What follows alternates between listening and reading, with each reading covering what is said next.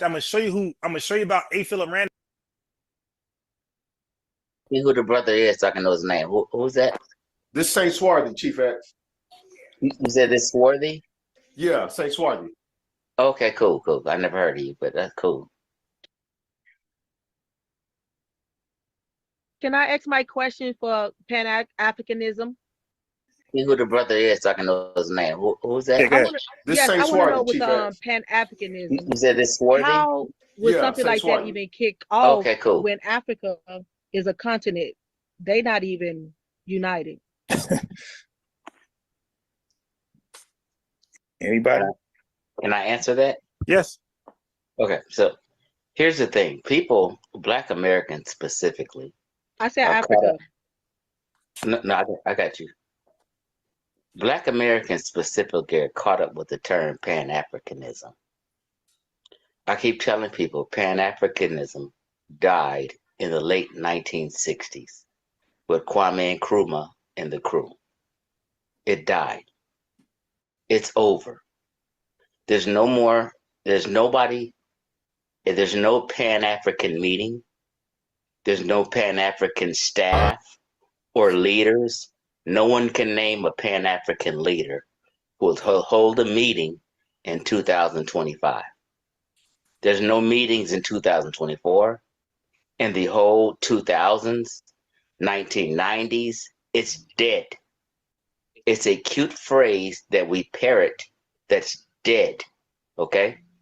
We are Americans, we are Black Americans, we're African Americans, and everybody is on their own. There's no help. Your agenda is not my agenda. My son's agenda is not your son's or daughter's agenda. I'm an American, my son's a Black American, and we have our own agenda and our own way of life that we want to live.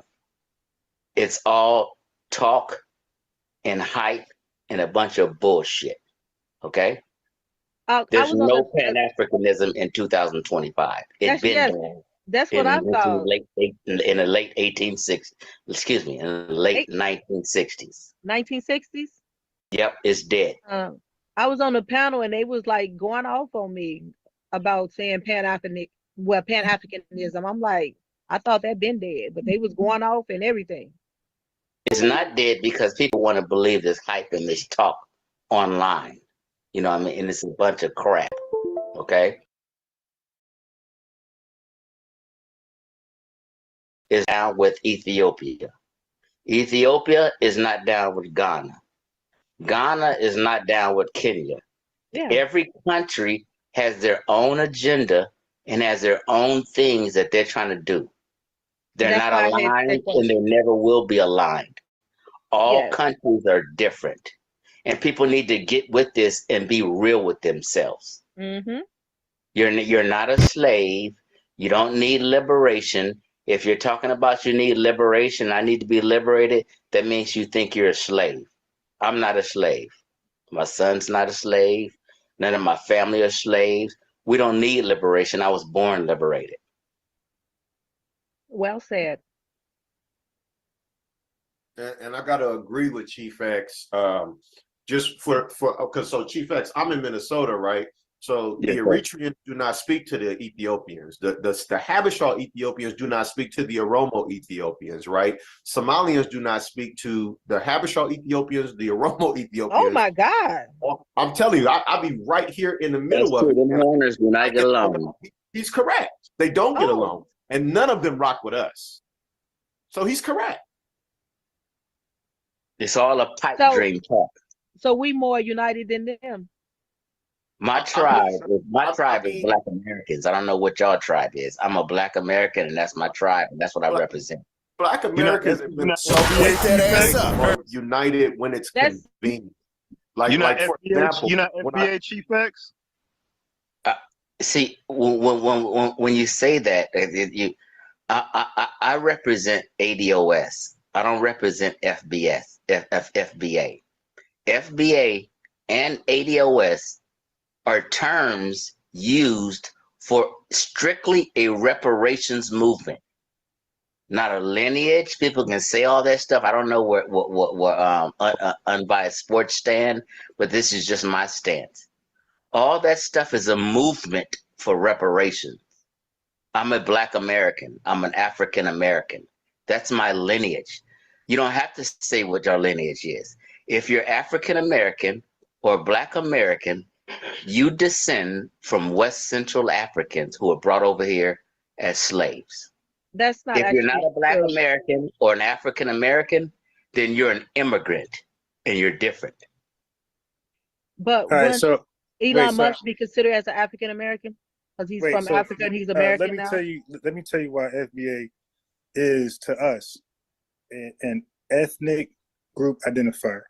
Let me tell you why. Because I got to run it down again. We were called slaves by somebody else. We don't agree. Looking back, we were called Negroes by somebody else collectively, or enough of us. We don't agree. Looking back, we were called color. No. We were called African American. No, because the applications today, whether you're Haitian, well, I don't know about Haitians, they say they're Latinos, but Jamaicans and other folks, they select African American too. Exactly. So no, that's not tight enough. That's not exclusive enough. No. Exactly. So we want an identifier that's all exclusive. It could be ADOS, Freedman, FBA, don't care. But either way, it got to be all exclusive. Where, again, I don't have no problem with the Caribbean, but I want they got their own shit, their own flag. If it's something for Jamaicans, that's just them. We're not invited at all. Just Jamaicans. Mm-hmm. Everybody got their own exclusive group identifier, but us. Our thing is always all inclusive. So when we finally shut that door, everybody's mad now. Right. That's the problem. So no, I do look at FBA and I use it as an ethnic group identifier. It's to separate me exclusively from every other Black person and every other human. Our experience, Unbiased sports. our culture. Yes, sir. Unbiased sports. They're not mad about it. They all out obsessively crashing out over this shit. I'm talking about they crashing out over it. Right. The fact that Black people are saying, we want to create a boundary because you guys have your community and it's certain things that you do that we're not welcome to because we're not Jamaican, we're not Haitian, we're not Nigerian, we're not Ethiopian, we're not Somalian. So and we've been loving everybody for the longest of times. My dad would rock with pan-africanism. He always taught us that we was Africans, but we're not going to ignore the fact that each individual group has its own group that they don't want nobody else to be a part of. I'm not going to teach my kids that all of Africa loves them because it ain't the goddamn truth. And that's true. I want to point this out. There was a Somali guy over, I think he was over in Japan. He was over there just doing all kind of stuff, getting in trouble. And you know they was calling him African American. You talking about that retarded dude, Johnny Somali or whatever? He got yes. something like that. Hey, unbiased. I'm still waiting on that Marcus Garvey source, brother. And that's why I'm loving the FBA because of stuff like that. After 3 generations of any Black people coming here, they're Black American. They're African American. After 3 generations, they gonna be that. And that's why I'm down with the FBA because they could never be me. Okay, sis, let me ask you a question. Let me ask you a question, sis. Are you not down with ADOS? That's the same thing as FBA. Right. Technically, let me just explain. So real quick. I prefer foundational. No, I understand what you're saying. So technically, ADOS and FBA is the same thing. Same. That's what I said. That's what I said. But I prefer. And I agree. And I agree with you. But listen to what I'm saying though. Why would you prefer to be called FBA or instead of ADOS when ADOS was first in regards to, it is specific. It didn't connect. In regards to, listen what I'm saying. In regards to a reparations movement. Right. The only reason FBA was brought up was to represent a reparations movement. But the original reparations movement was ADOS, which FBA, aka Tariq Nasheed, stole from. But Tariq Nasheed is more popular.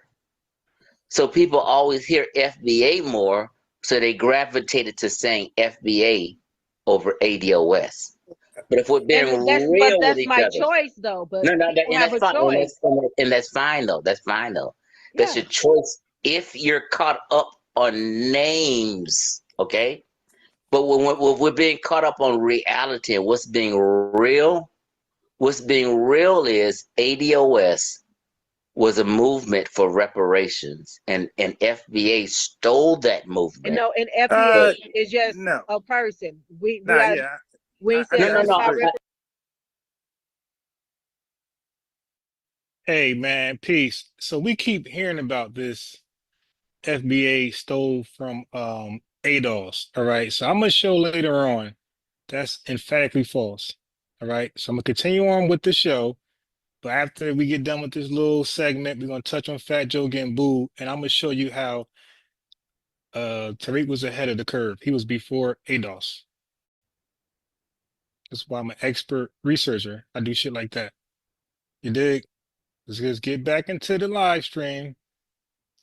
Niggas saying some crazy shit. Hold on.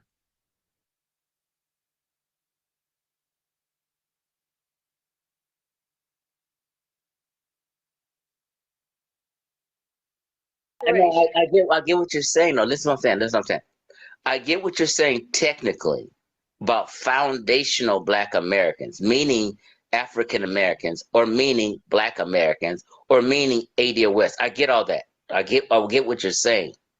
My point is, FBA phrase was started by Tariq Nasheed, who is a known who started ADOS? Who started ADOS? Wait. You know what? I can't even wait. Let me do it right now. All right. This is why most people can't fuck with me when it comes to research. So, okay. So let's go to tone, right? So this is for Chief X. We get a chance. This is Chief X. This is ADOS explained by its creator, Joy Reid and Angela Rye. Wrong on ADOS. Okay. So now look at the date. This is February 4, 2019. All right. Look at the date. Okay. Let's go. So now one of these is his uploaded videos and another one is a live video. And this is his channel. It's the oldest I could find on his channel. This is Tone Channel 2019 ADOS. All right. So now this is either this is live stream, right? It's not an upload. This is 2020, February 2nd. So we got 2019, 2020 with ADOS in the subject. Okay. Let's go to Tariq. Okay.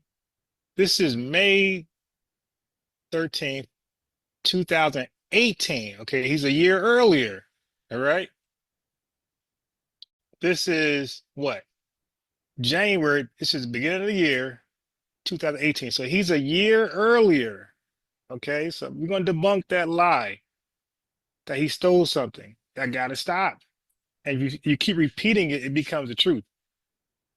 All right. So he was on his own shit in 2018. And I'm going to build on this. But I want to stop this lie that people keep repeating but can't source up. That's why I'm an expert researcher and y'all niggas can't fuck with me. Back to the show. Wait. ADOS is a phrase started. Okay, go ahead. Was ADOS created to replace African American? No. Okay, that's the difference. Exactly. This is what people get confused at. This is what people get confused at. That's the difference. Right. ADOS is only a moniker for a reparations advocacy movement. We're not confused. That was expressed here with Brother Reggie. The confusion is on your part and Brother Reggie part, but I straightened him out. Bro, the reparation movement could go away. White people could say, it ain't happening. Stop asking. And guess what? Fine. I know. And guess what? It's still FBA. You're going to go back to the place of African American, but we're going to still say the term is still FBA. Yes. It resonates. Say it again. All right, so let me address the chat because I keep hearing FBA Mellow. What you're saying is unwise, my brother. And you my brother. You dig?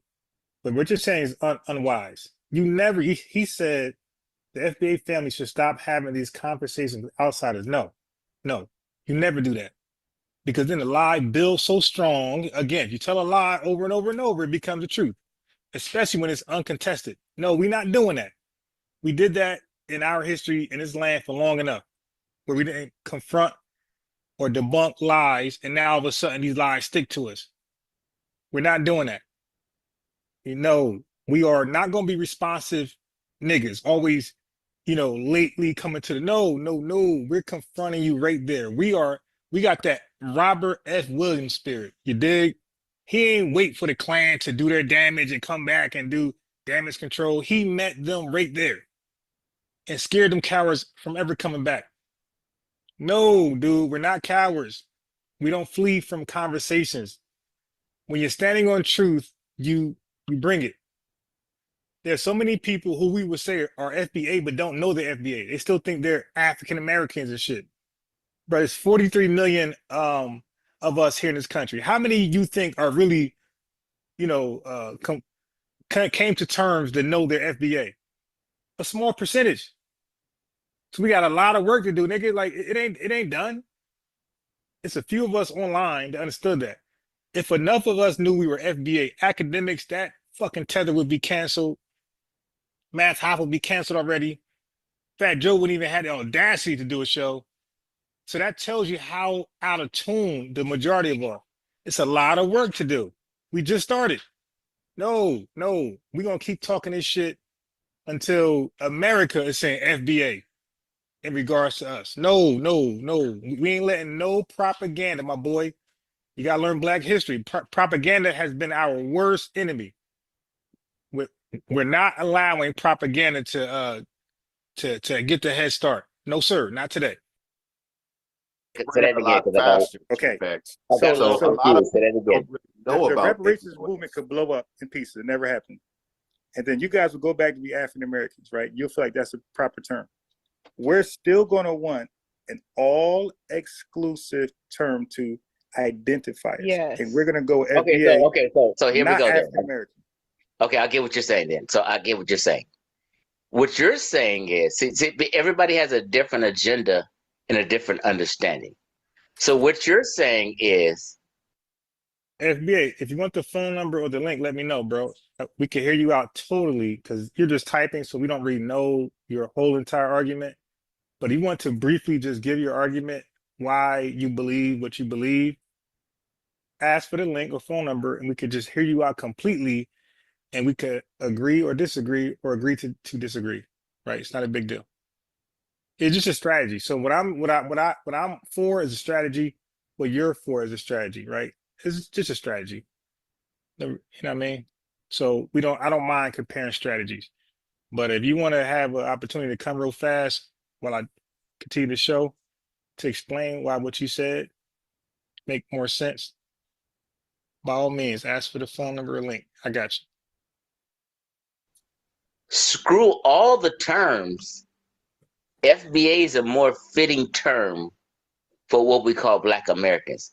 So you're talking about terms. No. We're saying for me, for us. I'm not saying that. No. Because I said ADOS, Freedmen, and the FBA. But you just said this. You said ADOS is not created. So that's your language. You said ADOS is not created to replace African Americans. So it's not screw that. It wasn't. That's not his intentions. So it's not even. It's not even on the table. Right. So what's left on the table is either Freedmen or FBA. So you could say screw Freedmen, but ADOS ain't even on the table. Okay, so now this is new. Now you're throwing in Freedmen. Okay, that's different. Go ahead. Yeah. Well, okay. So when you know this country history, if I could say something real quick on bias, wait, just one second. When you know this country history, when there's arguing the articles of faith, yes, you're gonna have ideas. You're gonna have a Democrat Party, and you're gonna have ideas. You're gonna argue them as a people. So there's nothing wrong with FBA saying, "Hey, it's a lineage," and I'm saying, "Hey, I like it as a ethnic group identifier." There's nothing wrong with that. That's normal, and then we hash it out somewhere in the middle. But that's normal to agree on the body politic or the general idea, and then have small disagreements and work it out later. Okay, so what I get is okay. So what I'm getting from what you're saying, unbiased. You're saying what let's have a new ethnic identifier Yes. outside of African American or Yes. Black American. Now. Replacing This African American. right. This is what you got to understand and see where we're chasing waterfalls. Like, it's 45 million Black Americans. Yes. We're not looking for a new name for us. Oh, well, hold on. Hold on. Stop. Yeah, see, you're not aware of how we were called Black, bro. We were called African American. Black. No. Let me finish my Islam James Brown shit. And guess what? Let me finish my point. Okay, let me finish my point. Because I get it. What I'm saying is, I understand. But they're going to be foundational anyway, so it don't matter. No. I get what you all are saying. It's going to be foundational anyway. This is where we fuck up at. I'm an African American, or I consider myself a Black American. I have no problem with either terms. But I will not, in 2024 and 2025, begin to argue about a new title for us. Okay, yeah. When 45 million Black Americans, when my sister, my brother, my daddy, and my mother have never ever heard the word FBA or ADOS. Okay, I'm sorry, Chief X, but I gotta say this because I hear this from people all the time. Yo, that is the dumbest fucking argument that I can hear. I never heard, at one point, we never heard the term African American. We were called colored and Negroes. We never heard the term African American. But did that stop it from being introduced as a replacement, as an ethnic identifier for us, and replacing Negroes and colored?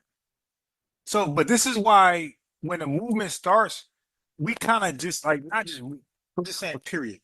It's why people don't introduce old niggas, because they be stuck in their ways. How many old niggas you see right now? They got baggy pants, big ass Timberland boots in the East Coast, looking like Don's Effects in 2025, looking like Karis One in 2025. How many, they stuck in their ways? Niggas think eating a banana cures colon cancer. Like, they're stuck in their ways. I'm not even, when I talk this FBA shit, old niggas in my mind ain't even there. When I think of spreading, or Tariq says signal boosting your message, I think of the youth. And I consider the youth 30 and younger. I'm not trying to convince no 35-year-old thought, no 42-year-old bum nigga, nothing. 30 years and younger is who I'm, because they are the ones that's going to propel this to the next generation. Not no fucking 40-year-old. Not no chick with 8 baby daddies, you dig? So for me, it's 30 years. I'll fight for the 30 and younger. Y'all can fight for the 30 and older. That's your thing. My thing is the 30 and younger. All right? Because these guys are more receptive to new ideas. Old niggas are not, as he just saying. You just heard him. I'm not going to, okay. We ain't even bringing it to you anyway. You want to spawn these ideas to the youth. When they spawn this LGBTQIA plus idea, is that to old niggas like me? No, that's to the youth. Cause I would never accept that as a reality, this gender shit. So they exclude me in the conversation and they plant this seed in the youth. We do the same thing because it makes sense. It works. So I'm not trying to convince an old nigga, old thoughts about FBA. Look, call yourself African booty scratcher, whatever you want. That's your prerogative. We're FBA, and I'm going to help signal boosters to the 30 and younger. The people who are going to take this torch and some point force the world to call us FBA, or whatever term they feel is all exclusive, that eliminates everybody outside of the FBA experience. So let's not twist that. I'm not trying to argue with everybody. But I will argue, FBA Mello, I will argue with somebody to make them the example, right? because our youth going to hear these controversial talking points from these guys, and they're not going to have an answer.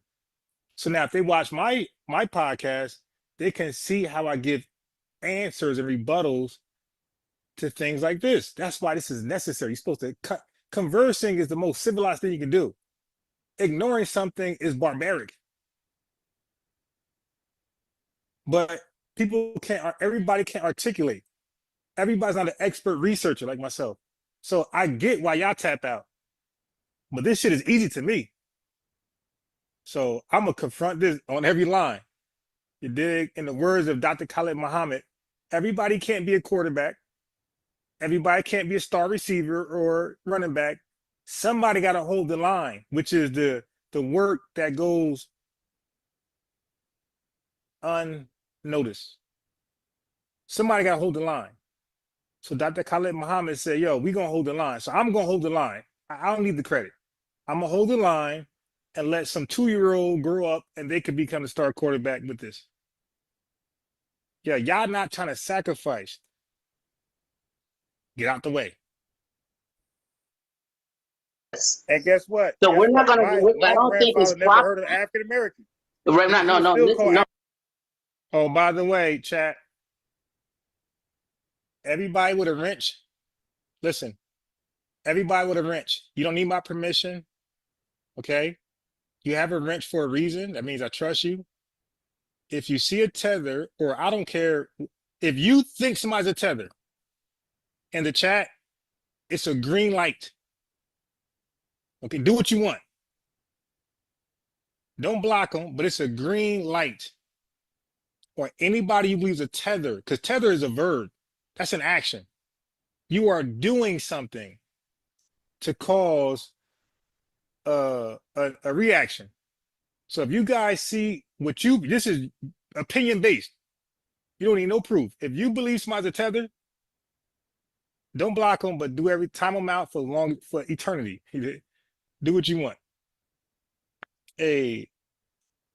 So peace, Saint Swarthy. So you was part of this conversation with that Chief X, okay, where he was stuck in his old ways. Now he's a good guy, but he's stuck in his old ways. And what I'm not trying to do is convince an old nigga. My mantra always been borrowing, the rhetoric of Father Allah or Clan 13X. Teach the babies, teach the kids, kick the youth to the young black, kick the truth to the young black youth. That was the Wu-Tang Clan. That's my shit. My thing is never teaching old niggas. You can't teach an old dog new tricks. So I'm invested. When I research and do all this hard work, are y'all niggas having fun? I'm in the house 10 hours sacrificing, researching for y'all. I'm thinking about the 30 and under. All right, so I'm gonna play a little bit more. Then I'm gonna go into what the title is. So let me get a little bit more because I want to show how to rebut some of this stuff. Okay, so we're gonna get to a finer point with Chief X. But I'm gonna cut this off short. Then I'm gonna show you how FBA did not hijack ADOS. If anything, ADOS hijacked FBA. No, listen to what I'm telling you. Let's be honest for a second. Yeah, let's be honest. Every Black American, every African American heard of a term Black American and African American. Let's not. Let's just be honest. Let me make my point. I'm gonna be finished. No, because you're not being honest. Because when they first called us African American, that was just as new as FBA, and all 20 million Black folks ain't know about no damn African American. Okay, that started appearing on applications. I'm not disagreeing with that though. Okay, so the same. Okay, look, the same way African Americans put on us, because most of us didn't agree to that. It was forced on us. It was on applications, TV shows. They promoted it everywhere. I don't think it was forced on us though. So wait, bro, I never liked that. I feel like it was. Let me just clarify. Let me clarify. I never said African American. I said Black. Okay, fine. That's fine. Let me just clarify, because I'm not saying anything out of context. I'm not saying anything weird, or I'm not saying anything wrong. Listen, ADOS. Did we vote on it? We didn't vote on it. No, I get what you're saying. Listen to our point. You got to relax. Don't be defensive. Just listen to what I'm saying. ADOS and FBA, both of them. Although I'm considering myself ADOS and not FBA. But let's just be real for a second. ADOS and FBA, both are new terms over the last 5 years. This is a fact now. Look, hold on. Okay. So you just caught him. Did y'all just catch that? He's mad at FBA because it's a new term. My grandma never heard of that, but this guy just called himself ADOS, which is a newer term than FBA. Well, the thought, the FBA, yeah, that wording is newer than ADOS, but that was piggybacked from Dr. Claude Anderson, which was Native Black Americans. So the thought of FBA was older than ADOS. But regardless, they're both new terms, but he just contradicted himself. He just said, FBA is a new term. That's my reason why I reject it. But then he says he's ADOS. It's the messenger is why he's rejecting it. Right. I think we both know that. It's the messenger. So, but why don't they just say that? Stop cosplaying as a legitimate, sincere person and just say, yo, I don't like Tariq Nasheed. That's fine, because guess what? You might not like Swarthy either. You might not like me, but guess what? We're just 3 people, right? There's 43 million. But you know what, though, Unbiased Sports? See, the thing that's going over a lot of people's head is, for whatever reason or another, our people are gravitating towards FBA because it's eliminating a lot of people that are cosplaying and undermining us. So it's a situation where it's spreading the most rapidly and it's being accepted the most. Because Black people have noticed this cultural racism that other groups of Black people are practicing against us, as well as other non-Black people. So it's the thing that resonates the quickest and the most with most of us, because of the years and years we've attempted to acknowledge Africans of the diaspora as family, Caribbeans as family, and they've secretly gone back and taught their children that they're better than us and that we're not the same people. So he understands that it's delineating Africa from us. And what a lot of these dudes, you got to understand, Chief X used to rock with Kemet is Black until he started licking the buttocks of the consensus and mainstream historians. So, and Reggie's Pan-African. So it's not honoring Africa. So they also have a problem with it based on the messenger and the fact that it's not honoring Africa. And the thing is, that's most disrespectful, is that they're focused on a messenger who is saying, I'm not the leader. I have these good ideas. Yo, it's an FBA think tank. And guess what? I'm part of it, Swarthy part of it, and so is Tariq Nasheed. Black Authority, keeps iterating he's Black. Not the leader. He keeps saying and guess what? And we keep repeating, he's not the leader. So we all in agreement. Yo, he's not. We're all in agreement that he's not the leader, and there's a leader. We don't want a leader. You dig? We don't want a leader. And then I wanted to say one more thing too, Unbiased, real quick, and then I'm gonna mute up. The reason why they want to hold on to African American and Black American is because it allows tethers and people that want to undermine us to still slip in there. It makes it to where we can't delineate if we hold on to those 2 terms. So they still want to leave the door open for Africa and the Africans of the diaspora. And I'm saying they got to hold their own nuts. You dig? That's what I'm saying. Hold your own nuts. And get in what you could get in where you can fit in with white supremacy, right? But with us, or this other shit going on. But with us, that door is shut. That Noah's Ark is shut. And like you said, I agree. Those other terms there, and which I explained some, those other terms invite others. Okay. So I fast forward the video to where I finally cooked them for good. Because he kept harking on this, it's a new term. It'll take too long for African Americans or Black Americans to come around to accept it. It'd be too long. So now watch this. I'm gonna cook them and show them how FBA can be quickly adopted in a matter of months. I'm talking about amongst the 43 million. 43 million Black Americans, FBAs, can easily understand what FBA is in a matter of months. Not years, not days. And look at the analogy I hit him with that left his ass quiet. Watch this. So FBA Mellow, this is why we need these conversations, because when y'all in y'all spaces, and a Chief X pop up, or one of these tethers pop up, or Brother Reggie pop up, you guys ain't gonna know how to defend yourself, and you're gonna look like you don't know what you're talking about in front of like the people who are FBA. So look how I cooked them when he kept mentioning FBA is a new term. It's gonna take too long for us to adopt it. Point. No, I didn't. My point is, there's no new name for us unless you're capping for Tariq Nasheed, a scammer asked you not and to say a that fraud These guys and are a former obsessed with pimp. Tariq You should have Nasheed. moved. Okay. So you know when you make a claim, you gotta prove it. So he said Tariq Nasheed is a scammer or fraud. Okay, now these words got definitions. Okay. So Chief X can call in right now. I want him to prove, but he got to apologize because, you know, Chief X knows, like, he's part of what we do, and what we say is this: source up or shut up. Chief X knows that. So if Tariq's a scammer and a fraud, bro, prove it by the definition of the word, which we know he can't do. That's his personal opinion, and that's called defamation. And defamation is something you don't want to do if you're sincere and honest, like we claim to be. Okay, so he's calling names but can't prove it. So you said He that. You gets said that a stuck on bunch of Tariq times. Nasheed. He needs to be mute. Yeah, all right. So look. The same way. About to cook him.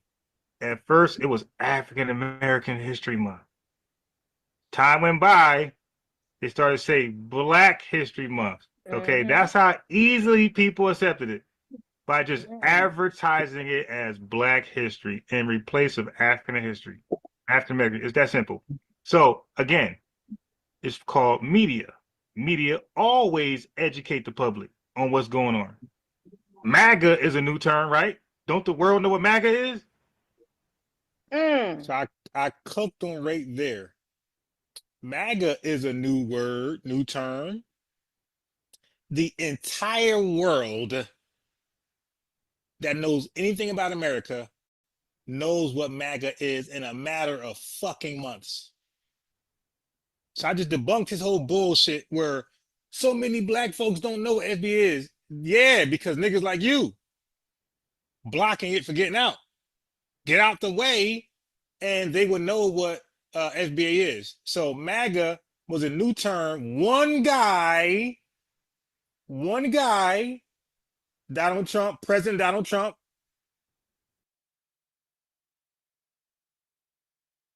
just like Tariq Nasheed, is a one guy who has an idea, come up with a term, signal boosted, and now the entire world know when Donald Trump says MAGA, right?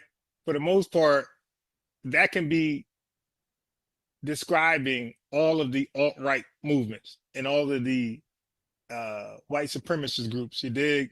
When you say MAGA, you can kind of almost assume it's talking about all the white supremacist groups. But the point is, look how fast the world understood when he says MAGA, what people perceive. So that debunked his whole claim. So promotion and media overnight. This is y'all old guys got to get a younger spirit. This is the social media age. Everybody's on social media. You promote you educate, you do everything on social media. This is how everybody signal boosts their messages, their causes, campaign. Elon Musk, everybody's tweeting. Everybody's tweeting on social media. Okay? This is how everybody's been educated. So MAGA is a new word, Chief X, and the world knows who MAGA is. Okay, it's that easy. So Foundation Black America, ADOS or Freedmen, same way. You broadcast it the same way MAGA was broadcasted and repeated and bought hats and had a campaign behind it. And before totally you know it, different a year later, everybody gonna know what FBA is or ADOS or whatever. No, It's all over the internet. That's a totally different. That's a totally different. Nah, it's the same. So his rebuttal is that's a totally different thing. No, it's not, dude. You just talked about new words being placed on people. And guess what? It's way more white folks than it is black folks. Right. So anyway, like that was a hold these nuts moment. So you guys, same thing. When people say new term, you say, so what? And you want them to like explain why a new term is bad. Let them explain it first. Don't give them the information. Don't volunteer it.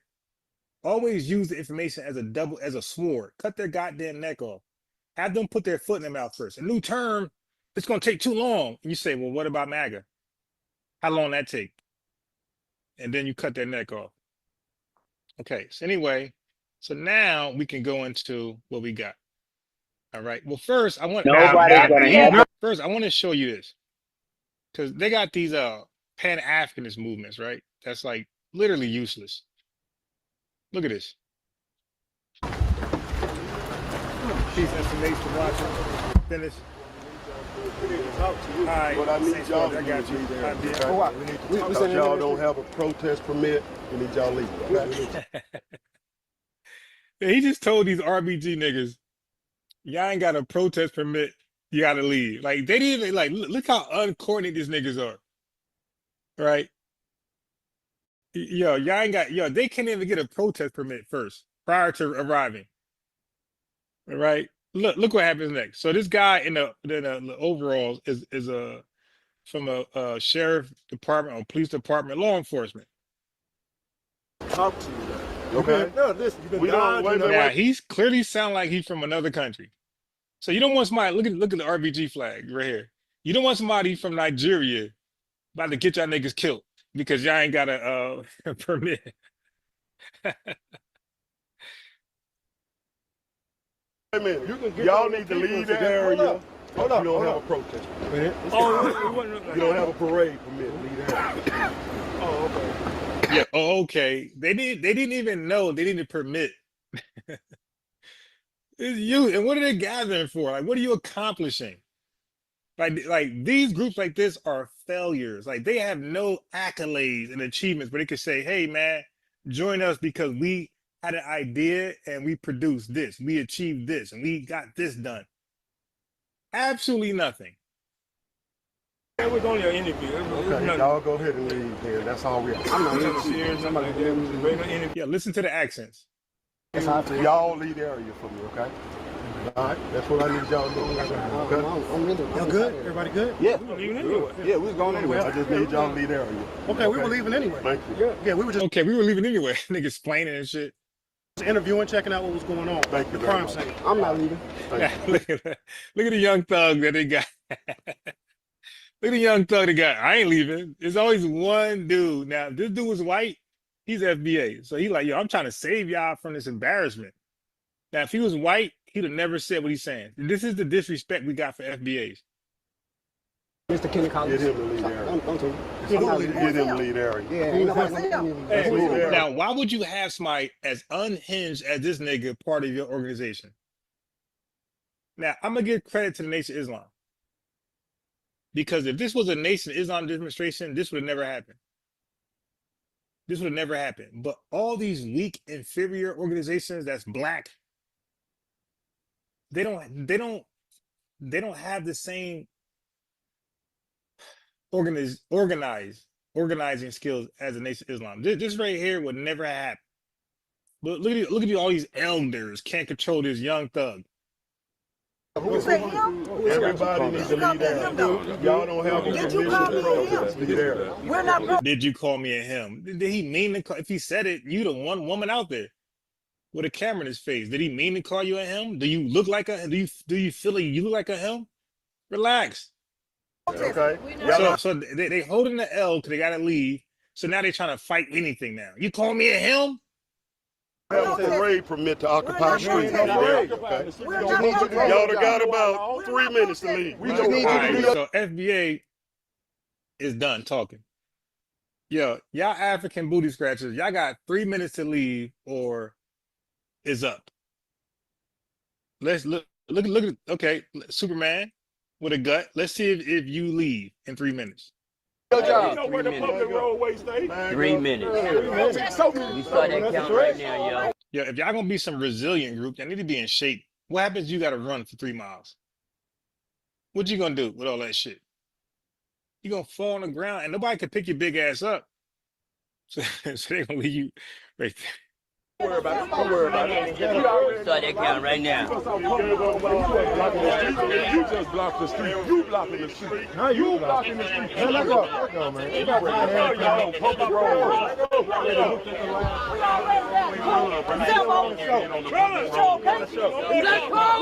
So they call them names, Sambo, Coon, everything under the sun. It's like, so that's what y'all here for, to call just names? Like, what did you accomplish by coming out here? This to me, this looks like an L. This is why we don't do this shit right here. This is why Robert F. Williams didn't do this shit right here. This is unnecessary, coming out acting like you really calling shots with this red, black, and green bullshit. And I'm gonna get on Garvey in a second. Oh, he is not getting a pass. We will touch on that fraud tether in a second. Don't talk to him. Don't talk to him.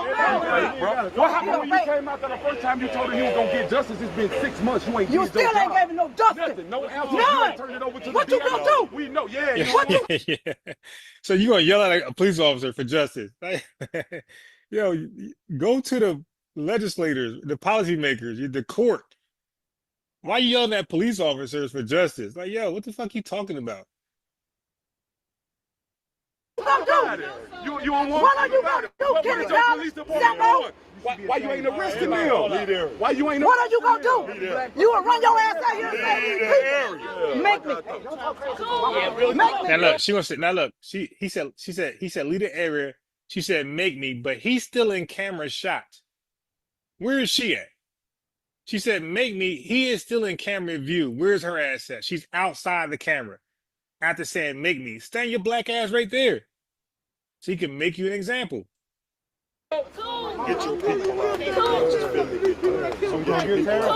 Here you go. We got unorganized. We got hey, you. Yo, this is a death trap. If y'all join shit like this is a death trap. This is what the Black Panthers problem were. Okay, because I'm talking about, because these are Black Panthers right now. But the original Black Panthers weren't shit either. Huey Newton, Fred Hampton, they weren't shit either, by the way. So we ain't gonna cap on history. Them niggas weren't shit either. But all they do is yell and scream and get nothing done. So what happens is that history writes a different narrative. The Black Panthers weren't shit and they didn't accomplish shit. The people you need to research that accomplished something as armed men and women were the deacons for the deacons for defense, which I played already. Hey, which I played already on my channel. Okay, they got shit done. They accomplished stuff. They were armed, resilient men during the height of Jim Crow in North Carolina who accomplished shit. These guys, they didn't do this shit right here. Demonstrations, like they actually just got shit done. We got you, bro. We got everybody. We got everybody. She's the 5-star general. We gonna see. Get your people out of here. Do your job. We ain't nobody's people. We our own people. Yeah, I bet y'all. Yeah, we definitely ain't your people. We definitely not yours. We can be on the count, Sambo. Get your people out. Coon and all. So they just calling names. Like, but what did you get done? What's the whole point of gathering and holding weapons? What's the whole point? You ain't do shit. You got chased away. Yo, go to my older videos. When I say older, a day, 3-4 days old. And go look at the ones that's entitled Robert F. Williams. You're gonna see a real armed Black man who bust his gun. And he wasn't imprisoned, he wasn't jailed, he died a free man. He bust his gun on the Klan and he got international respect. Okay, his legacy did not end as a crackhead like like Huey P. Newton. He didn't get assassinated like that nigga Fred Hampton. Like, he went out in a Princess King story. The dude bust his gun, rebelled, exonerated, and lived and died old. He won. And got shit, by the way, got laws passed, got people unjailed, got the Klan running from him. He got shit done. What are these clowns doing? What's not? This a public roadway. This a public roadway. We already got this. To have any kind of So anytime here you go. Keep going. And we Keep going. He said it's a public road. That's the dumbest shit you can say. Ain't no road public. The roads are private. They owned by somebody. Okay, so a lot of times the county owns the road, the state owns the road, the city, or a private owner. There's no road that's like out there in fair game, you dumbass. Somebody paved that shit. That means somebody owned it. Public ain't what you think it is. It's owned. Yeah, that's anywhere you go. You can't block. So let me ask you. We're not blocking traffic. We're not blocking I traffic. know the law. Let him keep talking. You don't know the law. Let him keep talking to Still you. no justice, bro. And you did not talk to us. 6 months. That's what we're. That's why we're here. Okay, so I fast forward a little bit. Now, where all those old shouting ass niggas at? Where they at? There's one right here. But I'm saying when these people want to. All right, so now the white man show up, the energy changes. Cause they know FBA guy going to give you sympathy. You dig? He's gonna be more tolerant because he don't want to beat your ass. But the white man on the scene now, see, the FBA dude left. He said, "Okay, you guys want to disrespect me? All right, I'm gonna send Willie out here and Mike and Dylan. Let's see how you talk to those guys. Now look at his energy. That shit just all off." The demonstration. Right. He got shot. He almost lost his life right here for doing his job. And I understand that. He was walking around trying to intimidate somebody. Right. Well, that's what I'm saying. We're here for everybody. This motherfucker trying to run you over. This is what we're talking about. Chief, we were leaving. You see it again. Chief, we were leaving. You just see that. Let's go. Let's make it. It's looking like it's more and more law enforcers and less Black Panthers. And he moved that vehicle so my people can leave. We got places to be. Let's go. Y'all can't run your city. Let's go. Let's go. I wish I would join some shit like this, where it's just all disorganized and one guy's action can end my life. Nah, I'm good.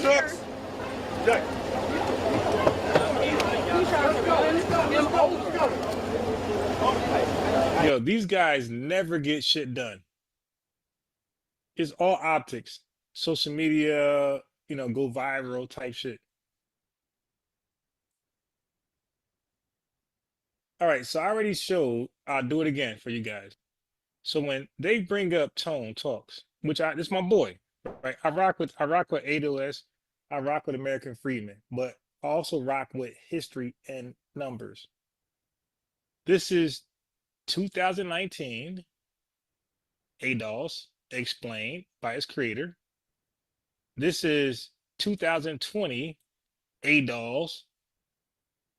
This is 2018. My math tells me 2018 is before 2019 and 2020. So who copied from whom? Y'all got to make your mind up because your math ain't mathing. So Chief X, man, come holler at your boy.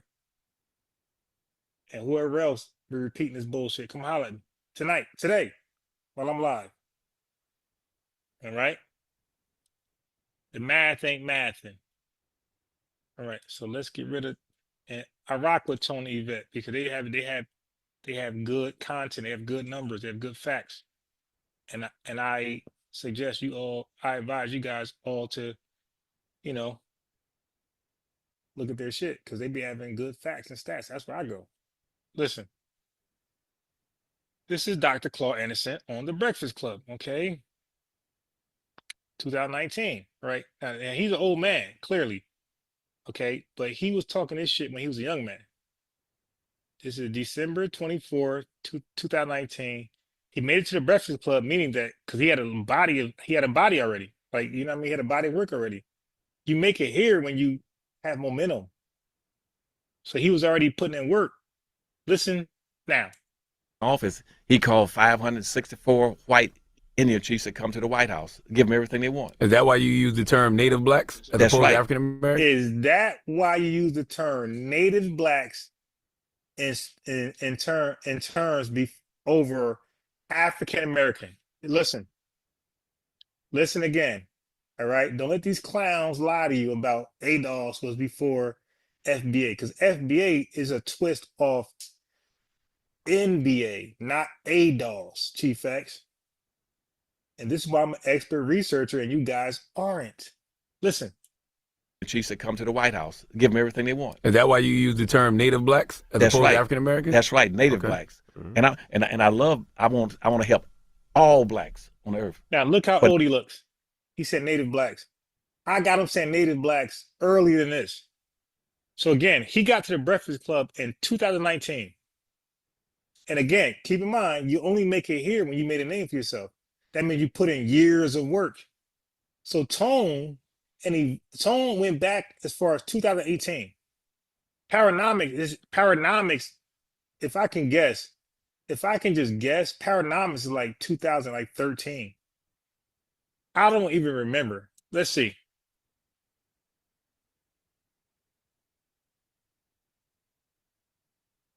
Here we go.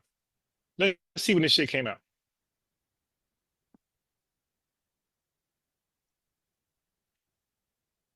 Let's see. Okay. Now that's the Dr. Claude in Paranomics. You did. He looked way younger than you see in the Breakfast Club. Okay. I want to see if we're able to get a date on Paranomics. All right. Let's try here.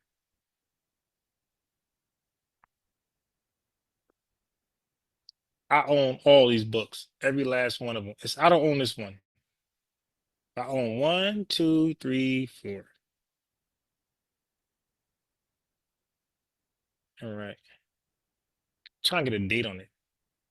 2000. Again, this is why y'all can't fuck with me. I am an expert researcher. You're just John Doe. 2001. That's 17, 18 years before ADOS. Okay? That he's been using Native Black American. NBA, FBA, he just took off the A and put on F. ADOS, ADOS. How the hell does that resemble FBA? ADOS. NBA, FBA. Don't that make sense now? So to say he hijacked ADOS, you just retarded. You're just retarded. He remixed NBA, Native Black Americans. This is why I am who I am, and unfortunately, you are who you are. Okay. Anyway, let's go. All right. Okay. So let's do it. Let's finish it. Give them everything they want. Is that why you use the term Native Blacks as That's opposed right. to African American? That's right, Native Blacks. And I want to help all blacks on the earth. But if you don't use the word Native Blacks, you shoot yourself in the head. Gotcha. Because if you say African American, the first human beings came out of Africa. Anybody on earth that comes to America is an African American. Now notice, you see right here, I'm not subscribed to Breakfast Club.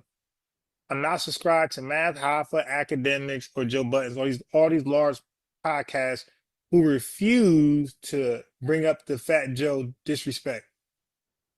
See, I'm on code all the way. Y'all playing. Y'all choose entertainment over lineage. I choose lineage over entertainment. I unsubscribe from everybody who has a large platform who did not go over the Fat Joe disrespect to FBAs. I unsubscribe for every last one of them niggas. You guys choose entertainment over your lineage. That's why we can't get shit done. But you see, he's saying native Black American. All right, this is in 2019, and we know he's 2001. So for Chief X and other clowns to say he hijacked ADOS, like, dude, yeah, now I know, like, you don't know shit. You damn sure ain't fuck with me when it comes to research. Got you. On Earth. But if you don't use the word native blacks, you shoot yourself in the head. Got you. Because, because if you say African American, the first human beings came out of Africa. Anybody on Earth that comes to America is an African American. You can be white and come from Europe tomorrow. You're an African American. Chief X. Brother Reggie. Makes total sense. And see, and that's the first thing that hurts. So you can't, that's a very, very broad term. So just off this, do you think Tariq Nasheed was inspired by NBA or ADOS? And this is no shot ADOS. I respect ADOS. I respect American freedmen. We're the same shit. To me, they're all interchangeable. But we want to debunk the lie that Tariq Nasheed stole from ADOS or hijacked ADOS. If anything, he took from NBA and made it FBA. Like, y'all gotta stop, man. Y'all hatred for Tariq Nasheed is like clouding your judgment, and you're looking crazy online because it's documented. Nigga, I got you. Who's an African American? Anybody can be an African American. Okay. Secondly, why is Native American important? Because this nation owes black folk. 98% of all the black people in America were here before 98% of all the other people ever arrived. Those native blacks, and the reason I say native because they took them out of Africa, they stripped them of their Africanness. They took away their names, everything, their culture, their history. Then they had a seasoning process for a slave. 3 months was to break him in to being a slave, that he could no longer be identified with African anything, that he was just black, period. Yo, he is cooking. He is cooking right now. Listen. But see, and so the government right now owes black people, native blacks. They don't know. He don't owe. Look, I'm gonna finish it for you. He don't owe Africans or Africa. You dig? He don't owe Africa. I'm gonna finish it for him. He don't owe Africa. He owned the blacks. He owned the Africans who were made black, who were made Negroes, who were made color. He owed those people. He don't owe Africa because Africa was the first black people to delineate, to be divisive, by the way. They hand selected certain Africans to be sold in the transatlantic slavery system to become chattel slaves. They delineated Africa. They were divisive. They chose specific Africans to be put in the trade slave and be duped. So when they say, hey, man, you guys are divisive, you guys are all this. No. You were when you sold us. You were divisive. You consistently grabbed the same type of African person. West African. You didn't grab the Southern, the Northern, the Eastern. You kept grabbing West African to sell. Okay? You kidnapping them violently, forcing them against their will to be part of this transatlantic slave system and to become chattel slaves. You were the first people to be divisive and to delineate. And so the government right now owes black people, native blacks. They don't know African. They don't know African anything. If you say you're an African American, white say, shoot, I don't know. We never enslaved in Africa. We enslaved some blacks. We got in here, but they weren't Africans. We stripped them of an Africanness. Mm-hmm. And the last thing, your blackness is your honor, your culture, your history. That's right. It's you see what I'm saying? Mm-hmm. It's your experience. That's right. And we had a very unique experience that makes us exceptional people. That's why I said. He said we went through a unique experience that makes us exceptional. That's called an ethnogenesis. Haiti went through it. Panama went through it. Dominican Republic, and all the islands, and Jamaica. Y'all all went through an ethnic genesis. This is why Jamaicans don't say we're African. They say we're Jamaican. Haitians say we're Haitian. Trinidad and Tobago. Ain't no Africa there. St. Croix, where's the Africa in that name? Haiti, where's the Africa? They all understood. They went through an ethnogenesis and they all dropped Africa out of it when they were self-identifying. But now we want to self-identify again, where it's more exclusive, and all these Negroes are mad. All these tethers are mad. And we don't care. Become a squirrel. That's why I call all of them squirrels. Become a squirrel and hold your own nuts. It's a privilege to be black. That's right. It's an honor to be in this melon. That's right. As long as you live, you remember me telling you to say that you are a special people. Nobody has been mistreated and maltreated like you all. Now, any immigrant came to this country has never been subjected to what 460 years what black folks are subjected to. Right. Because y'all other black folks in the diaspora, you got your fake ass independence, right? Where you live in shitholes. You're by yourself. The Europeans left. The Europeans knew we were special over here. They never left us. You know why? Because over here, the Europeans, they practice eugenics amongst us. They had the strong, what they call buck. They had the male. They had the strong, what they call buck, black woman. But it's just really just the strongest black man, the strongest black woman. And he had them procreate. And he had their children procreate. And he had their children procreate. The strong with the strong with the strong with the strong. So by doing that, they only built the super African, basically, which became the super black man. So over here, they practice eugenics with the breeding system. They only breed the strong with the strongest. So as a result, you're looking at the strongest of the diaspora and the continent. When you look at us over here in America, that's the secret. That's the secret. They breeded over here the strongest amongst the weak. And they wanted them only to build America. They didn't want the weaklings. The weaklings, they let go somewhere else, die off, castrated them, whatever. But they breeded the strongest with the strongest. That's the secret. That's why they can't fuck with us. We are like the superhuman. Hitler tried it and it failed because they don't have that, it's not there. Like, it was bullshit. But with us, it happened. That's history. They didn't do that in Jamaica. That's why you got niggas over there killing each other now, raping each other, and got this sexual predator shit I'm gonna get into later. This is why Liberia's a shithole now, looking like the projects. The whole country is the projects. Nigeria's a shithole. I mean, all y'all are shitholes. All of y'all are shitholes. Okay? Third world country shitholes. All of y'all. Don't say you see, one of the biggest lies being told is that, we're all together and we are and everybody coming to America has contributed equally to the development of this nation. That's a lie. Black folk were the ones, the economic engines that drove the development of this nation. You're the one that built the bridges, the roads, the highways, picked the cotton, the rice, the indigo. You understand what I'm saying? That's right. Nobody else will hear out working out there but you. They say, well, white women, they're a minority too. They were in the house with the white man. They co-own, co-control, co-influence, and inherit 100% of everything the white man had. It ain't about gender. Don't get confused about talking about gender issues. All right, so there you go, man. You did. NBA sounds. Well, let me say this: FBA sounds more like NBA than it does ADOS. All right, so when y'all start lying about where FBA hijacked, stolen, like, at least be accurate.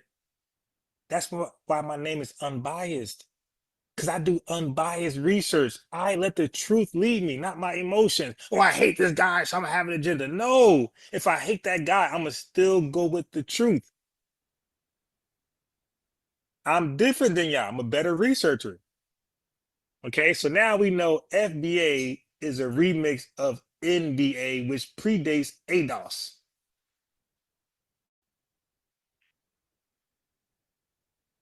You got that? So now that's a perfect segue. Matter of fact, let me address this Fat Joe shit first. All right. Let's go there real quick.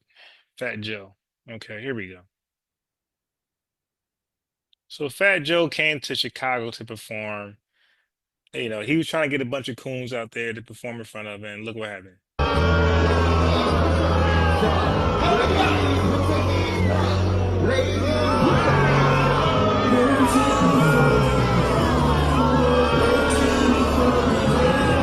Fat Joe like 90 years old, trying to be like a hip hop artist still. Yo, nigga, like, yo, do something else, man. Nobody buying this shit. Yo, somebody made a video. They said Fat Joe album did double styrofoam. He did. Who? Like, nobody knows this song right here, bro.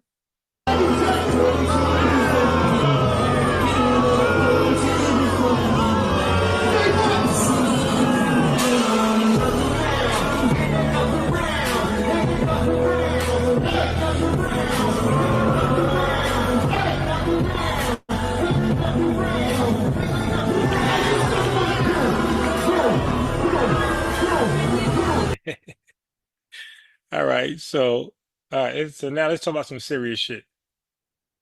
Okay, so I want to just give you a perfect narration of how did Tariq Nasheed end up just dealing with FBA, right? Why he dropped the global empowerment. He was never RBG. He was never a pan-africanist. He was a global empowerist. I made that word up. But he was promoting global empowerment amongst Black people of the diaspora and the continent. Okay?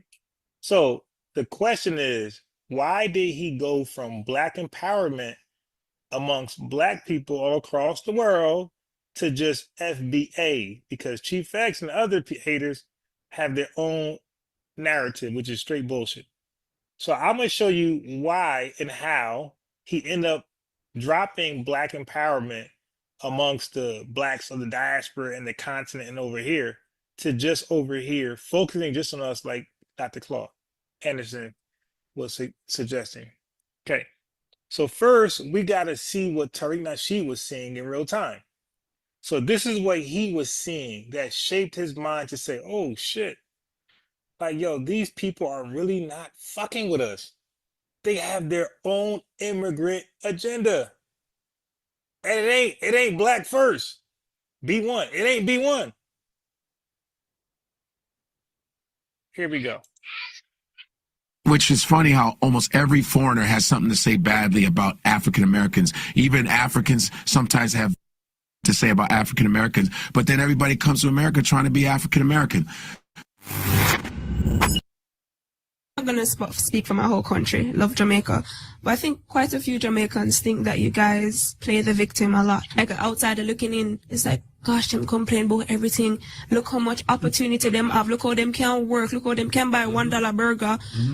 And them over there complain. And that is how I was preconditioned, if I'm being totally honest. They're like, Shante, makes sense. Yeah, don't go over there and waste opportunity. Don't go over there and start complaining. Work for your own, focus on that. So that's always been my mindset. We're so focused on just making it. I really want to emphasize that. But sometimes when you just are focused on, oh, you go eat, you know, think say somebody a touch you. You know, think say, you know, oh, I'm not have the right temperature.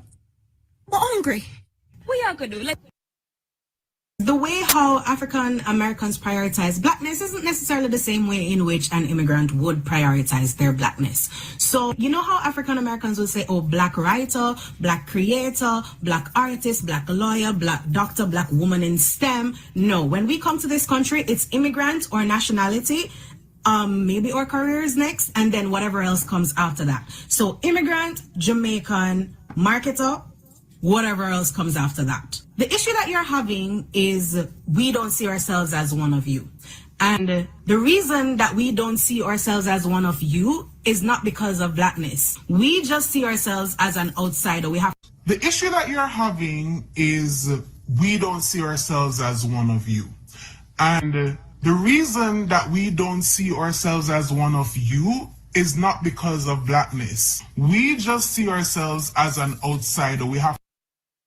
So now let's move forward. So as an immigrant, I'm here in this country. What do I want to do? Put my best foot forward. What do my parents want to do? Put their best foot forward and give us the best opportunity they possibly can. Thank you, Lord, for my parents, because they did exactly that. but it's my turn as their child to hold the baton. And one thing I always say, my parents did not risk their lives to get to America for me to get involved in some political warfare. My parents did not risk their lives for me to get to America, for me to sit here fighting people all day. That makes absolutely no sense. And I think because you guys have never taken that level of a risk, you don't understand that level of responsibility and accountability. That's really the problem here. Because if you really risk your lives to have something, if you really risk your life to get something, you're not willing and ready to throw it away.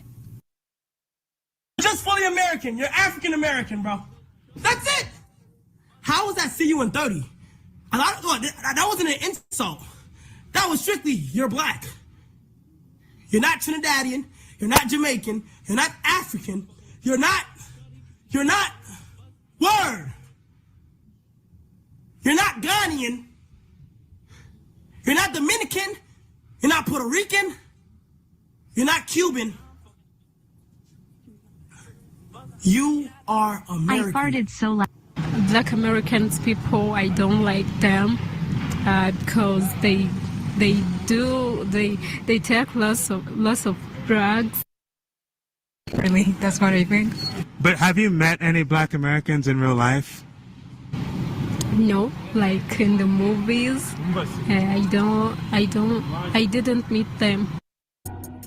Now, what do you think about the Black American culture? Fucked up. I'm sorry. Is it like okay, the fucked up humanity group that's Black Americans, yeah. And I actually feel bad for saying that. It's true. I know it's true. Now, why do you believe that? Because they mostly don't belong where they are. They're Americans. We all know they're Americans. They know they're Americans, but they don't belong there because they are minor. One for that. They are minor, and the racism and everything. They don't belong there actually. So they belong here, and they are not here. So they are fucked up. That's really interesting. So I had this tweet by McBeanie _. And they said, African Americans are by far the worst representation of Black people. They are obnoxious, self-righteous assholes that make people's lives a living hell anywhere they go. And then she got like 390 likes. Is she also Black? No, I don't know what she was. Okay. This is what she said. Yeah. Wow. That's really a lot of hate, I feel like. But like my mom would agree with that comment. She would agree with that post. She would say like, you know, lazy, like loud, rude, all the negative connotations. That's interesting. So let's explore that. That's really interesting. Yeah, but I also will say that like my parents definitely came over here with stereotypes about African Americans. When Africans are so I want y'all to see the pattern.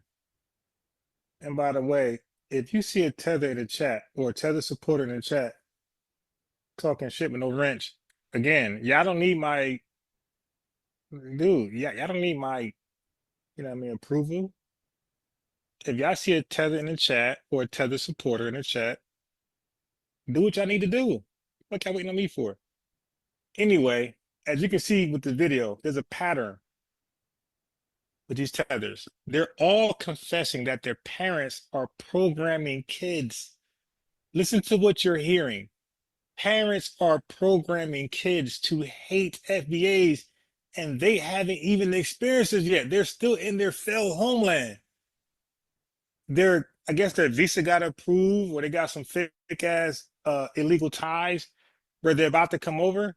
And keep in mind, the last tether that was in the blue, I'm gonna get to her. Remember this tether right around here. This tether. Remember she said she risked her life? Think about it. How'd you risk your life to come here? Because you're legal, you're gonna come on a plane, or at the very least a boat. A safe plane, safe boat. How are you risking your life to get over here? Oh, you just confessed. You were an illegal immigrant. We get it. We got it.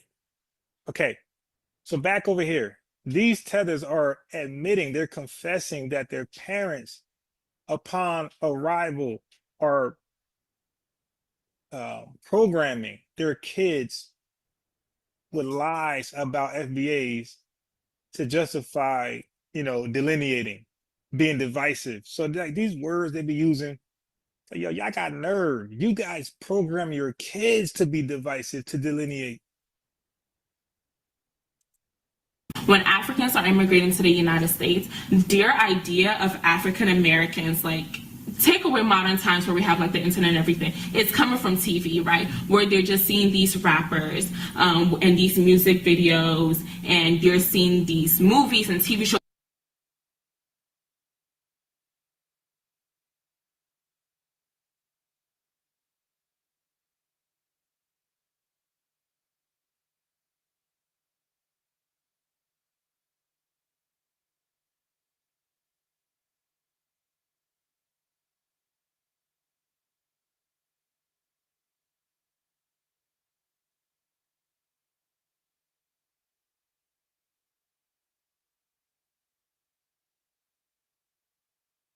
With people shooting guns and like cussing.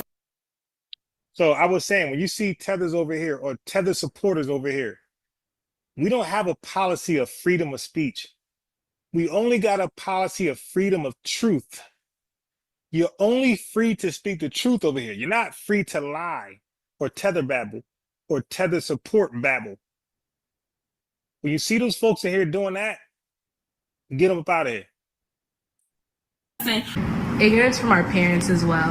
Our parents say things to us. Another tether talking about how their parents are programming them. So when Brother Reggie's and the Chief Exes, when they come over here lying and explaining, like, dude, what about this? This ain't an FBA. She said, I'm from a different country and my parents were programming us to hate on y'all before arrival. So there was a seed already there. In which, at least I can't speak for African Americans, but I know Africans, our parents say things to try to get us to stick with other Africans instead of branching out, and for that festered. So now it just lives on as we get older.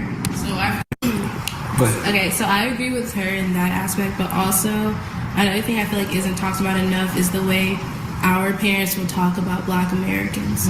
Because if we're being honest with ourselves, our parents are not respectful. They will say things to try to instill within us to divide away from them. Oh, divisive. But like being lazy or not as clean or stuff like that. Not as clean. We're in a first world country, and a third world country woman is telling her daughter that we're not clean. We got running water. We got apartment complex in the East Coast where you don't pay for water or goddamn gas. Only electricity.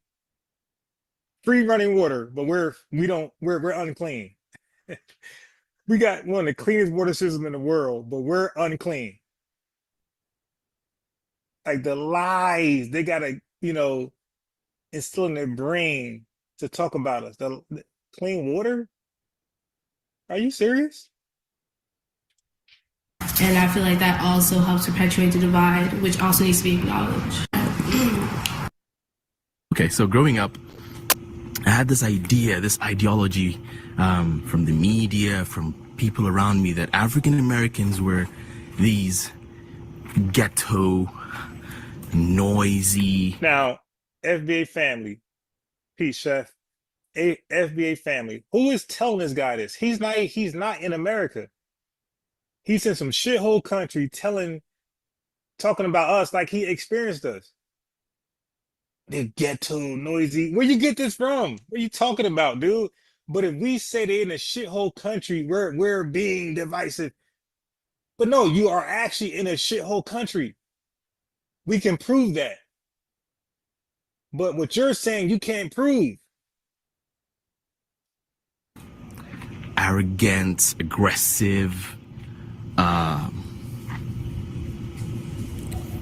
just criminal. So I think this was the intent of my elders as they reminded me to stay away from my katas. Look at that elder shit, yo. When people start saying elder, get away. This was the intent of my elders as they reminded me to stay away from my katas. A kata is a derogatory term for African Americans. All right, so he's admitting akatas is a derogatory term. Because you'll hear some tethers say is not derogatory, you know, because they want to be able to say it in our face without us reacting. I didn't understand why at the time, because I knew nothing about propaganda, media, or anything else we'll discuss today.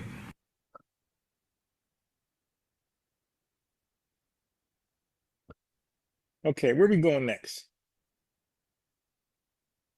Findings. Okay, so now everybody's in our business over in America, and they want to say akata, you know, movies told them we're thugs, movies educating we're thugs.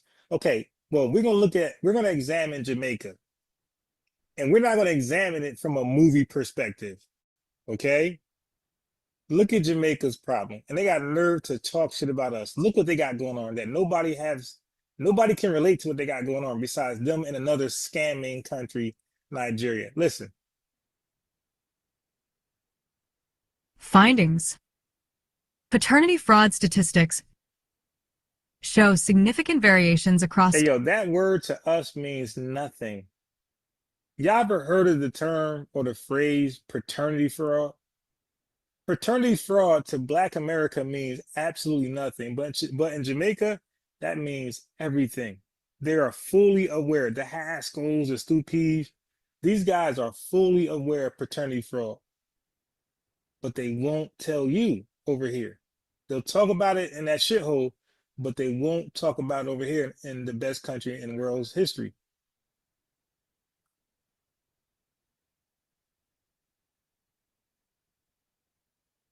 Findings. Paternity fraud statistics show significant variations across different countries, often reflecting deeper societal issues. In countries like Jamaica and Nigeria, paternity fraud rates are alarmingly high, with estimates of 34.6% and 30%, respectively. Wow. Wow. 3 out of 10, basically. Or 3.5 out of 10. Contrast, countries like Canada and the United Kingdom report much lower rates of 2.8% and 1.6%. 1.6 and 2.6 compared to 34.6 and 30%. The two most scamming countries, Nigeria and Jamaica, has the highest paternity frauds. And they over there thumbing their nose down to us with this degenerate, primitive, barbaric practice going on. Highlighting the stark global discrepancies. These numbers indicate that while paternity fraud is a universal issue, it is more prevalent in certain parts of the world. Various factors contribute to these discrepancies, including cultural norms, economic pressures, and the accessibility of DNA testing. In many African nations, for instance, societal expectations and financial dependencies can make it more common for women to conceal the true paternity of their children. So what she said was, in Jamaica, women call for paternity tests more than men. So you're thinking like, wow, these mothers are responsible. No, it's not the mother. It's the next girlfriend. So when he is given a jacket, okay, a jacket, which you're gonna learn in a second, in Jamaican slang or terminology, a jacket is responsibility of a kid that you believe is yours, but is not biologically. The mom lied and you're part of a paternity fraud case.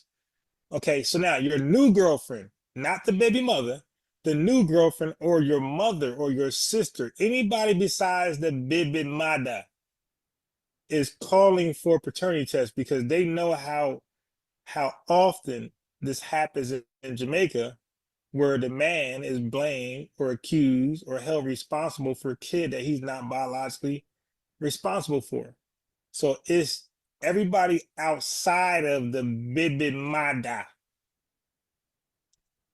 This is evident in cases like that of a Zambian nurse, Elizabeth Bwalyamua, who admitted on her deathbed to swapping 5,000 babies over a 12-year period.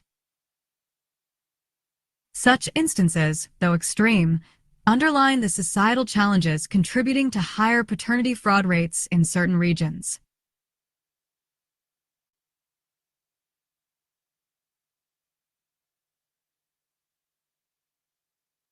Come on, let's get it. Yo, Jamaica, right? I learned this in university still. Like I actually did a course on this. And I saw it being circulated around social media. So Jamaica has the highest paternity fraud in the world. With 34.6%. I learned this in first year university, right? So basically what they're saying is that I be a jacket. I just be a jacket I give away. Y'all have some tailor jackets too. Yeah, you have some well-tailored jackets too. So they're talking about jackets. Again, jacket is a term for a woman putting responsibilities on a different man who's not the biological dad. So he's wearing the responsibilities of a kid that he has no biological ties to, right? He's wearing the responsibilities of another man's kid. That's the term jacket. So when y'all see these tethers in the chat trolling, before you time them out, ask them how many jackets do they have. That's a real life term that Unbiased Sports brought you first. Okay, you heard that from here first. Not lying. But yeah, so basically, like a lot of men are taking care of children that are not their own. Unbeknownst to them. But I feel like you see it a lot. Yo, there was an article, you know, remember the man, and him did have like, must say 5 or 7 pitney, and him find out say, no, them have 7 pitney, and him find out say 5 a jacket. Yeah. And after something like the uncle or something like that. Yeah, but and him, yeah. But, wow, it's crazy. What you do that, man? So, yo. Jamaica may have a higher rate than other places. Jamaica may have a higher rate than other places, but in any country, especially in America, there are a high number of people who are taking care of children who are not from their bloodline, to say the least, right? And in Jamaican culture, jacket is a thing that is almost, how would you say, accepted, praised in certain circles. And it's just a part of the culture that's just normal to a certain extent, no matter how dysfunctional it is, because you basically have a situation where. So keep in mind, Tariq Nasheed is becoming aware of all of this upon his global empowerment movement. Okay, so he's trying to do this global empowerment movement where he's all inclusive of all the tether nations, but he's learning shit like this. So he like, wow. And remember all the tethers earlier who was saying black folks ain't nothing, their parents educating them. So now he has to deal with all of that while he's trying to pitch global empowerment. And so he's looking like, you know, he's weighing like, damn, like, I don't think they really with us like that. Like, you know what I mean? They start realizing they're not. And you're going to see the transition. Taking care of the you're going to see the natural transition, the natural evolution from global empowerment to FBA, everybody hold their own nuts. He didn't hijack anything. It was a natural transition. It was a natural evolution. Children. Taking care of the child, or the one registered as a legal guardian, or the person who thinks it's their child, is not the father of the child. Women do it for numerous reasons. You see this jacket store back here? These jackets represent Jamaican men, and not just Jamaica. A lot of the Caribbean deal with this. Cassettes and records said skin bleaching is heavy in Jamaica. Exactly. How I'm going to have global empowerment with a woman face white as Michael Jackson, but her arms and legs and fingers are as black as Wesley Snipes. Like, how am I gonna take her serious? Like, come on, man. I'm like, yo, sis, can you get away from me, please? You scaring me. It's just a mix-up where there's just too much, what do you call it, promiscuity, and you have others where it's a strategic thing where, you know, Jamaica may have a higher rate than other places. Talking about the domestic abuse part of it, Jamaica already have a high domestic abuse rate, right? And a lot of these domestic abuse are based on the speculation that the man is caught up in paternity fraud. Remember, we say speculation, you know. So imagine if the speculation of you getting a jacket seeing, or getting, for others who don't fully understand the jacket thing, getting a child that is not yours. If you speculate, if most of the men speculate this and start abuse them women, what will they do when they actually find out that this is not theirs? Yes.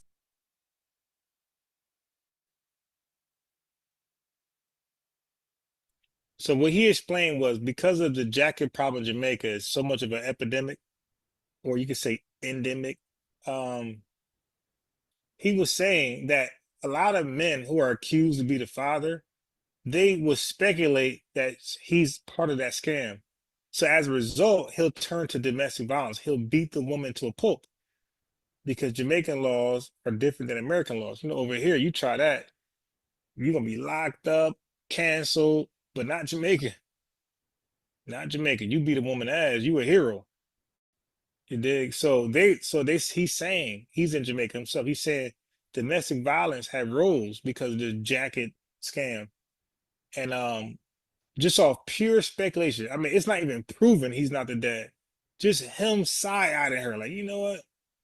That bitch a little too happy with me being the father.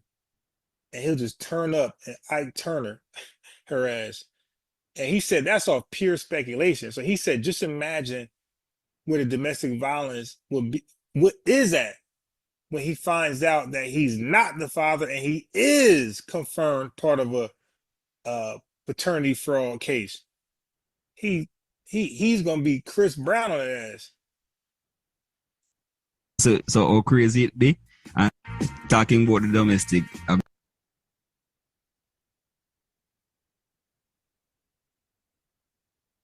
Okay, so now we're gonna go over the term baby mother because you know, Jamaicans, they come over here, they hijack our culture and hip hop and things like that, and then they argue like it's really theirs. But what's really theirs is the jacket culture. What's really theirs is the baby mama culture. So I'm gonna show you guys irrefutably the origins of the word baby mother. Okay, because we're over here and we're not in Jamaica, we somehow now believe baby mamas originated over here. No, sir, no, ma'am. Listen to the origins of baby mother.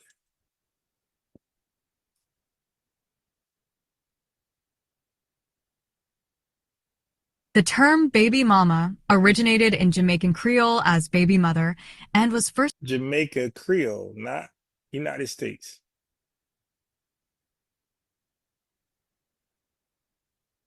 as baby mother and was first printed in the Kingston newspaper, The Daily Gleaner, in 1966. It was later formed in African American vernacular English and popularized in the 2000s.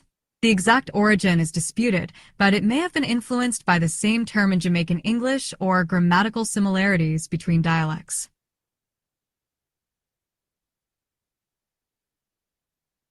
Hey Google, I guarantee you. Okay, so now this is a little off topic, but a little bit on topic. So I'm debating a Jamaican tether about something totally off topic, but I want to just show you how dishonest they are. You cannot have an honest conversation with them. You just can't. So listen to this conversation I had with him that's off topic, and he's wrong, but he just couldn't hold the L. He just kept going to just different rabbit holes. Listen to this guy, man. So I want you guys to experience the degree of difficulty they will try to bring you to just to be right when they're clearly wrong. This is a simple case of, okay, my bad, bro. You were right. All right, let's move on. Look where it spawned to. Hey Google, I guarantee you they talking about a suspect. They're not talking about No, they're not talking about no suspect. You ready? Let me find the video. Yeah, find that. Let me find the video. Because, all right, the name of the video is Don't Talk to the Police. Regent University School of Law. Don't Talk to the Police. And it's Regent University School of Law. 13 minutes and 55 seconds. Hey Google, I guarantee you they talking about a suspect. They're not talking about No, they're not talking about no suspect. You ready? Years later, when he was a justice on the Supreme Court, Justice Jackson stated, quote, any lawyer worth his salt, today we would say his or her, will tell the suspect They're not talking about No, they're not talking about no suspect. You ready? They're not talking about No, they're not talking about no suspect. You ready? Years later, when he was a justice on the Supreme Court, Justice Jackson stated, quote, any lawyer worth his salt, today we would say his or her, will tell the suspect, his client. Uh-oh. Suspect. Suspect don't mean nothing. Tell the person.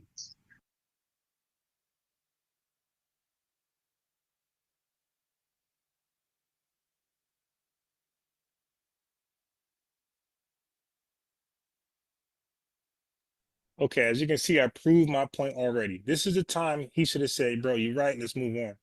Okay, because I said that I guarantee you the link, this is his source, this is his YouTube link. I said, I guarantee you, I've never heard it, I know nothing about it, but I know American law more than a tether. And I'm that confident. I said, bro, I don't give a damn what link he show you. I guarantee you it's going to say suspect because I know American law. So he pulled it up, it says suspect. And then all of a sudden he says suspect means nothing. And suspect means person. Like, are you serious? So when the Constitution said persons, they were talking about suspects. Like, dude, suspects are people that are involved in a crime. How are you talking about? But this is the tether lies they would do just to be right. Will tell the suspect, his client. Uh-oh. Suspect. Suspect don't mean nothing. Tell the person. Continue. Continue playing it. Continue playing it. Continue playing it. So then he didn't want me to point out it says suspect. Continue playing, and then like they are very belligerent, combative. So we're playing a video. It says suspect, exactly what I suspected it would say, pun intended. I can't point that out, right? I just gotta play the video. This is tether logic. So, Google Scott, I just wanted to highlight that is exactly what I said before we played it. I said that's good advice for a suspect. I said that 1,000 times on this live. And the first thing he said was suspect. He didn't say eyewitness. Okay. He said, so I'll play it, but keep in mind, we're talking about a suspect. We don't even have an argument against this. All right, continue playing it. That's what I'm saying to you. The chief U.S. prosecutor for the Nuremberg trials. That's an impressive resume. Years later, when he was a justice on the Supreme Court, Justice Jackson stated, quote, any lawyer worth his salt, today we would say his or her, will tell the suspect. So are we dealing with a suspect right now, Google? Yeah, but you're not playing the scenario, but continue. Continue, because we don't need a scenario. Because I know that's Google where it's no statement to the police under any circumstance. All right, so okay, well, let's say this. In this example, well, this law he's reading, is the suspect the focus? No, it's anybody. I'm saying that in the video because you heard the word suspect, I hang on to it.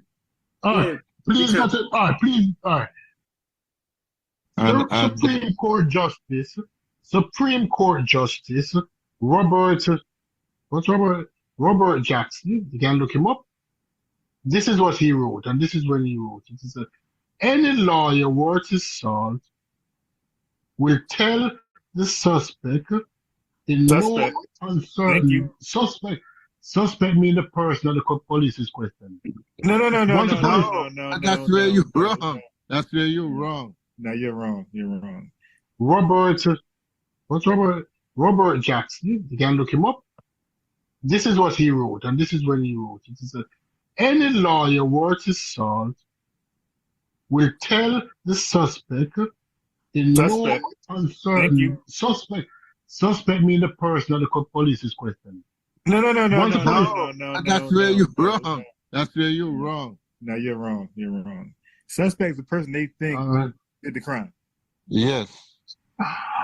And look, and he said exactly what I just said. I kept saying suspect. He read it. He read it. No. This is wrong. No. I'm reading what the justice says. But then if you go to other things, they say, why shouldn't you talk to the police? Okay, so that's the degree Tether would go to just a lot. Tether's like king of Kampala. Like, dude, we know Akata is used. It's all okay. So this is for the king Kampalas out there that want to defend Akata.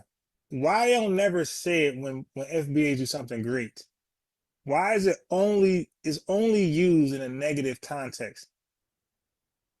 When white people use the N-word towards us, it's never in the positive context. It's normally used in a negative, degrading context. So we got a king of Kampala, this Tether, or Tether supporter, don't know where he's from. But I know one thing, or two things. He's either a Tether or a Tether supporter. And we don't like Tether support, and we don't like Tether supporter support. We don't want your subscriptions, donations, likes, none of that shit. The best thing for you to do over here is be timed out for 1 million years. We're not going to allow y'all to change the narrative. He going to go to the denotative definition. Like there's not a colloquial or connotative definition out there. Dude, stop. Like you said, Wiki shows you exactly what it was. We even played a guy from the continent who was in the continent. We know what it is, man. It's a derogatory term. And for you tethers to act like it's not, thank you. Because when I rinsed you guys up prior to this, to me addressing you guys, I didn't know who was who. But now that we're talking about these topics, I get to see who is who and unwrench you. And then the chat gets to exercise mob justice.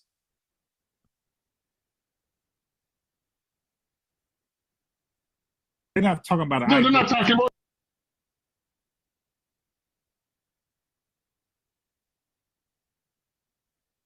Okay, y'all can create all the fake YouTube names you want. They're not talking about it. No, they're not talking about no suspect. We still You ready? Look, you heard them?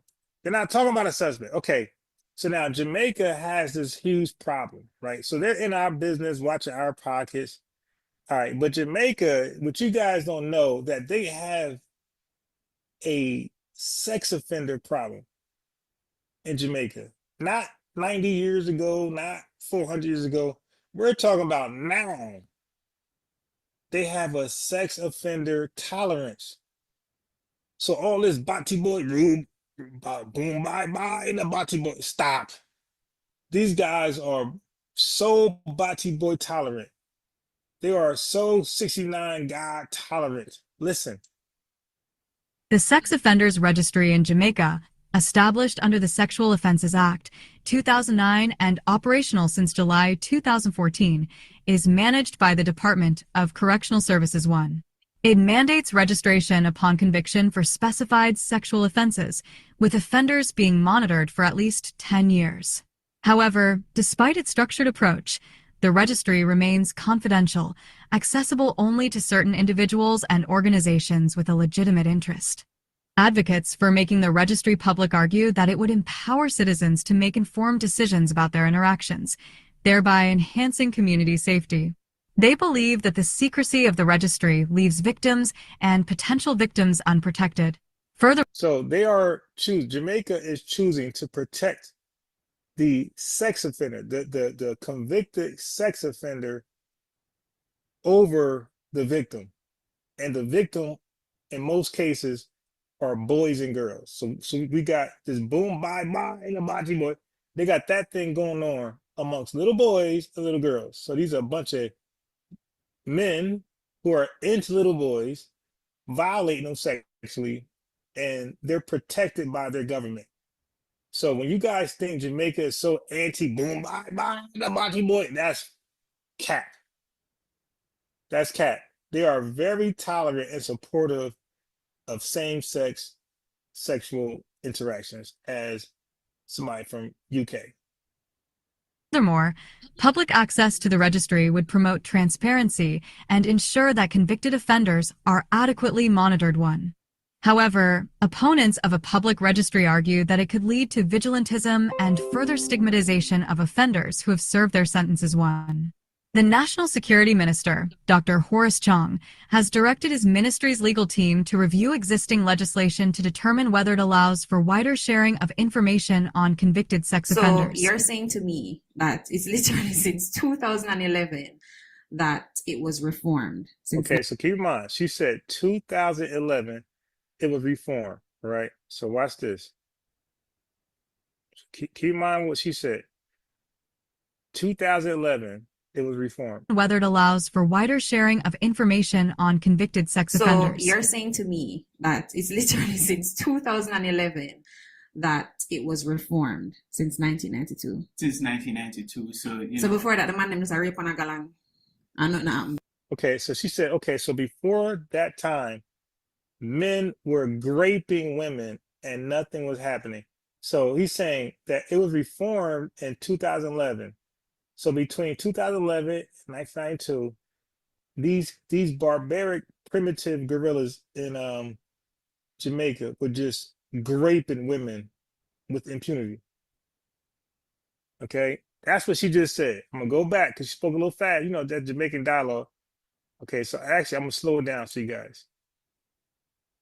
I'm gonna slow it down because she spoke pretty fast. I'm gonna slow it down just a little bit. Since 2011 that it was reformed since 1992. Since 1992. So before that, the man named was a rape on a galang. And nothing happened. So before that, a man was raping a woman and nothing was happening. Yo, that's why they love Drake. Okay? That's why the Caribbean love Drake and hate Kendrick Lamar. They're like, yeah, that's part of our culture, bro. That's part of our manhood. We just grab them by the PUSSY. So before then, men were, Jamaican savages were raping women and nothing happening. 2011 that it was reformed since 1992. Since 1992. So before that, the man named was a rape on a galang. And nothing happened. I wouldn't necessarily he smiled that way. I saw me that put it though. I wouldn't necessarily put it that way.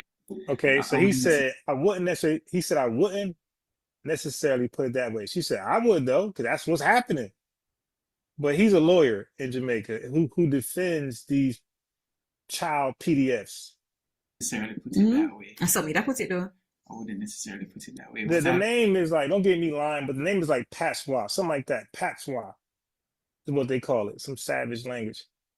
Put it as that the government put it that way. I saw me that galang since 1990. Literally since 2011 that it was reformed since 1992. Since 1992. So before that, the man named was a rape on a galang. And nothing happened. I wouldn't necessarily put it that way. I saw me that put it though.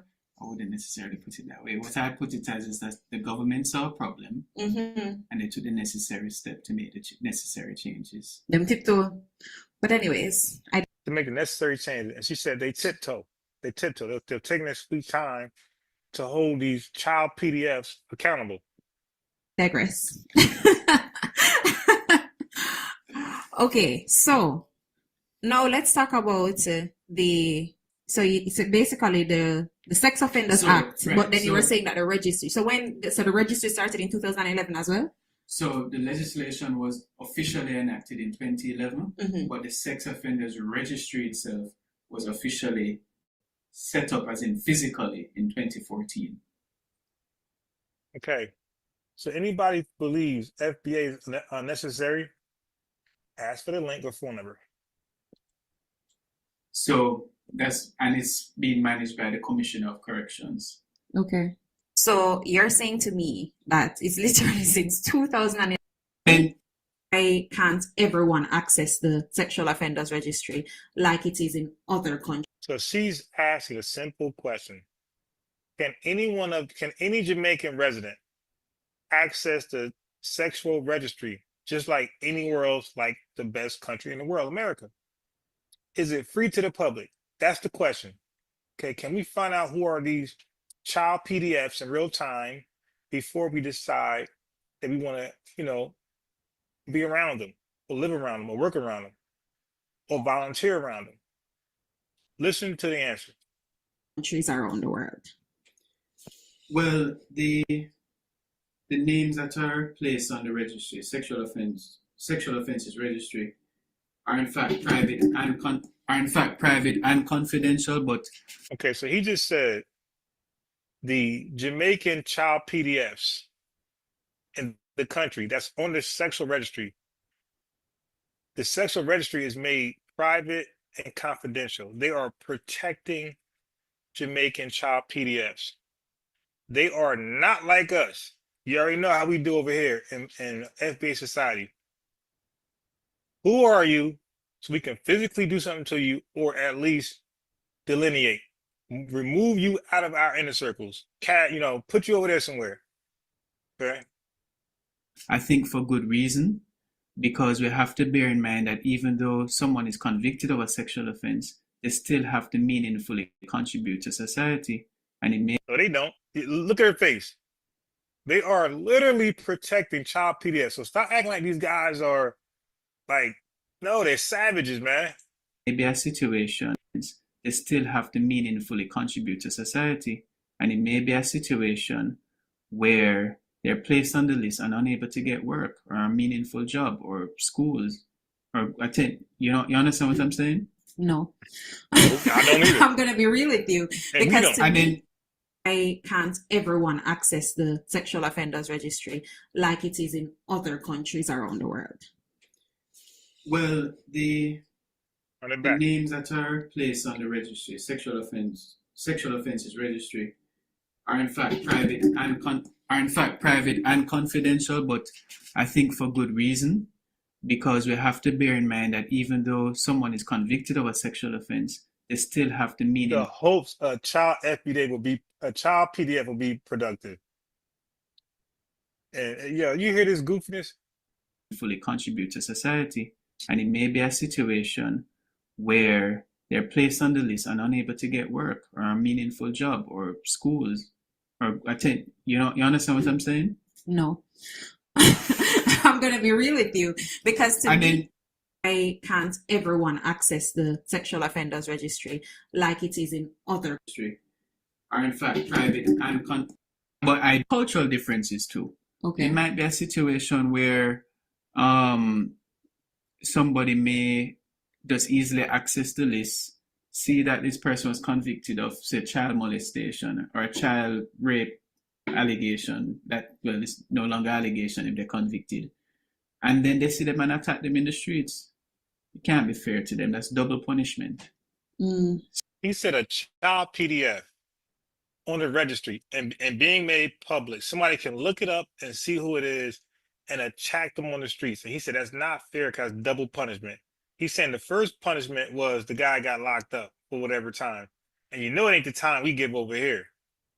Then he says, and now some people find out, oh, that's the guy, or he has a history of it, and he get attacked. He said that's double punishment. Like this is the primitive Jamaican logic. So when you talk to these folks, keep this in mind who you're talking to. Trying to argue with them makes sense to. Attack them in the street.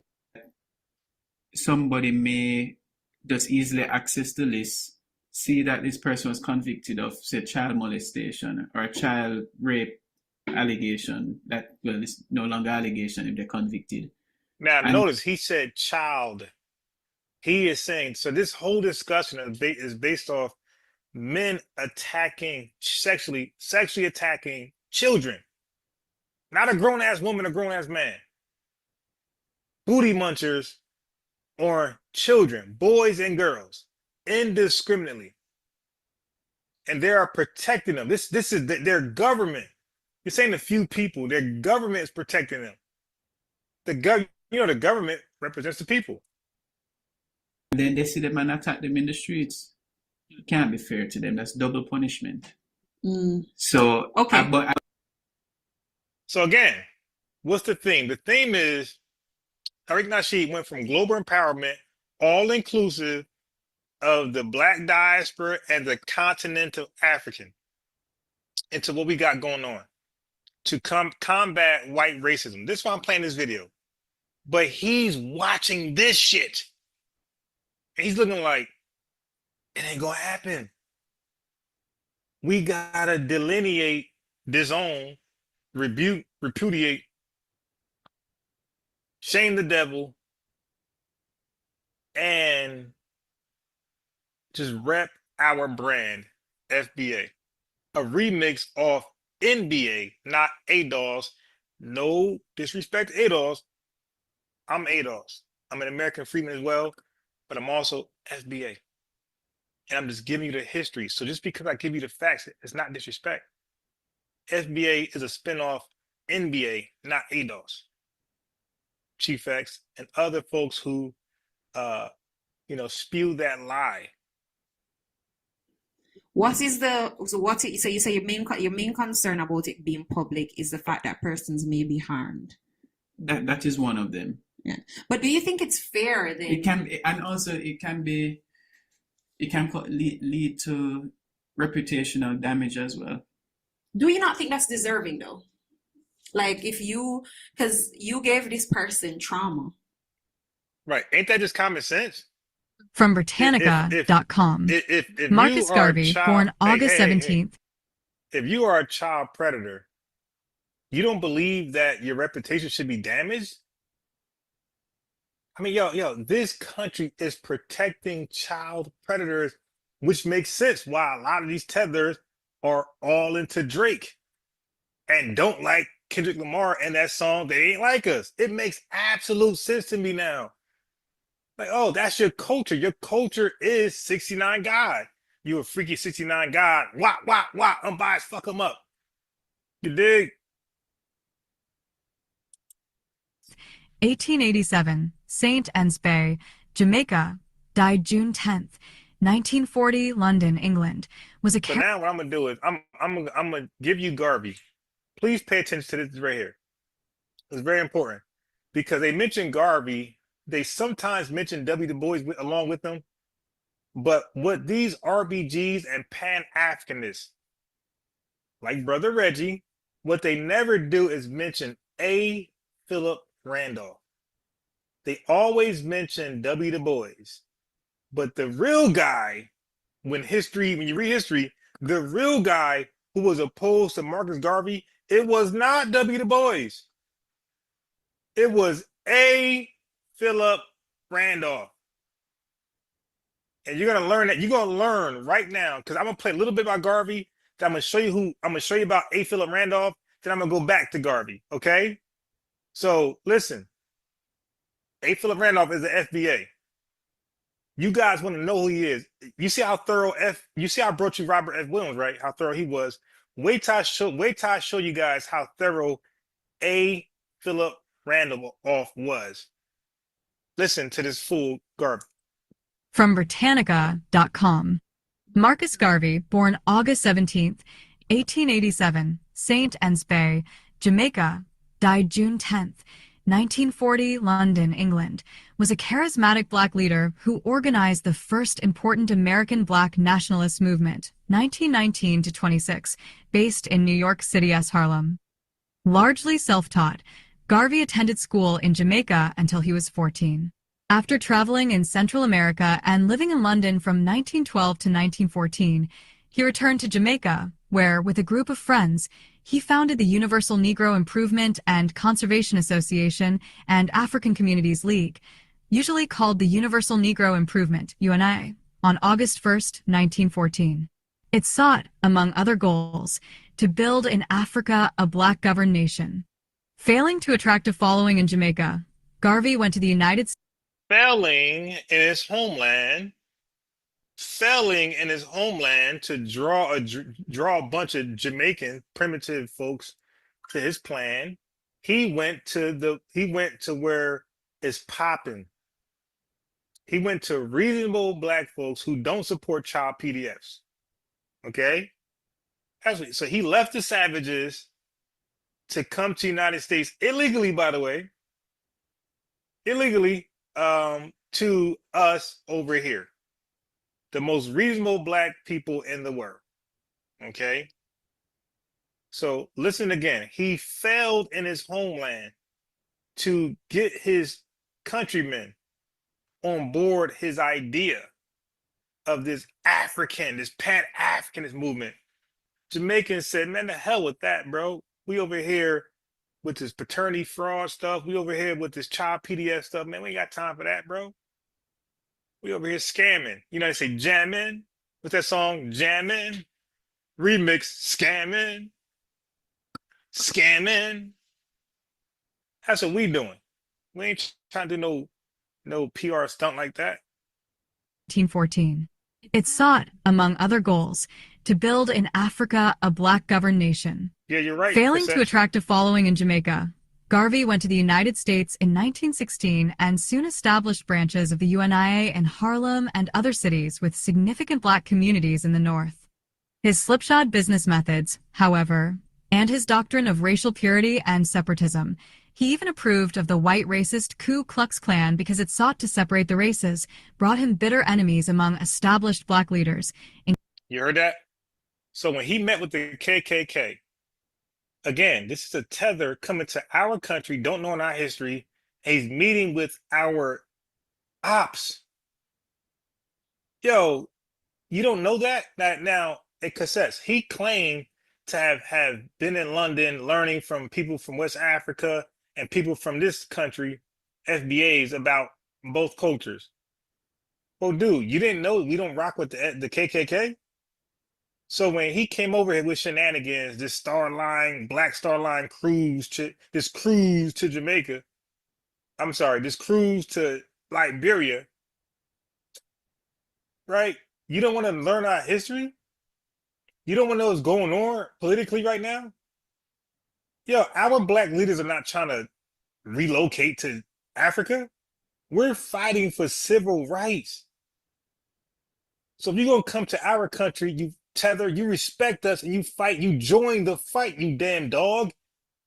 You don't come over here starting your own movement, disrespecting what we're doing over here. But that's their arrogance. Don't forget, it was rejected in Jamaica.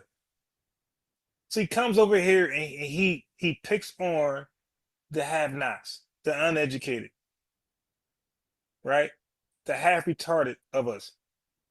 And he gets them on board this UNIA bullshit that you're going to find out about. Including labor leader A. Philip Randolph and W.E.B. Du Bois, head of the National Association for the Advancement of Color and Business Methods, other cities with significant black communities in the North. His slipshod business methods, however, and his doctrine of racial purity and separatism, he even approved of the white racist Ku Klux Klan because it sought to separate the races, brought him bitter enemies among established black leaders, including labor leader A. Philip Randolph and W.E.B. Du Bois. Okay, it said labor leader. This is the early 1900s. Labor leader. Because white people were labor restrictionists, meaning that they didn't want nobody in this labor union shit outside of themselves. A. Philip Randolph was a labor leader, right? In the union shit they was trying to make private. He was like, nah. And by the way, this is New York. So tethers, what they'll do is at this time, they will flee their country, their fell homeland, and they will go to the softest part of America where the least Jim Crow was happening. So they'll go to New York. Notice none of these cowards go to the Deep South. At this time, 1914, 97% of FBAs were in Southern Jim Crow regulated, mandated states. Okay? So when we came up north, when W. Du Bois, when A. Philip Randolph came up north, they already experienced the South. This is why these tethers can't relate to us. They have no Southern experience. They're fleeing their shitty homeland to come to our great country that we created, that we built, and they go to the softest part, New York. And this is what I was trying to explain to Tiffany. It's like, yo, why they skip the South? Why they all go to the North or they go to Florida, the bottom of Florida? These guys were trying to dodge Jim Crow. And this is why who they are today. Like, they're cowards. They flee. They don't fight. Head of the National Association for the Advancement of Colored People, NAACP. A. Philip Randolph, born April 15th, 1889. Now, this is Crescent a black City. man you guys probably never heard of. You got the conscious community. They talk about everybody under the sun. I brought you guys Robert F. Williams. The conscious community never in their life, ever, Brother Reggie don't have one video of Robert F. Williams. He doesn't have one video of A. Philip Randolph. Like, how are these guys blatantly ignored in your blackology? These were big, significant figures, pause, straightening. How were you able to omit them? And you guys claim to know Black history. How are you to teach Black history? How long these guys been online? With the elders.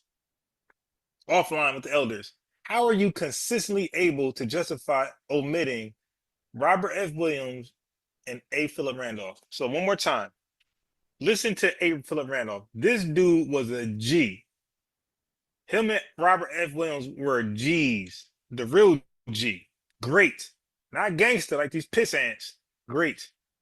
Association for the Advancement of Colored People, NAACP. A. Philip Randolph, born April 15th, 1889, Crescent City, Florida, U.S. Died May 16th, 1979, New York, New York. Was a trade unionist and civil rights leader who was an influential figure in the struggle for justice and equality for African Americans. In 1925, as founding president of the Brotherhood of Sleeping Car Porters, Randolph began organizing that group of black workers and, at a time when half the affiliates of the American Federation of Labor, AFL, barred African Americans from membership, took his union into the AFL. Given his stature and his record of racial and labor radicalism, it may be news to some that A. Philip Randolph was also an immigration restrictionist. Hey! He was an immigration restrictionist. Do you know what that means? When you restrict something, what that shit called? What's that snake? Boa restriction. Okay, when you restrict something, that means no. Okay, restriction means no. So he was an immigrationist, no. Okay? He did not believe in immigration. He was anti-immigration, zero. He didn't want one immigrant in this country. All right? So you know he ain't fuck with Garvey. He was anti-immigration, anti-immigrant. Let me go back. And you're gonna learn why. It may be news to some that A. Philip Randolph was also an immigration restrictionist. Certainly, it's not a part of his reputation. Indeed, Randolph's biographer, Jervis Anderson, ignored the forthright position Randolph took. Point one among modern national black leaders, Randolph was virtually alone on his immigration position. By exploring the nature and origin of Randolph's position on immigration, we might gain a better understanding of both the pro-immigration and pro-restriction impulses among 20th century national black leaders. Okay, so he was basically alone. So you see, so they mentioned W. Du Bois, these Brother Reggies. But you see, he wasn't with A. Philip Randolph as far as anti-immigration. So like they never talk about the riders. A.G. Gaston, R.F. Williams, A. Philip Randolph. I gotta bring these people to you. But these fake ass blackology leaders, they don't do it. But they'll say they're the teachers. I would like to argue that what made Randolph different was that he was a native-born labor leader in an age when labor was restrictionist. The historian Arnold Shankman has concluded that the black community had a definite position on immigration, saying blacks favored immigration restriction, for they were persuaded that the steady influx of foreigners was an obstacle to their own economic advancement. Randolph and restriction. If the perceived contradiction between their restrictionist desires and inclusionist principle led civil rights leaders to silence, not all national black leaders were silent. In August of 1924, a Philip Randolph articulated 1924. Okay, this is during the Garvey reign. Were silent. In August of 1924, a Philip Randolph articulated the most thoroughgoing opposition to immigration. Instead of reducing immigration to 2% of the 1890 quota, we favor reducing it to nothing. Okay, so immigration was reduced to 2%. A. Philip Randolph was so much of a writer, he said that's not good enough. I want immigration reduced to 0. I don't want no Garveys coming over here. We favor shutting out the Germans from Germany, the Italians from Italy, the Hindus from India, the Chinese from China, and even the Negroes from the West Indies. What? He called them out by name. He said, even the Negroes from West Indies. He called the West Indians out by name. He was not rocking with Garvey. Look at his picture. He looked thorough as hell. You dig? Look at his picture. He looked like somebody to play with. This dude was standing on business. Listen again. We favor shutting out the Germans from Germany, the Italians from Italy, the Hindus from India, the Chinese from China, and even the Negroes from the West Indies. This country is suffering from immigrant indigestion. Randolph made clear that his reason was economic and social. It is time to call a halt on this grand rush for American gold, he said, which overfloods the labor market, resulting in lowering the standard of living, race riots, and general social degradation. The excessive immigration is against the interests of the masses of all races and nationalities in the country, both foreign and native. 14. Randolph's restrictionist position may have very well been influenced by his experience as a Southern migrant to New York City amid the... As a Southern migrant to New York City, in order to be stamped, to understand the Black experience, you need to experience the South.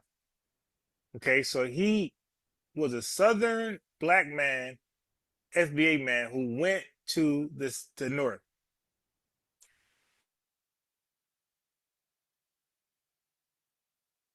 Large influx of West influenced by his experience.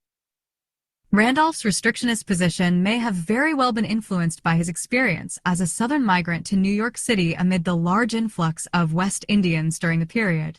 Born in 1889 in Jacksonville, Florida, Randolph moved to New York at the moment that West Indians as well as African Americans were arriving in the city in large numbers. 15 in 1930, over 50,000 foreign blacks lived in New York. 16, as Du Bois' second reason for silence reveals, many African Americans were hostile toward West Indians.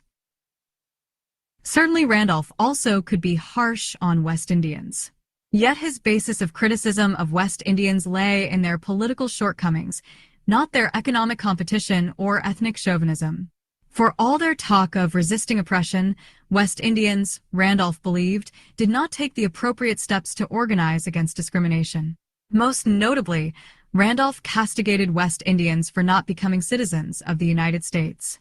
To challenge discrimination, blacks, he held, needed political power, and such power could only be garnered by citizens.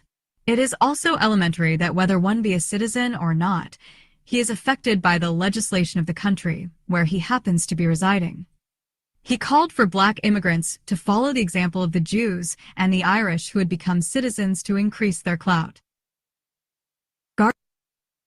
Garvey's pan-africanism, the idea that peoples of African descent have common interests and should be unified. Historically, pan-africanism has often taken the shape of a political or cultural movement. There are many varieties of pan-africanism.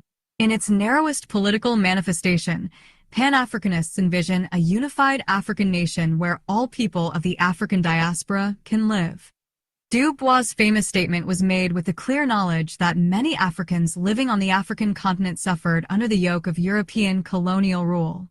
Garvey's influence declined rapidly when he and other UNIA members were indicted for mail fraud in 1922 in connection with the sale of stock for the Black Star Line. He served 2 years of a 5-year prison term, but in 1927 his sentence was commuted by U.S. President Calvin Coolidge, and he was deported. President Joe Biden pardoned Garvey in 2025. Garvey was never able to revive the movement abroad, and he died in 1940 in England. His body was returned to Jamaica in 1964.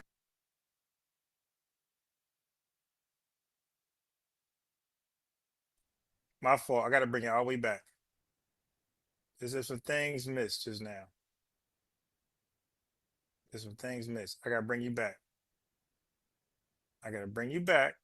I got to bring From you back. Britannica, China, not their economic competition or ethnic chauvinism. For all their talk of resisting oppression, West Indians, Randolph believed, did not take the appropriate steps to organize against foreign blacks lived in. Randolph's restrictionist position may have very well been influenced by his experience as a Southern migrant to New York City amid the large influx of West Indians during the period. Born in 1889. So when these tethers talk about they experience redlining, even Lord Jamar said his father, his Guyanese father, experienced redlining. You dig? Our thing is, bro, miss me. If you didn't have Southern experience, nigga, you not FBA. Because we were all in the South. Y'all niggas came over here in the goddamn North. Or the East Coast. They come to New York and Florida. The bottom of Florida at that. No. If y'all don't got no damn Southern experience, shut up. In Jacksonville, Florida. Randolph moved to New York at the moment that West Indians as well as African Americans were arriving in the city in large numbers. 15 in 1930, over 50,000 foreign blacks lived in New York. 16, as Du Bois' second reason for silence reveals. So we got the numbers. We got the numbers. So Stu Pease was right about that. 50,000. Okay, I'm going to put that in the chat. 50,000 tethers came over here around the 1930s. So we got the numbers.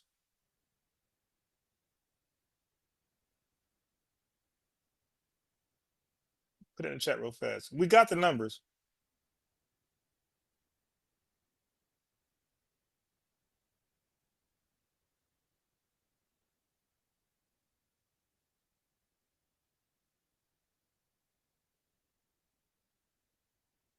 Niggas skip the Jim Crow South. But they're gonna tell you that they know what we experienced. Motherfuckers skip the whole Jim Crow South. So 50,000 tethers in 1930. We got the numbers. Many African Americans were hostile toward West Indians. Many African Americans were hostile toward the West Indians. Oh, but today, you're divisive. You're delineating. Nigga, they was doing that when they first came here. FBAs were hostile towards these niggas when they got here because people like A. Philip Randolph was like, yo, we don't want no immigrants. They're going to undermine what we got going on. You dig? Yo, the Black Reconstruction was just subdued by Jim Crow. So we're trying to fight for civil rights right now.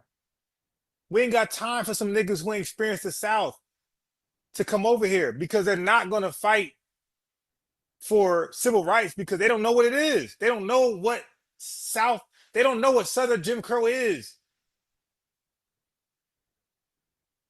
So they're going to feel like, yo, you on your own. Like the tethers we showed in the videos before this. They're like, yo, what you talking about? We ain't about to do no civil rights bullshit.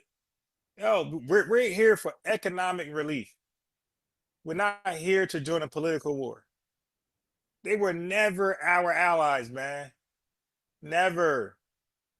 We just lived near them niggas. They lived amongst us. That's it. That's the only thing we have in common is that they lived amongst us.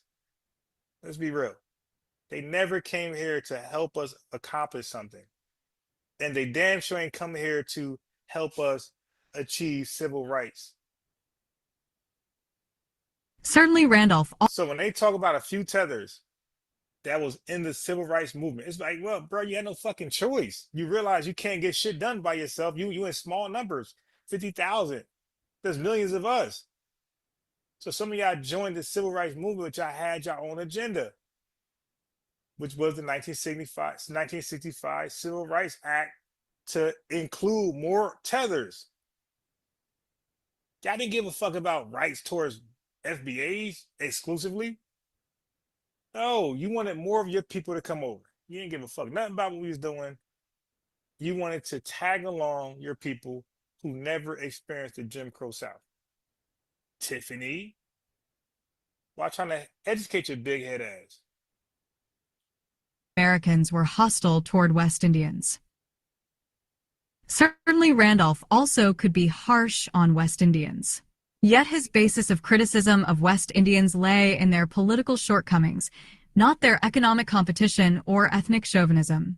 For all their talk of resisting oppression, West Indians, Randolph believed, did not take the appropriate steps to organize against discrimination. You heard him right. Philip A. Randolph criticized the West Indians for not joining us in criticizing racial discrimination, racial segregation, these type of shits, right? So he said, yo, y'all come over here cosplaying, but y'all not really down. Tupac said, are you down? So Philip A. Randolph, he's seen through the bullshit. That's why he wasn't rocking with Garvey. That's why they said Garvey must go. They started the Garvey must go campaign. They realized, yo, these dudes, they look like us, but they're not trying to organize and really fight the system. They're trying to assimilate and pick a spot where they can hide under a rock and get crumbs. These niggas ain't really fighting with us. Listen again. Chauvinism. For all their talk of resisting oppression, he said, for all their talk of resisting oppression, because all these goddamn tethers talk about Babylon, Babylon, Babylon's a beast. Babylon, we gotta get rid of Babylon. You know the niggas be talking. Babylon, Babylon, Babylon is the beast. So he said, all that talk of resistance, you come over here and you're not on code. Listen again. Listen to A. Philip Randolph. He was a G. Criticism of West Indians lay in their political shortcomings, not their economic competition or ethnic chauvinism. For all their talk of resisting oppression, West Indians, Randolph believed, did not take the appropriate steps to organize against discrimination. They did not fight for civil rights. They didn't care. Listen, they were happy to be in a system of white supremacy as long as they get some crumbs. That's just the facts. A. Philip Randolph said, they come over here, but they're not trying to really fight against discrimination or racial segregation. Like, these guys are compliant with their low class caste, their low caste, second class position. Like, they're okay with it because it's a step up from their shithole.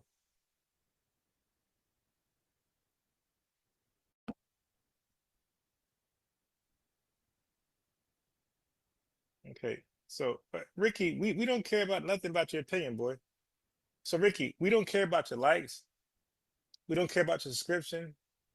We don't care about your donation. Like, we got the A. Philip Randolph spirit. Y'all niggas are comfortable coming over here, living in a low caste system and living as a second class citizen. Y'all are cool with that.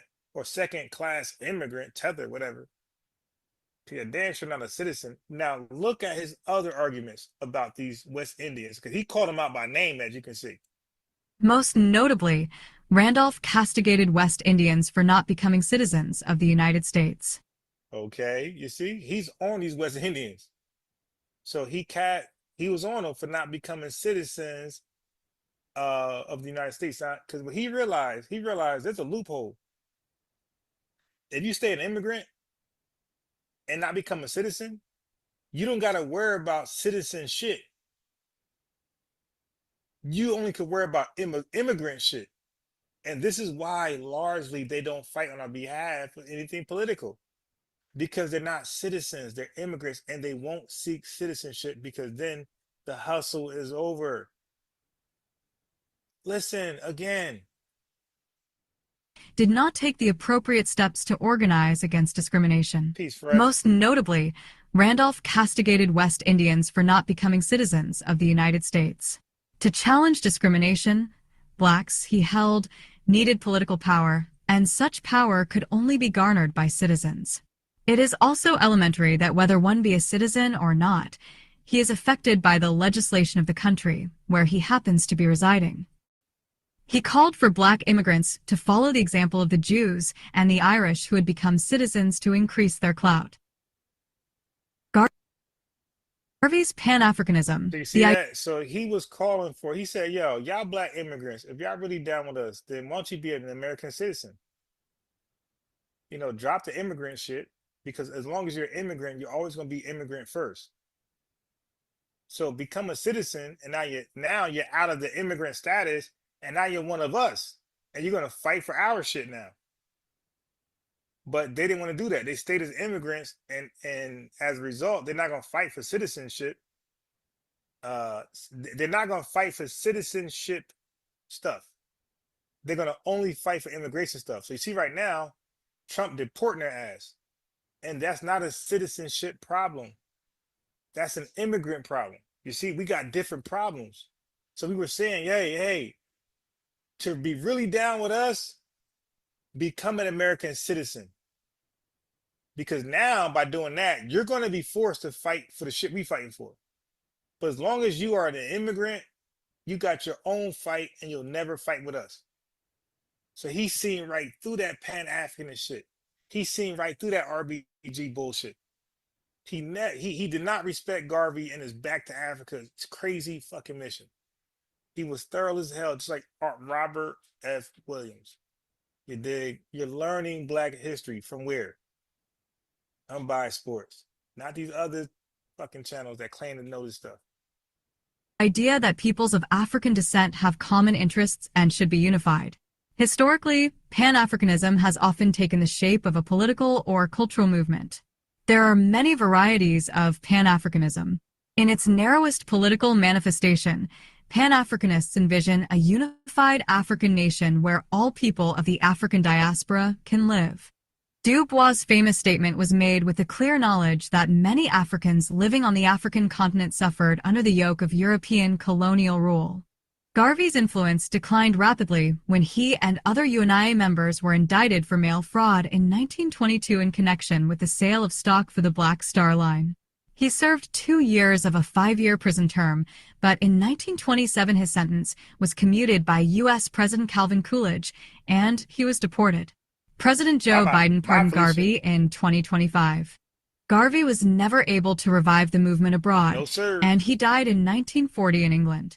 His body was returned to Jamaica in 1964.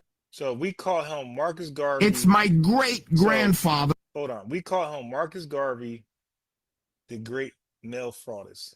Okay. So now, side topic. So let's just talk about Lord Jamar just for a split second. Right? So we're not undermining or disrespecting the things that he helped do on behalf of ADOS, American Freedmen, and FBA. We appreciate it. We encourage allies to help support and signal boost the message. What we're not going to do is we're not going to make people honorary FBAs. No, be proud of who you are. If you're Guyanese, you're Guyanese. If you're Russian, you're Russian. If you're an alien, you're an alien. Okay. So some FBAs like to say Lord Jamar is FBA. So let's first, before we start doing that, let's first see what he says he is. Listen. It's my great-grandfather on my father's side that wasn't born here. Okay, so his great-grandfather on his father's side wasn't born here. So they immigrated over here. So his father's side is not FBA. That's okay. That's okay. He said it. So why are you saying something different? He said his great-grandfather immigrated over here. So he was not an ADOS, an African descendant of slavery. He was not. He was not an FBA, a foundational Black American. He was not an American freedman, and neither was he an emancipated person. You dig? He came after all that shit. He said it. I believe him. It's over. Let's go on. It's my great-grandfather on my father's side that wasn't born here. Plain simple. How does one know that they're a foundational American? Now, we know that's a tether question. How does one know? that one is a foundational. Like, what you mean? Just trace your ass back to slavery, you good. That's a tether question. A few years back, did a. So, by the way, he's conversing with Tariq Nasheed. Now, Tariq Nasheed is responsible for the terminology FBA, Dr. Claude NBA, Tone, ADOS, and we got the term American Freedmen. I'm not sure who's responsible for that. I know Lord Abba Naeem represents that. I don't know their origins. Okay, but I do know that was a term used early on in the 1800s, I think mid to late 1800s, or even earlier. Not sure. But that's not a new term. Let's go. Like an ancestral. So I had just did on my father's side, right? So he said, I just did it on my father's side. So if I did it on my father's side, that means my mother's side is question mark. Okay. But in doing all of this, and I'm going to tell you, it traced back to Guyana, right? Okay, right. So his father's side traced back to Guyana. If your father's side traced back to Guyana, then be proud of being Guyanese. Okay. But you're not FBA on your father's side. So I had just did on my father's side, right? And I'm going to tell you it traced back to Guyana. We can trace back. My family suffered from redlining and all that type of shit, because I know how you feel about. Now all of a sudden his family suffered from redlining. My boy, your family was in New York City, bro. If they're from Guyana, they were in New York. I don't know what degree redlining you think your family suffered from, but it was not comparable to the Jim Crow South, right? You had Karens yelling at you. We had the KKK trying to lynch us. It's a different experience from North Jim Crow and Southern Jim Crow. Your redlining was tickles compared to our redlining. We had sundown, cities and towns. What are you talking about? 100 years of lynching. Which one of those lynching was in New York? Or how many? About like Jamaicans that come here right now, this generation, and they're able to get loans. My family didn't go through that. My family didn't get all that when they came here. We lived as regular black people. So I believe you. You lived as regular black people, but you didn't live as a regular FBA that experienced Southern Jim Crow. We didn't get all that when they came here. We lived as regular black people. So let's talk about that. Let's talk about that. That would not, if they came over and they immigrated, because your family came from immigrants. They immigrated over here. So Tariq Nasheed asked an easy question. Your family immigrated over here. He said yes. So if you immigrated over here, how are you FBA on that side of your family tree? Dude, you're not FBA on that side. Let's keep going. And you can Ellis Island. Because your family came from immigrants. They immigrated over here. And you can Ellis Island. Right. I know the boat. That's very different, because you can't get a reparations claim like that. Because okay, listen. ADOS and FBA, the split happened when they were trying to discuss reparations. Who gets reparations? What is it based on? So that's how that's when Tariq Nasheed said, okay, let me just do the FBA thing. Because to him, ADOS wasn't tight-knit when it came to who and who can get reparations for our experience, the FBA slave experience in America. Okay? So now, Tariq, who's not our leader, but he's very intelligent, and he is a spokesperson, he has his own idea of qualifications for reparations and disqualifications for reparations that disagree with Tone and Yvette. Okay? So, he's hearing Jamar out. like you did, like I did. And he's saying, well, based on that, you don't qualify.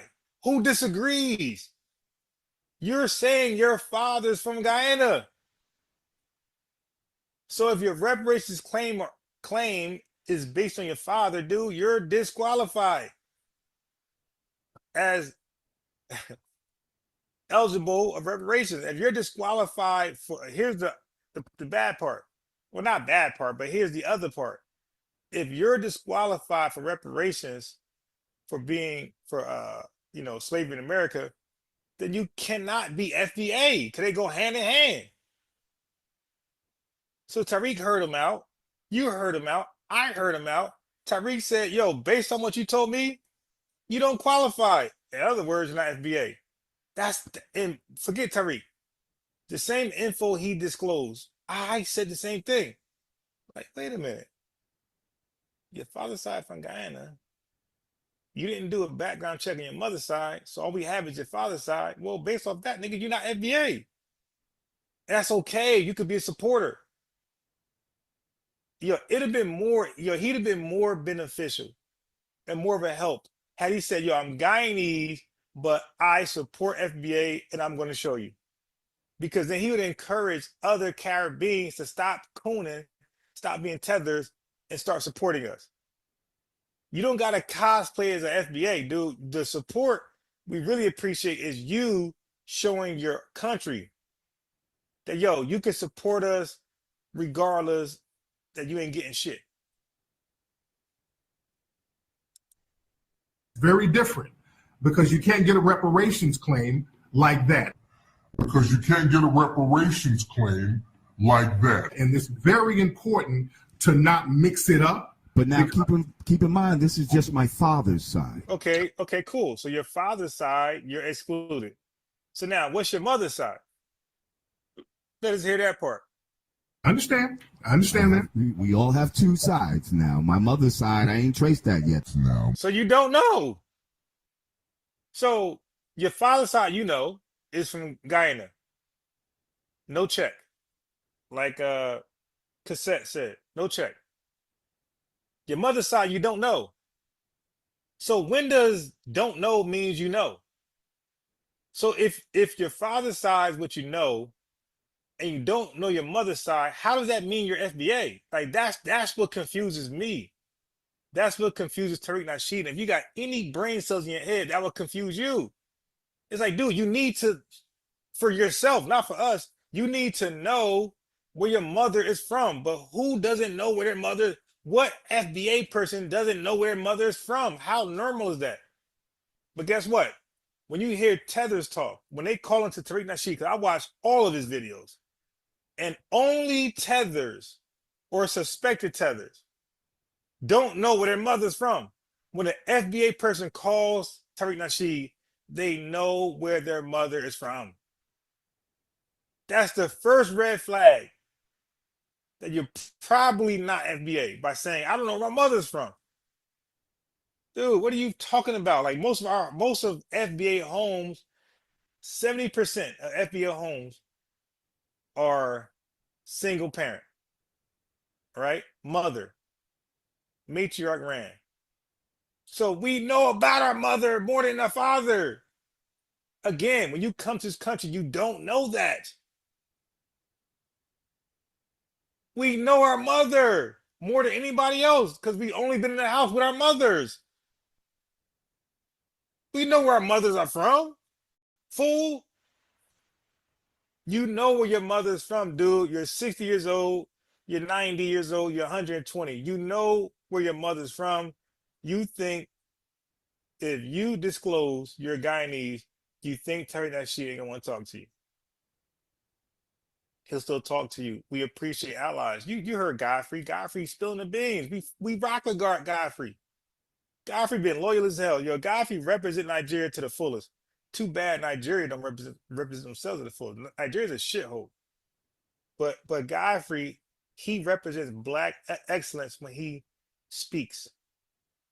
He's the sole saving grace of Nigeria and America. Okay? But the rest of y'all Nigerians, I ain't shit. until you demonstrate, like Godfrey, that you're. Let us know, like talk some. You know what I mean? Come here and be real. All right. So the absence of knowledge doesn't mean knowledge. So he said his dad is from Guyana. His mom he don't know. So until you know where your mom is, nigga, you Guyanese. No check. Mix it up. But now keep in mind, this is just my father's side. I understand that. We all have two sides now. My mother's side, I ain't traced that yet. Y'all would know who the southern side of her family was. So if y'all don't know, that means she's from the Caribbean.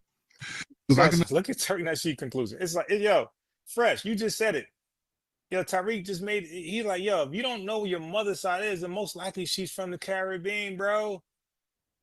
She resided in New York somewhere, New Jersey, Maryland, somewhere over there, or even Florida. But if you don't know your mother's side, bro, you're lying for one. And secondly, you're not FBA on that side of the family. So all you have left is your father. But don't forget, I showed you videos of jackets. So even their father is in question. So even if their father was traced, we can't believe it because their mom be pointing to any man as a father. So they, more than anybody, need to show that paperwork. Do a DNA test. The Jamaicans got the highest paternity fraud in the country. They have a problem. Houston. 34.6 of fathers in Jamaica are not the father. So Lord Jamar, yo, your issue is worse than what you think it is. Understand that you don't know your dad. That's one thing. And your mom didn't tell you where your grandmother was from? Your mom didn't say shit? She had to come from somewhere, either immigrated from another country or came from the South. If she's black, right? It's just find out where your parents are from and where your So I put my Cash App in there for those who got it. If not, no big deal. I ain't here panhandling. But I like to feel appreciated because all I do, bro, I've been up since 5 a.m. working on what I got free tonight, this evening. Okay. I wanted to go live earlier, but it was a lot of research being done. And I had to make these videos. These are videos. I put a lot of research. I gotta watch videos. I know this stuff because I watch all these videos. While you guys are having fun, bowling, going to the movies, I'm watching shit. I'm reading stuff for you guys. You dig? So again, not everybody got it, no problem. But for those who got an extra little something, my Cash is up there, and you're rewarding me for my research. I'm giving you the info. You know what I mean? This is what it is. I'm doing the research for you because I'm an expert. I'm an expert researcher, as you're finding out. grandparents are from. Your grandmother. But Matt Hoffa got a dumbass show called My Expert Opinion, and the nigga ain't no damn expert. Like, what makes him an expert? He's a failed battle rapper. You dig? Like, what makes him an expert? And then, like, what resume he got for being smart or information? Like, dude, what are you an expert on? Like, you've never demonstrated you're an expert on something, but he got a show called My Expert Opinion. That shit weird as hell. Like, dude, that's a contradiction to your lifestyle. You the dumbest dude on your show. It's just find out where your parents are from and where your grandparents are from. Your grandmother, if you knew your grandmother has a birth certificate, brother. Look at the birth certificate and see where she was born. And then see what her mother and father's name was. It's on the birth certificate. And then see where they were born. You trace it back like that. And if you can go all the way back to the 1870 census, that make you a foundational Black American. All you got to do. See, so for Turk, now see, this ain't a hard thing to do. And for y'all, you know, like you guys love Lord Jamar, you could love him, but he's a supporter. He's not with the lineage. But listen, guys, just because you're not with the lineage doesn't make you a tether. As long as you support us, you're just Guyanese. But if you are in our way and you undermine us, that's what makes you a tether. So Lord Jamar is not a tether as long as he keeps supporting us and, you know, get out of our way. He's a supporter, but if he gets in our way, then he's a tether. But right now, as it stands, he's not a tether. He's a Guyanese supporter of FBA, and we applaud him. Keep up the good work, my boy. It'll pay off. Trust me. You just trace the parents back. Okay, some of these folks, you don't know where your mama's really from. Okay, like my mom's from New York. We kind of lost, and then okay, folks. Okay, I don't know how y'all don't be knowing where your mama from, and you don't know your mama's side of the family. At least I can understand the dad's side might be a little sketchy, but you don't know your mama's side of the family. See that raises red flags. I mean, hey, bro, it's just the obvious. So from FBAs to come at me for questioning Lord Jamar's ethnicity and his ethnical identifier, are you gonna question Tariq Nasheed too? Like, yo, this is obvious. Like, dude, these are, you don't know where your mom's from, dude. This is red flags, my boy. The family. See that side might be a little sketchy, but you don't know your mama's side of the family. See that raises red flags. That raises a lot of red flags from folks don't be knowing what their mama's side of the family is. All right. That's all right. That's weird.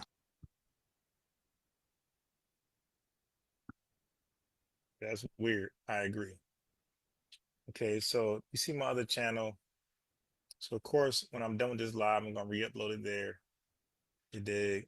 But anyway, so okay, so real quick, it's just a little bit off topic, but it's dealing with immigration. All right. So now I'm gonna give you rebuttals. So now we got rebuttals for tethers, right? So now I'm gonna give you rebuttals for white Americans, all right? That white racists, white supremacists. I'm gonna give you rebuttals for them. All right. So I'm that thorough. I'm gonna give you arguments against tethers and white supremacists. Watch this. 1790 U.S. Census, which 1790 U.S. Census, which excluded Native Americans, revealed that the United States population had grown significantly since the 1770s, reaching roughly 3.9 million residents. The census also showed that about 80.7% of the United States population was white, while the remainder, 19.3%, were almost all African slaves, 0.28 in terms of ethnicity. Only 69.3% of the U.S. population could trace their origins to either England, Scotland, or Wales. Only 69% of Europeans could do that. Compared to other European countries, the U.S. population was ethnically and racially heterogeneous in 1790. In the same year, Congress passed the Naturalization Act of 1790, extending citizenship to free white persons of good character who had resided in the United States for 2 years and took an oath of allegiance. This is why y'all can't fuck with me, because I study black history and white history. The law excluded indentured servants, non-whites, and slaves from naturalization. Despite these exclusions, the Naturalization Act of 1790 was arguably the most liberal naturalization law to date, as it created a short and uniform path to citizenship that lacked gender requirements, religious tests, skills tests, or country of origin requirements. The law excluded indentured servants, non-whites, and slaves from naturalization. Despite these exclusions, the keep in mind who cannot get naturalization. Naturalization Act of 1790 was arguably the most liberal naturalization law to date, as it created a short and uniform path to citizenship that lacked gender requirements, religious tests, skills tests, or country of origin requirements. Antebellum period. During the antebellum period, immigrants were mainly German, Irish, English, Canadian, and French. Okay, so you hear that? These are from the Europeans from the North and West. So these are immigrants, okay? You got to write this stuff down, man. You want to be sharp.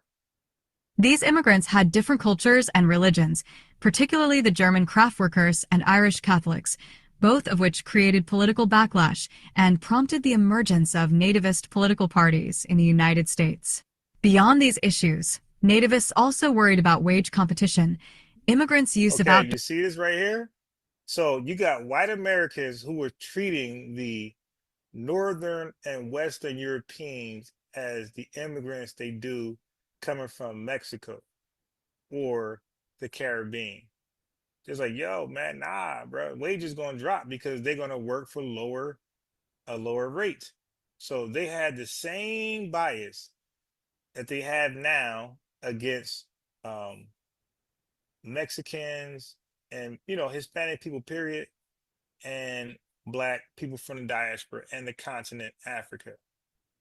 Okay, so these Americans, man, their racism, their bias was ruthless. They even said the same thing about their own European people, the Northern and Western Anglo-Saxons. Door relief, welfare consumed outside of institutions and other welfare programs, and the religious dichotomy between the new Catholic immigrants and the native-born Americans who were... So they were concerned. Now listen, right? Because in the 1970s and 80s, welfare, Black people welfare. Well, you guys were complaining about welfare with the Northern and Western Europeans as well. Okay, so come on, miss me, dude. Yeah, y'all not ready. I will destroy white supremacists. Primarily Protestant. Moreover, nativists were also concerned that Catholic immigrants would oppose slavery.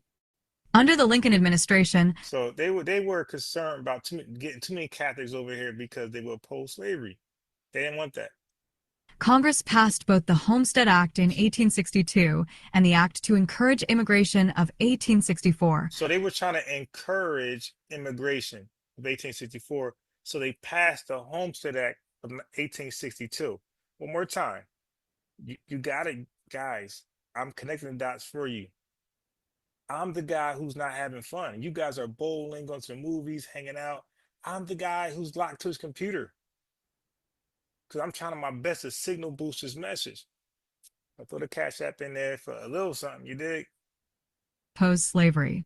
Under the Lincoln administration, Congress passed both the Homestead Act in 1862 and the Act to Encourage Immigration of 1864, also known as the Contract Labor Act. The Homestead Act offered land grants to both U.S. citizens and immigrants who were eligible for naturalization and who were willing to settle and develop the land for 5 years. Our government was giving away millions of acres of land in the West and the Midwest, which meant that it was willing to undergird its white peasants from Europe with an economic floor. But not only did they give the land, they built land grant colleges with government money to teach them how to farm. Not only that, they provided county agents to further their expertise in farming. Not only that, they provided low interest rates in order that they could mechanize their farms. Not only that, today many of these people are receiving millions of dollars in federal subsidies not to farm, and they are the very people telling the black man that he ought to lift himself by his own bootstraps. And this is what we are faced with. And now when we come to Washington in this campaign, we are coming to get our check. So that was Dr. King when he learned about the 1862 Homestead Act in America. So of course somebody black had gamed him. I was like, listen, man, look what happened, bro. They telling y'all, they telling us FBAs to get it out the mud, and none of them got it out the mud. Like they had having slaves over here or enslaving people to do your work is not getting out the mud. And then coming over here being incentivized because of the Homestead Act and these land grants and free training of farming and subsidies, that's not getting out the mud. So Dr. King was like, "Yo, you're right, yo. So why we gotta start from ground zero?" All right, so we go to Washington again. We coming for a check. And then he was assassinated 2 weeks later. Is that real, man? But you think a tether knows that? I don't listen to tethers, man. Fuck out of here. Like I said, I don't need your support. I don't need your donation. I don't need your subscription. You're like nothing. You can just go away. This is FBA business. The last consequential immigration law passed during Lincoln's administration was the Contract Labor Act of 1864, which allowed private employers to recruit foreign workers, pay their transportation costs, and contract their labor. Other congressmen refused to extend naturalization rights to Asians and American Indians. Ultimately, the Naturalization Act of 1870 only granted naturalization rights to aliens being free white persons, and to aliens of African nativity, and to persons of African descent. The federal government even seemed to initially interpret the newly ratified 14th Amendment, which stated that all persons born or naturalized in the United States, and subject to the jurisdiction thereof, are citizens of the United States and of the state wherein they reside, to prohibit birthright citizenship for the descendants of Chinese immigrants. The Progressive Era. Between That's all got Chinese folks coming over here. Like, yo, they wasn't rocking with y'all. You did. You were an afterthought. Running y'all mouths. 1861 and 1890, 10.4 million immigrants arrived in the United States. 10.4 European immigrants arrived in the United States, okay? From 1861 to 1890, 10.4 white Europeans from Northern Europe and Western Europe. No, I'm sorry. From Southern Europe and Eastern Europe. So omit the first part. Scratch on the record. Southern Europe and Eastern Europe. And 1890, 10.4 million immigrants arrived in the United States, mainly of Southern and Eastern European descent. This wave was more than twice the size of the previous wave, So there was which a previous wave before that. had 4.9 million immigrants of mostly Northern European descent who migrated. So 4.9 was majority Northern European descent. So when you guys hear the terminology old immigrants, that's referring to Northern Europeans and Western Europeans. And when you hear the term new immigrants, that's referring to Southern Europeans and Eastern. So 10.4 Southern and Eastern Europeans, which is Albania, Armenia, Croatia, Italy, those countries. Okay, so Northern and Western Europe will be Belgium, the France, the German, Norway, Netherlands, people like that. You dig? To the United States between 1831 and 1860.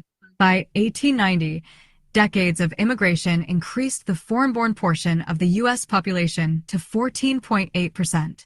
In this new wave, many migrants desired to work temporarily in the United States before returning home. You see, before returning home, they didn't have a brain drain problem. They went back home. They're not doing what you tethers doing, trying to stay over here forever. They went back home.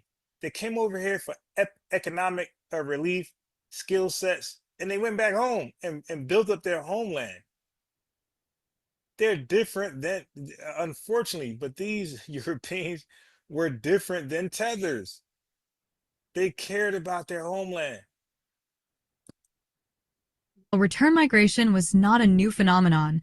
Lower transportation costs made the option more viable. During the early 1900s, many progressives argued that immigrants impeded the achievement of an ideal society, committed crimes, and abused welfare. Hey. Don't let that slide past you. So when these white racists talk their trash about black folks crime, black on black crime, whoa. Who were the first criminals? Because the 1870 Act, they said the Europeans were the criminals and abused welfare. So ho, bro. Let's not jump to the end of the movie. Let's go to the beginning. Why were you guys committing crimes and abusing welfare in the late 1800s and the early 1900s? One more time, run that back, Turbo. Achievement of an ideal society, committed crimes, and abused welfare more viable. During the early 1900s, many progressives argued that immigrants impeded the achievement of an ideal society, committed crimes, and abused welfare. You dig? You rub that pie back in their face. Apple pie? Well, here you go. You were the first criminals. You were the first welfare recipients that abused the system. What you talking about? Explain that. Others proposed that the government had a duty to protect natives from immigrants who supposedly... So natives are Americans, right? White Americans, right? So immigrants are the European, North south, east, west immigrants. So they had a duty, government had a duty to protect the nativists from the European tethers. Okay, it would be their tethers, to be fair. It won't be, it would be their tethers. Depressed innovation and lowered native-born American wages. Scholars of the era... And they brought down the wages, right, Fresh? They were the first to flee. So it's like, yo, we'll cook you too. Y'all want to hop in this? We'll cook the tethers along with the white supremacists. Contended that certain ethnicities possessed immutable intrinsic characteristics that would prevent assimilation into American society. You heard that? They said these guys, these Europeans, had intrinsic issues that prevented them to assimilate as white Americans. So they looked at them as bell curve, you white people. You know what I mean? Born with a comprehension issue that was biological. You dig? So all the trash they talk about us, they first put on Europeans, north, west, south, east. I will cook one of these dudes, these women. Come on here with that shit. Cook you with a tether together. Immutable intrinsic characteristics that would prevent assimilation into American society. 75 to combat these perceived ills. Progressives championed mandatory literacy tests, as well as various other eugenics-inspired racial and ethnic exclusions of Jews, Asians, and Africans. All right? Cook City. So that's why young by sports don't just, I ain't a blackologist. I learn history, and more importantly, American history, which is going to be black and white. Okay, so now remember, I played the tether confessions. All these women talking about their mom educated them, their mom brainwashed them to hate FBAs. Okay, so when Tariq Nasheed was pitching that global empowerment, he was coming across those videos. Why? Because he have a large support, right? He has a large support. So people are sending him videos. So you'll see the evolution from global empowerment to we all we got, we're FBA. Let's do it ourselves. Listen. South Africa, y'all should have been got them out. All them white supremacists, you should have got them out. All these white supremacists are on a global code. That's the problem. That's the advantage they have. They are on a code, and black folks are still scattered and confused and non-coded up. We do not have no code. That's why we got to start viewing ourselves as the same. And that goes for a lot of other groups. Now, black folks, for the most part, we look at the world as an African family, but it has to be reciprocal because, again, we got a lot of people who are from other African countries who believe that they're something else. We're he said, okay. So he basically saying, yo, Africa, you got to do your due diligence. You got to get on code because you guys believe you're something else. You don't believe you're just black. And you believe we're Akatas. Look. Other African countries who believe that they're something else. We're the Akatas and they're something else. Okay, so you see, he was clearly black empowerment, but he had concerns with Africa's and the Caribbean allegiance to global empowerment. He felt like they're not all in like FBAs are all in. Okay, look at this. So again, look at the date. Look at the date, look at the date, look at the date. Look at the date. This is before Tone and Yvette, or at least Tone ADOS videos. 18. I found Tone ADOS video 2019 and 2020. Global Empowerment in 2018. And he's already having concerns about the diaspora and the continental Africans really down. Okay, watch this. Let's keep going. But a lot of people from the Caribbean or people who have Caribbean parents or African parents, the first and second generation people from these other countries, a lot of times they simply don't identify with us. So they're not really trying to build or empower us or themselves with us. They're like, let me get mine, and let me send it back to my country because I'm not like these niggas here. Now, I like some of the advantages I get that these Negroes have taken bumps and bruises for. But other than that, I'm not with these black Americans. Even black folks who were born here to foreign parents, they identify to the country that their parents are from because their parents have drilled into them, you're not like these black Americans, you're something else. As a matter of fact, you're a little better because we've never been enslaved over in my country. You understand? A lot of them have that mentality. And they don't understand white supremacy is slavery. They don't understand right now you are enslaved because they enslaved you economically. Just because the white slave owner isn't over you beating a whip, they control your economy, they control your resources. That's why when a white supremacist shows up to one of these African countries, they run around with their drums dancing. You know who massa is. You can call it slavery, colonialism, it's all the same thing. It's white supremacy. Yeah, they call us Akatas as if they're in a better situation, and you're not. We're in the same boat, but see, as black Americans, we understand that. We're in the belly of the beast. Okay, so he's already delineating. What's the date of this video? It's the first of the month to get a cash your checks and come on, wake up. And I see my sister already just my staff. He's Bone Thugs and Harmony right now. You dig? So it's the first of the month, 2018. Before Tone video, and both of his videos, okay? He's already drawing a line. Like he's already showing we're different. Like we're not on code. We supposed to be on code, but we're not on code. So he's drawing the line now. He's not divisive in 2025, 24. He was drawing the line in 2018 in the first of the month.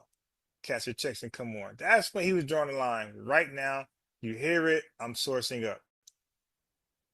And when you're in the belly of the beast, you can see what it is. Just like during slavery, most of the people who ran away were house slaves. When you look at a lot of the runaway slave notices from the 1800s and 1700s, it was mostly house slaves running away.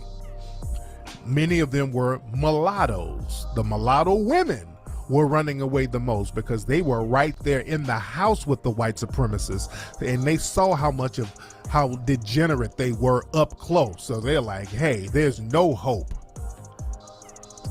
There's no hope. See, the slave out there in the field, you know, anything is better than just working in the sun all day, eating scraps that's thrown out the back door, sleeping in the cold at night. So they're looking at that big house as a come up. But the slave that's already in that house, they know this ain't really a come up. You know, I get a comfortable bed and the food is better, but shit, I get raped every night. So this ain't really a come up. So you know it doesn't get any better than this.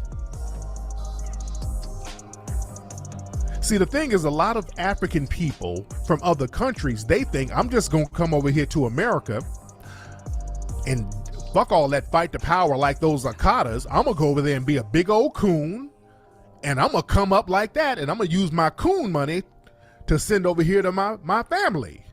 Okay, so he clearly was drawing a line back then. All right, so now let me fast forward to where I want to be at in this video. Okay, right here. Damn coon train, understand. And that's always been like that. When you had writers like Dessalines, people like that, who were the liberators of Haiti, understand it was coons who killed Dessalines.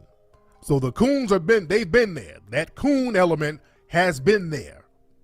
There's always been this civil war between coons and revolutionaries down there. But people like Q, and God rest the dead, the brother died. Okay, so right now he's speaking about social media platforms that's ran by black foreigners cosplaying as FBA, consistently showing FBAs in a negative light. repeating or echoing the stereotypes that moms brainwashed them to believe. So he's speaking about Q right now, who founded World Star Hip Hop. Okay, so when you watch somebody of melanin color, right, on World Star Hip Hop, you don't know that they're Jamaican, FBA, or all you see is a black man. But don't forget, we're in America. So when you see a black man, you are seeing FBA pretty much. That's how America sees it. So you're showing all these black people making buffoons of themselves, and they're probably black folks from the diaspora and the continent. But who gets the blame? FBA. Okay, according to White Supremacy Society, all those melanated people are FBAs. Okay, so now they're starting to pass laws and judgment and discriminate, deny, reject loans, and disrespect and violate your rights based off what they're watching on World Star Hip Hop. And Tariq Nasheed already proved that a lot of white supremacists be sourcing their bullshit from World Star Hip Hop. And Q was on a Breakfast Club and he said he's Haitian. They come up off that these guys get rich. Like, listen, this is deep. These tethers get rich off casting us in a bad light. They actually get paid well for doing it. Academics is rich for his Chirac bullshit, showing FBAs as savages. He's rich now based off just that. This dude don't have no real talent, no skill. I'm not subscribed to none of those tethers. You dig? I unsubscribe from all of them. The only non-FBA person I was subscribed to is Godfrey, because he been keeping it real. Like, he's one. You dig? And Cuba rides for us big time. You got Cuban Link, you got Cuban Crisis. Like, these people, Cuban Link, former terror squad member, is riding. Like, he says FBAs in his video. He's riding for FBAs, man. Find that dude, subscribe, and when he go live, support him, because he's not getting support. Because the Latino family basically abandoned him because he's keeping it real. So he's not getting the live views that he really needs like, he's not been rewarded for being honest about Fat Joe's sloppy ass and some of the racism in Latino communities. You dig? So find that brother, Cuban Link, subscribe, and just say Unbiased Sports sent you, whatever. And you ain't got to stay in the chat. Just say FBA, we support you. That's it. You can leave. You dig? Just let them know like who sent you, because that dude. But Cuba, period, always been riding hard for FBA. The country, period. When the government's trying to attack us and coming at us, we know we got a spot in Cuba. Asada Shakur, and don't forget Robert F. Williams. They all sought refuge in Cuba. So Cuba deserves some respect. Anyway, let Tariq Nasheed keep connecting the dots where he's starting to learn. Again, this is 2018. It's the first of the month where he's noticing, yo, we're not really on code. Like, yo, they're doing their thing and we're doing our thing, and they don't want to do our thing. They want to stay divided. They're in for themselves. He's learning that. Okay, this is early in the year. He's not a grifter. He's not a hijacker of a movement. He had these thoughts long before ADOS was even like popping. He started to realize, yo, these black folks really not on code. And when you further examine them, they're shitting on us. They're acting like agents of white supremacy. They're echoing the sentiments of scientific racism during, 1860s and 50s and shit. They're echoing those racist stereotypes. But they look like us. Why would they do that? Oh, economic relief. It's all about money for these motherfuckers. So he's starting to take a step back. Like, you know what? Let me re-examine my position, and maybe I'm like Dr. King. I'm integrating my people in a burning house. So let me get on my Malcolm X shit and start to segregate from these folks. Separate from these folks. Listen. People have criticized World Star Hip Hop for years about the negative portrayal of Black Americans. And I remember seeing Q do interviews, and you can see it in his eyes. They would talk to him about the negative impact of the images he would post up of black folks. And I know for a fact, like the alt-right and white supremacist websites, most of the people who watch World Star Hip Hop are white supremacists. They even share World Star Hip Hop links on a lot of white supremacist websites. And people would confront Q about that, and you can look in Q's eyes, he didn't give a fuck. They were like, hey, what's up with these negative images? You're like, shit, oh well. Oh well. You know, stuff happens. You know, I'm just broadcasting what happens. That was his attitude. Look at Love and Hip Hop. All the Love and Hip Hop shows now, let's be real. It's kind of hard to watch him now because it's become a coon mammy ratchet fest. And we know those images of black women are negative now. Those are horrible negative images of black women.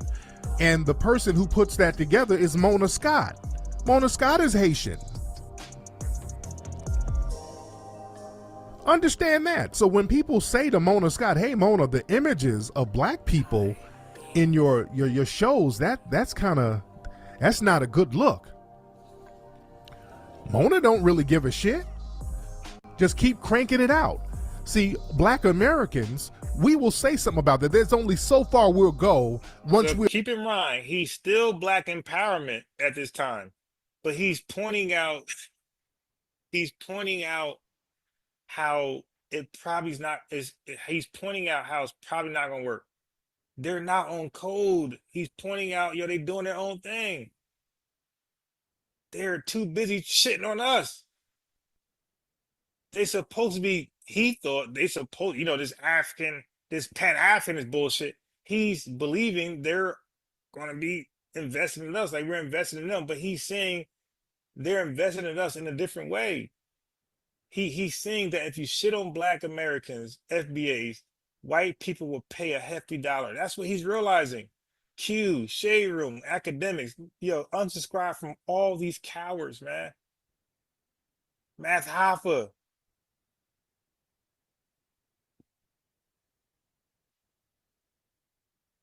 If we have our foot in the door and we're not, keep in mind, he's discovering all of this as he's pitching an all-inclusive movement for all black people of the world. You see what he's juggling with? Like, damn, on one hand, I'm trying to be on code with you guys, but you guys are really out here to get us. Like, you're not only minding your own business, ain't rocking with us, but you're out here damaging us. You're attacking us. So he was struggling with that. Like, how do I balance that? At one point, do I bail out, eject, and just say, you know what? Hold your own nuts. We'll do the same. We'll see you when we get there.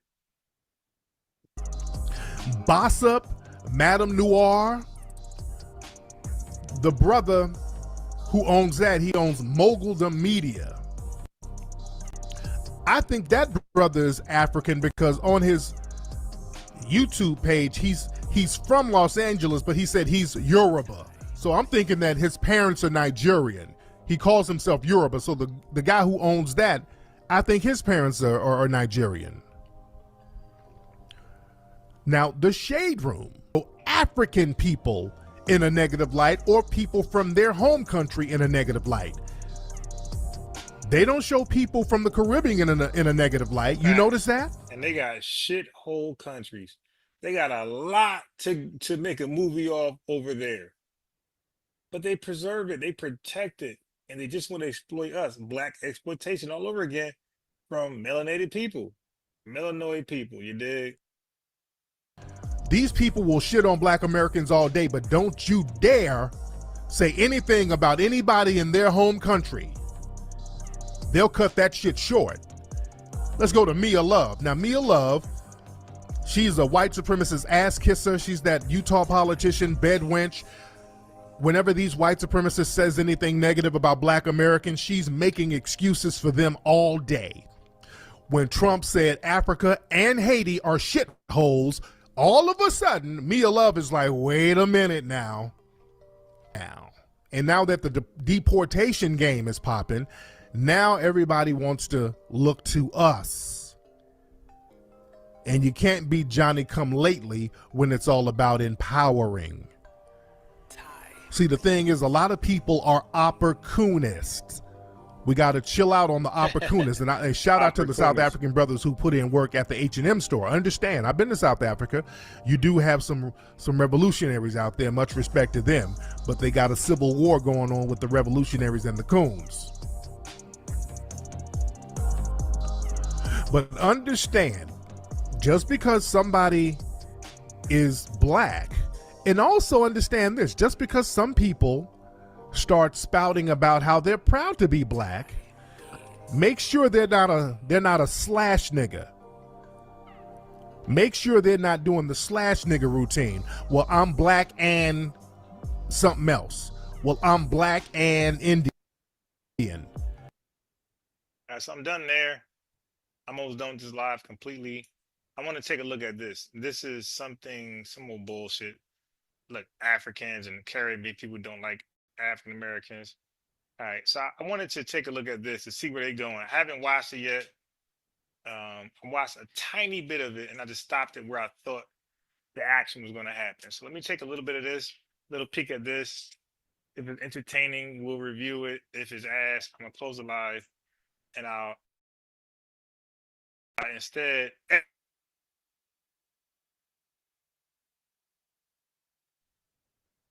I will end the live and just upload this on my other channel. So if you guys are not aware of the other channel, just type in FBA Defensive Unit.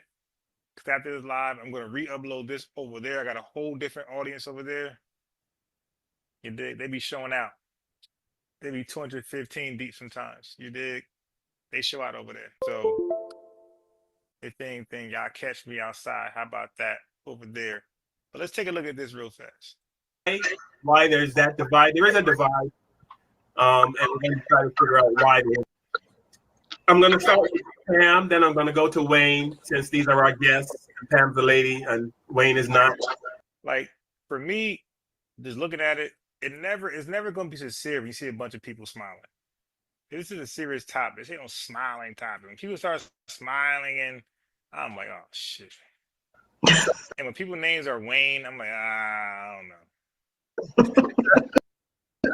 see all smiling. See, for FBAs, that's a bad sign. When we start, I don't know who is who. By the way, I don't know who is pan-africanist, who's RBG, who's from the diaspora or the Caribbean, or who's FBI. I have no idea. Well, I could tell his name Yard, so he's clearly from Caribbean. But everybody else, I don't know. She looked like she could be from the continent. But these folks, he got the garment, so you could presuppose he's from the, but you don't know. And this person is all black. Kevin had a pre-show meeting, and Kevin his name is comedian Kevin Lee. I'm Black Excellence. That's an FBA type of swag. So, but you see, he goes to the comedian first. Like, he always try to pick the weakest person that represents FBA to attack. Was asking, what is it that people from Barbados and the Caribbean are told? Where'd Kevin go? What are we told about Black Americans? Because he seems to think that, his experience, that Black people in the Caribbean, when we come to America, we kind of look down on Black Americans. We don't give them the respect that we give white Americans.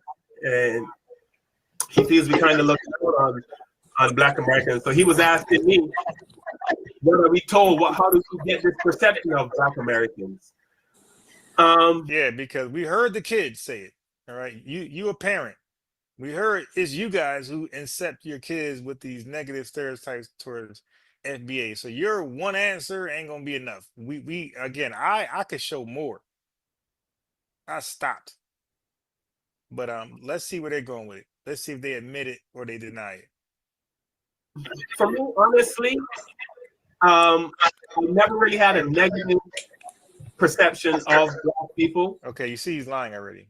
Like everybody that I play, so many people admitting that their parents teach them to have a negative outlook on black folks, to draw a line between them and us. And if it ain't the parents telling them directly, they claim it's the movies. So now he's the one outlier, the lone wolf, who escaped that programming. Like, come on. I'm saying, yo, they just cannot be honest. They just can't. But from what you've seen in movies, and every time you see a movie, black people are not shown in a positive light. Okay. He did the movie thing. Okay. All right. Okay. I apologize. Okay, he's lying though. The movies were not in a positive light. Yo, dude, what did you watch? The Clumps, my boy? Did you watch Shaft? Did you watch Malcolm X? Did you watch Panther? Did you watch any of Spike Lee joints? Robert Townsend joints, my boy? Did you watch Eddie Murphy movies? 48 Hours? What are you talking about? The Clumps is a black scientist. What are you talking? Have you watched A Different World? Have you watched The Urkel Show? Good Times? Fred Sanford's son? I gotta take it back. This dude's old enough to know, but they lie and run with the lie. The movies somehow depict us as negative, when all of Wesley Snipes' movies show us in a great light, a winning, fighting light. Denzel movies, what are you talking about, man? All you do is be just lying. What about Cuba Gooding Jr. movies? All these Big Mama or Mama House or Groove Back, what are you talking about, man? It's you that got the movies where you're only negative. Watch this. Rude Boy, Shatas, Belly, and the only other movie I know about you guys in the positive light is Cool Running, where y'all ain't do shit with bobsled. I don't know another movie where you guys in a positive light. Belly, Rude Boy, Shatas, and one movie, Cool Running, where y'all not committing crimes. So it's 3-1. But I just named a gazillion. What can you name for black society?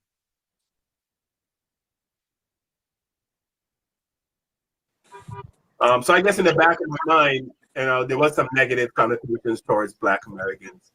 Oh, so now you're admitting it. Okay, so you just started off lying, saying you have no recollection, no preconceived notions about FBAs in a negative sense, and then you just mentioned the movie theory. I'm gonna call it the movie theory. But on that note, I've seen enough. I'm good.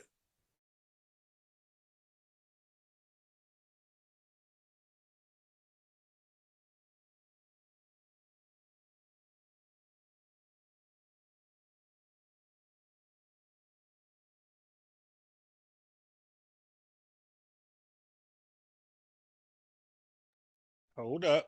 Not so fast. Not so fast. Okay. So I played earlier how they always say two things, right? They blame, look, listen what they blame their hatred towards us on. So it's like two groups of tethers, right? You got the groups of tethers that say they watch movies. And I think they both say it, the Nigerians and the Jamaicans. Okay, so they say they watch movies and they can't tell a movie from somehow their education system don't let them know that movies aren't real. You dig? Somehow these fools believe movies are real.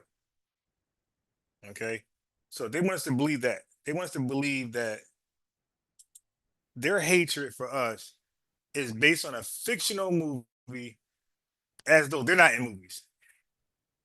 Then the other part, the other group, it's only two groups, they justify their hatred and envy on us through their mom. She get it from her mama.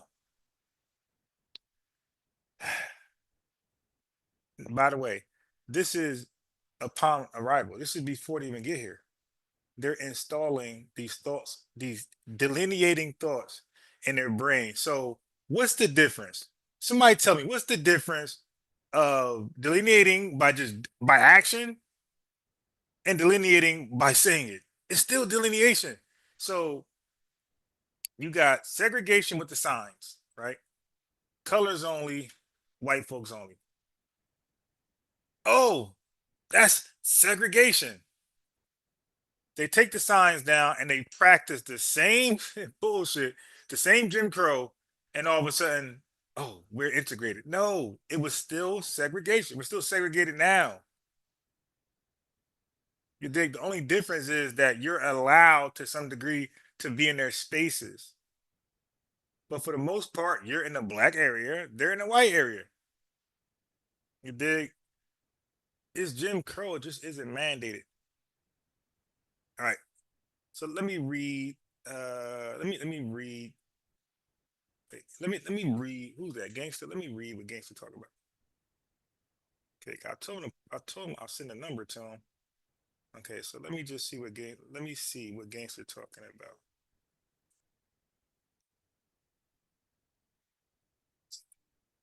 Yeah, yo, my microphone is low, yo. Hey, gangster, you want to call in and ask a question about FBA, whether it's a group or not? Let me see if I can fix this mic. Why is the volume so low? Oh, let me see something.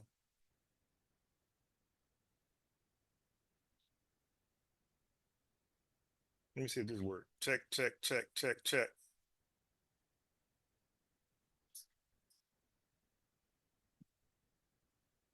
The mic's so low. Let me see if this works. Give me a sec.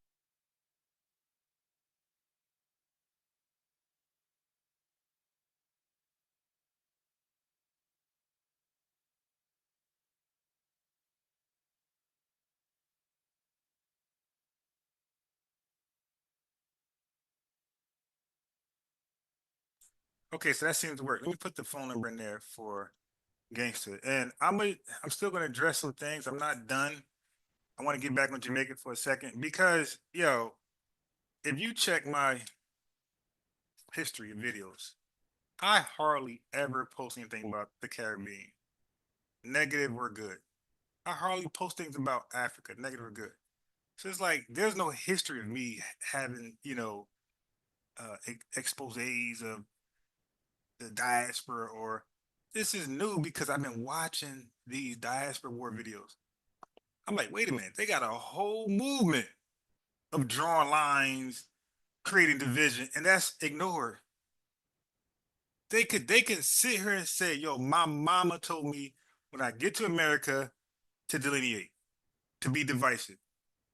And we look at them and the excuse is, well, we watch movies. Well, we watch movies too then. And we watch Shatas. And based off Shatas and based off Sierra Leone, based off these movies, we shouldn't be around y'all. So let's both believe the movies, right?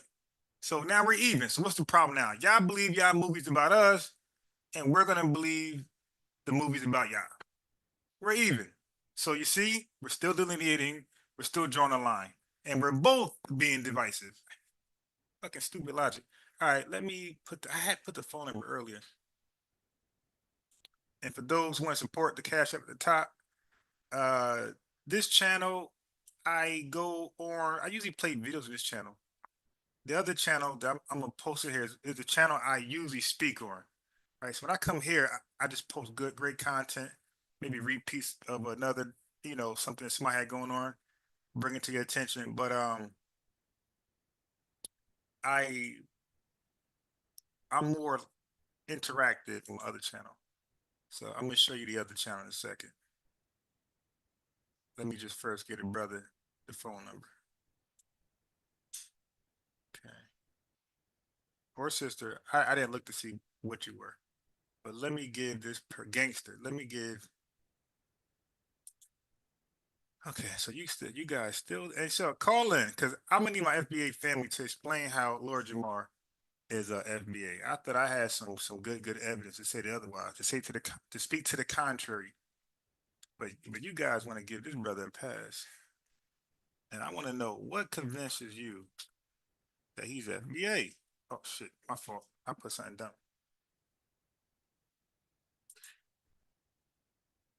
Okay, I want to know what convinces you guys that he's FBA. And again, I'm going to hit with some info that I don't think you guys know about Jamaica. Okay, it's not good or bad. It's just the facts. Don't throw that. Shit. Okay. So now let me put the access code. Now remember, if you call in, make your argument, ask your question, respond. You can respond. Last word, and let's mouse call in. So I don't want people to be staying around because it just causes confusion. I've been realizing. Okay. So Hearst Finest. Brother was fake booze. I mean, look. Hearst Finest said those were fake booze during the Fat Joe performance. Do I even care? I played a small clip and I haven't talked about Fat Joe pretty much at all on this show. So Hearst Finest, you came in late, dude. You see.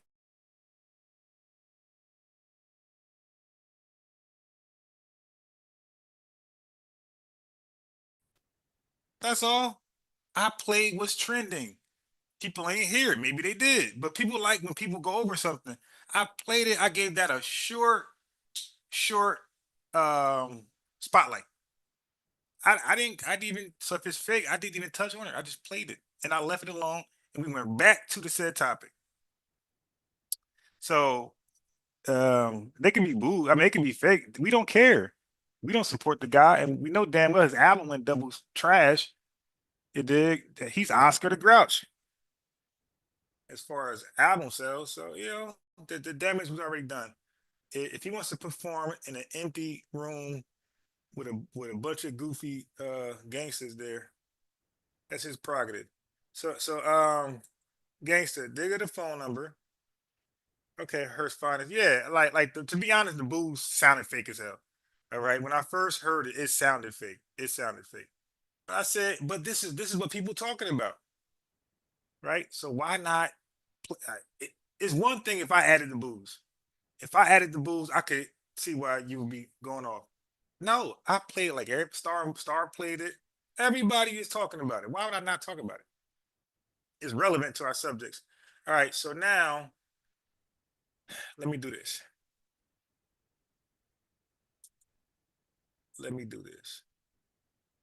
So that's the phone number for anybody who want to call and ask a question, give a comment, want to give me criticism, want to shout out, whatever. That is the number. Okay, so now let me do this. Let me give you some history, or some more history of Jamaica. Yeah, I'm getting so good with Jamaica, I might know this shit better than Jamaicans. And Nigeria is next, because I am studying Nigeria now. So Nigeria is next. So anyway, just a brief recap.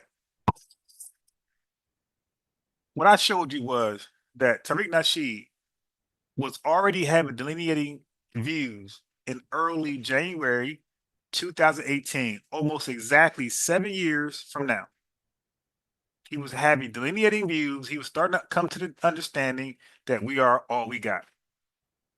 We're going to have to separate from our family from the Caribbean diaspora and our family from the continent Africa. He wasn't disowning them. He was just saying, yo, we got to focus on us. You guys focus on y'all.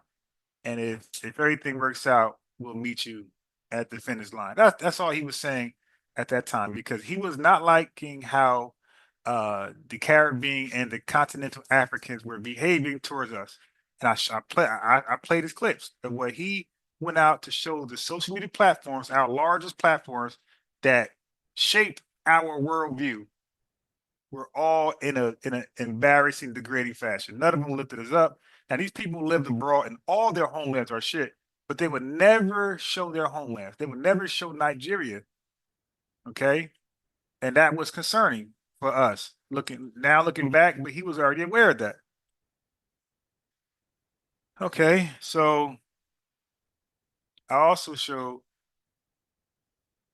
hey, Stephen Scott, you're right. You're right.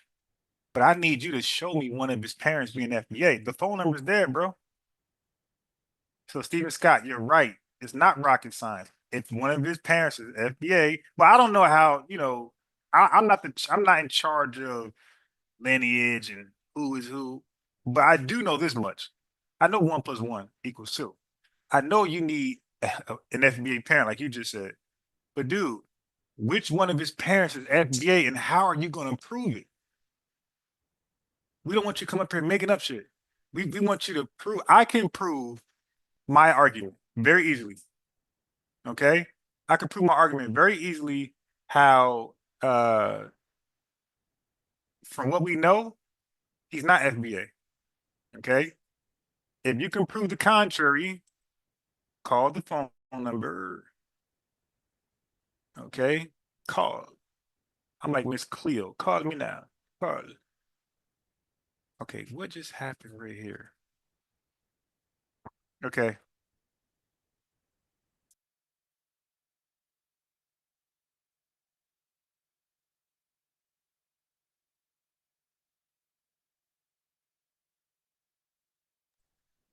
Okay, so what am I looking for here? Why is only have one? Okay, it is here. All right. Okay, I got it. Okay. So I want to touch on Jamaica for 1 second. Because the way they talking, you would think their homeland like is popping. All right. So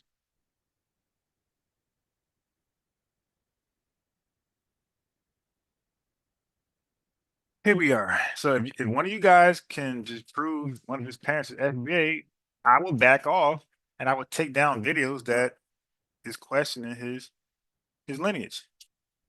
Okay. So $50 US, right? What can you buy with $50 in America? Let's see. What can we buy with $50? What costs $50 in America? I don't know. What costs about $50? I'm trying to think of something to draw a comparison.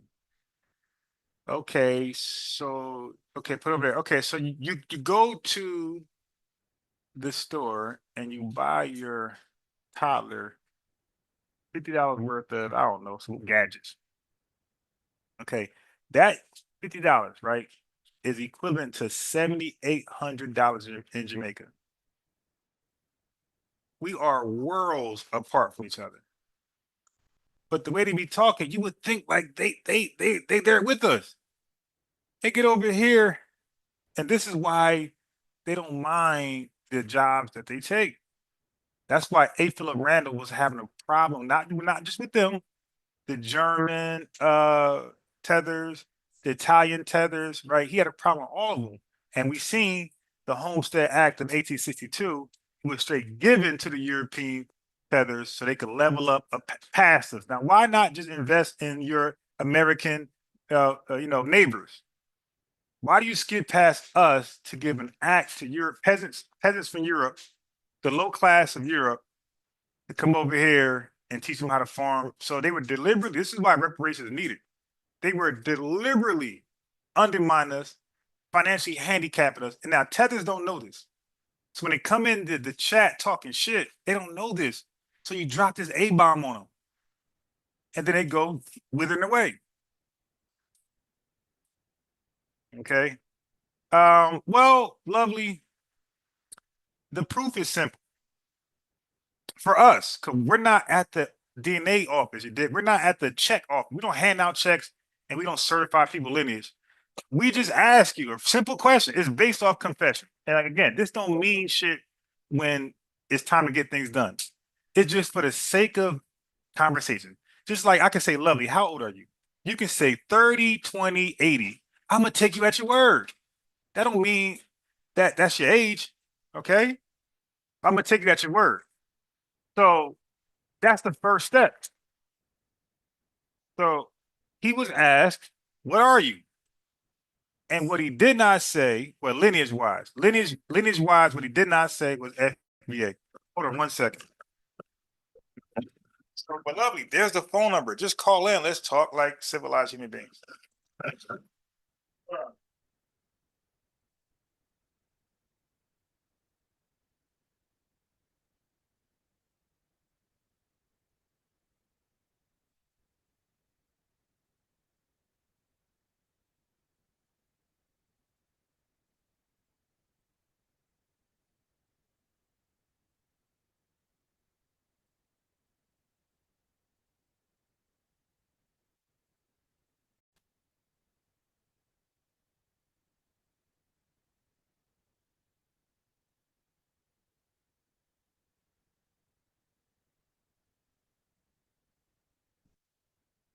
Okay.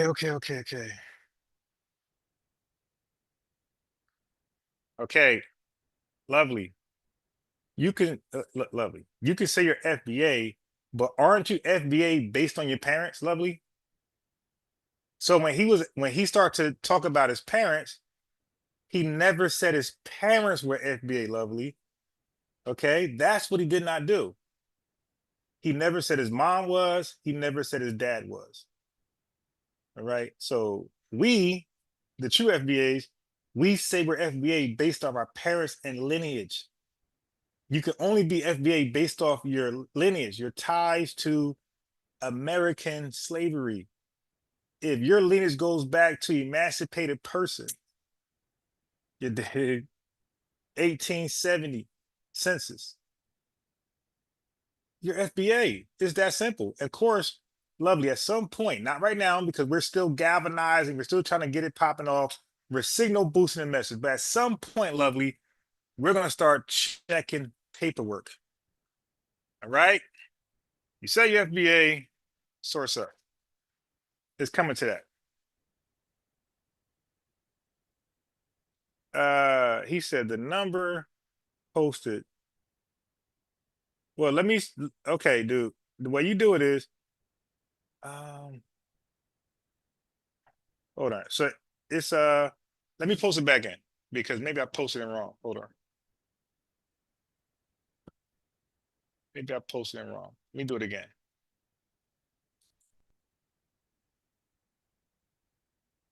Okay, because there's a phone number and then there's an access code, all right? There's a phone number and there's an access code I got to put in the chat. All right, so first, here's the phone number. Shut my fucking lip. Keep typing the wrong keyboard. Okay, so that's the phone number. So once you enter the phone number, you have to enter the meeting code, all right? The meeting ID. So that's the phone number, and here is the meeting ID.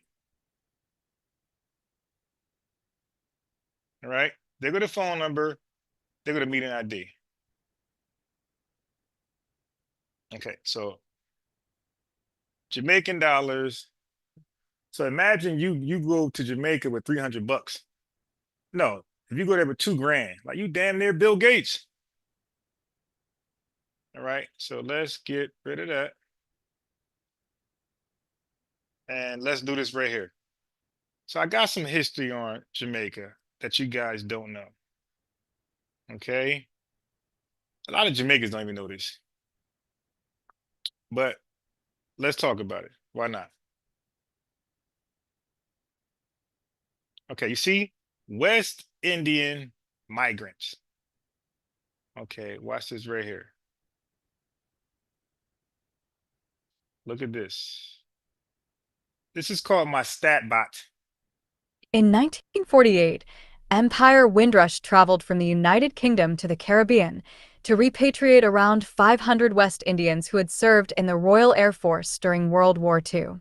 She was also carrying 257 civilians, including women and children.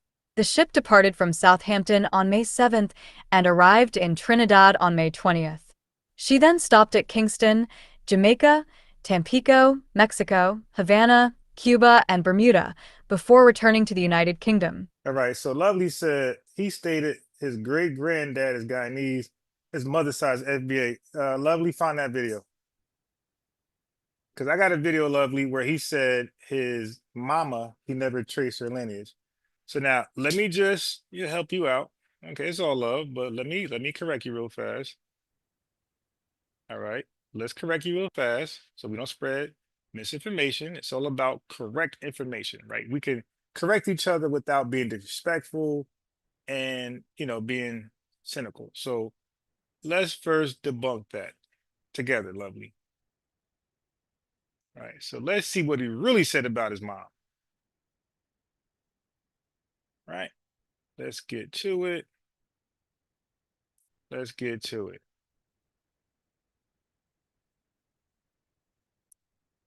So, Miss, I don't know if you could be a guy or girl. I don't know.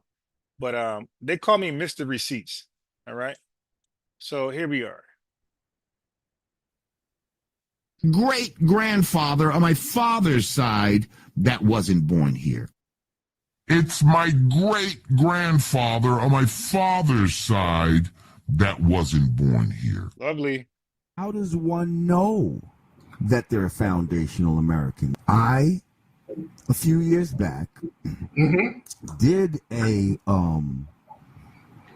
like an ancestral so I had just did on my father's side, right? Lovely. He just did it on his father's side, right? But in doing all of this, and I'm going to tell you, it traced back to Guyana, right? Okay, right. So I had just did on my father's side, right? And I'm going to tell you it traced back to Guyana. We can trace back. My family suffered from redlining and all that type of shit, because I know how you feel about like Jamaicans that come here right now, this generation, and they're able to get loans. My family didn't go through that. Right. My family didn't get all that when they came here. We lived as regular black people. So let's talk about that. Let's talk about that. That would not, if they came over and they immigrated, because your family came from immigrants. They immigrated over here. And you So the question is, your family come from immigrants? Yes. Okay. Ellis Island. Ellis Island. Because your family came from immigrants. They immigrated over here. And you can Ellis Island. Right. I know the boat. That's very different, because you can't get a reparations claim like that. Okay, so Tariq Nasheed so far agrees with Unbiased Sports. You cannot get a reparations claim like that. Like you said, you have a mother. So let's see what your mom is. Hold on one second. Go ahead, Matt.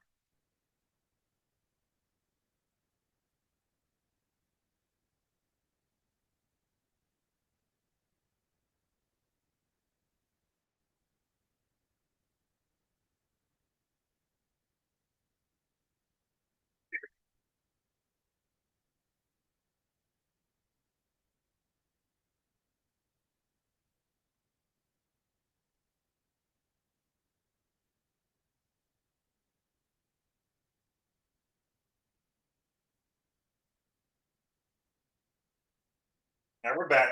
We're back. We're back. We're back. We're back. Stay down. We're back. Okay, so let's finish. Because you can't get a reparations claim like that. And it's very important to not mix it up. But now keep in mind, this is just my father's side. I understand that. We all have two sides now. My mother's side, I ain't traced that yet. Y'all would know who the Lovely. He said my mother's side, I didn't trace that yet. You see? So you need to find me the video where he so-called now traces mother's side. Okay? So now look how, not that Tariq Nasheed the end all be all, but he is a front runner for, the requirements, the eligibility of who can get reparations, who can't. Just like Tone is the forefront, ADOS, and I'm sure the American freedmen have their front runners to decide who's qualified for reparations and who can't qualify. Well, Tariq Nasheed for FBA is leading the charge and trying to get the qualifications, the eligibility there for who can qualify. Okay, so based off the data he received from Lord Jamar, he said, bro, that doesn't cut it. So, but he's going to go further. Watch this. Southern side of her family was. So if y'all don't know, that means she's from the Caribbean. So he said, listen, your mom is going to have a Southern past, especially somebody as old as Lord Jamar. If your mom is FBA, she's going to have a Southern past. All right. Then he just said, if your mom will have a Southern past, then most likely she's Caribbean, because the Caribbeans came from the Caribbean and they came to illegally. They came to New York City. They skipped the whole Jim Crow South. They have no Southern experience. This is why we can't relate in America. They've never faced Jim Crow like we did. They never faced racial segregation like us. This is the disconnect between us and them. We come over, they come over here. We're trying to get civil rights. You dig? We're trying to get equal rights. We're trying to get protection. We're trying to get these race soldiers locked up. They come over here. They know nothing about that. They're like, dude, what are y'all talking about? Nah, we're good. We over here delineating on the Northeast. All right. So he said, yo, if you don't, so basically Tariq Nasheed said, if you don't know where your mom is from, most likely she's from the Caribbean. Why did he say that? Because I got shows where other guys called in and so-called did not know where their mom was from. But guess what? Lo and behold, all their dads were Caribbean. It's like, so this is a Caribbean thing. It's like, yo, y'all have a problem tracing your mother. It's not an FBA thing, because 70% of FBA homes are matriarch. We know where our mother's from. We might not know where our dad is from, but the mom thing is not an issue for us. But for Caribbeans, the mom thing's an issue for them. Okay, so now watch this.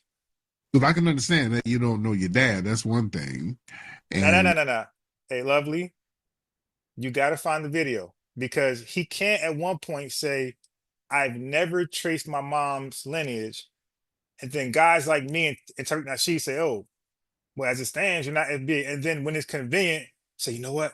I found it. So he mysteriously, okay, so lovely. If he knows his mom FBA, that means he had it traced. We need to see the paperwork, because he said he never traced it. Now, all of a sudden, we're saying, okay, bro, you're not FBA, but we can, we don't mind you being a supporter. We don't mind you help signal boosting the message. But what you're not going to do is come back and lie and say, yo, yeah, I traced it now. She's, because again, this dude is 60 years old talking about him. He don't know what his mom is. Like, we got to stop. He's not 13 or 20. He's 60 trying to say he doesn't know who his mom is. What music did she play when you grew up? Did you eat Big Mac? Did you eat neck bone? Or did you eat jerk chicken? It ain't hard. What did she dress like?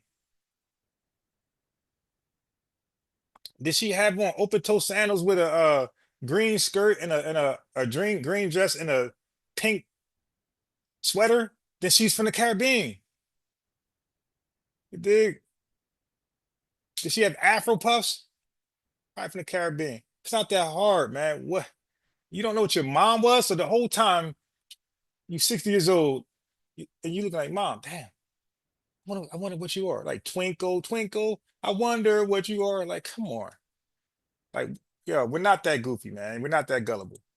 Your mom didn't tell you where your grandmother was from? Your mom didn't say shit? So look at Tariq Nasheed. He's responding like me, like, yo, so your mom ain't told, so your mom just was like, yo, I don't see color. On some Christian shit, yeah, I don't see color. Like, we're all the same people. Like, come on, man. Black women be proud as hell to say they're black. So you never met your grandmother, no family reunions. What about cousins? Come on, man. You don't know your mom's sister or brother? You don't know your mom's mom? Come on, that's just hard to believe. She had to come from somewhere, either immigrated from another country or... Now, lovely. Let's take that scenario. He's trying to prove his identity, his lineage, so he can get a check. Okay, now he's at the office. You're there, I'm there. We need certain credentials.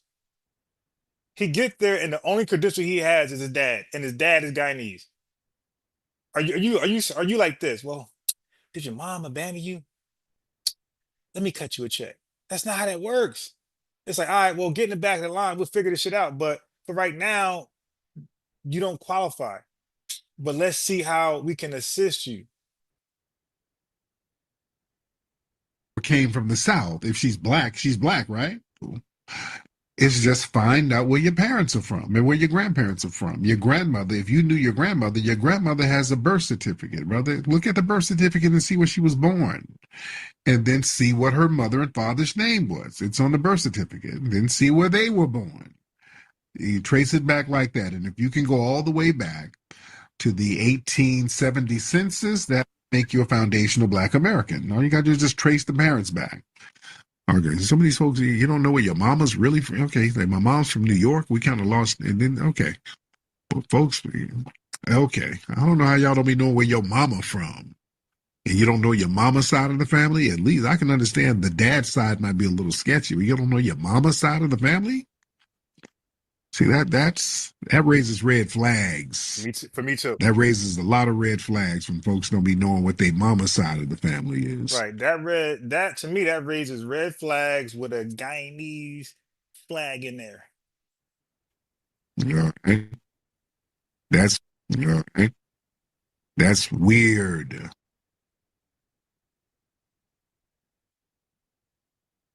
Okay, so there you go. Those are both of my YouTube channels. So this one right here, I normally play videos, organized videos to entertain y'all. But the other channel, Unbiased Sports, is my main channel. That one I do, it's a podcast. So that one, I'm more interactive like I am right now. Right, I'm more interactive. So if you like the interaction, subscribe to that one too. Pull up and I'm live over there. But y'all don't think that's weird? Again, he's not the only one. I can show you 3-4 other guys who called in to Tariq Nasheed's radio show, and they had Caribbean dads, but they claimed they didn't know who their mother was, like where she was from. It's like, yo, it can't be that goddamn hard, man. It can't be that hard. It's only that hard when you don't want to admit, bro, I respect FBA, and I'm gonna support y'all because I believe y'all on the right path. I believe y'all win could be a win for us in the future with CARICOM. Bro, I'm Guyanese, man. We like, okay.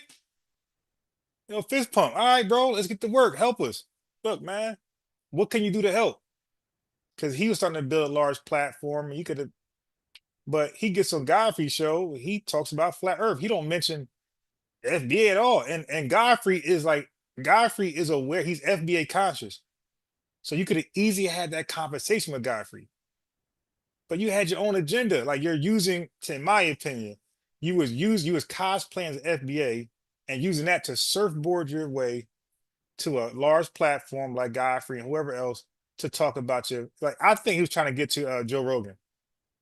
He was trying to cosplay his way as FBA so we could back him, give him momentum to get to Joe Rogan and talk about flat earth stuff.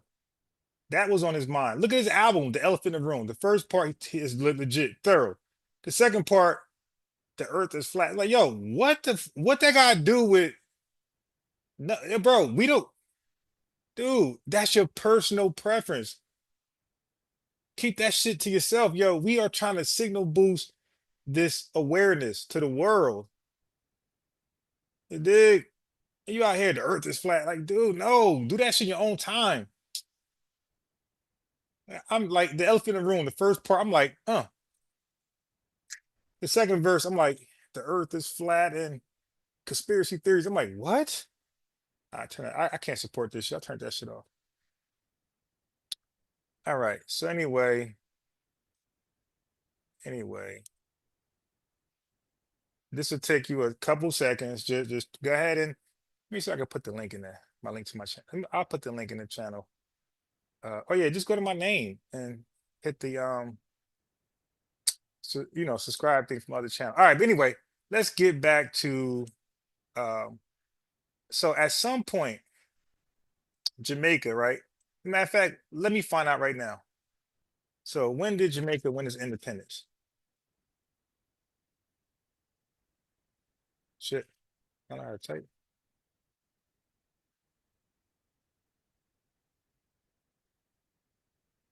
Okay, cool, I got it.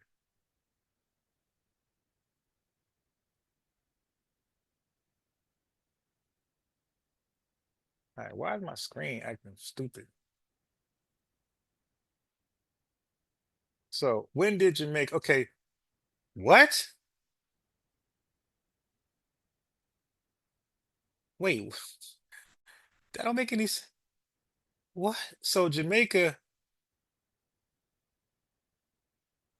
after more than 300 years of British colonial rule, Jamaica gained independence on August 2nd, 1962. Now you heard my reaction. I said, what?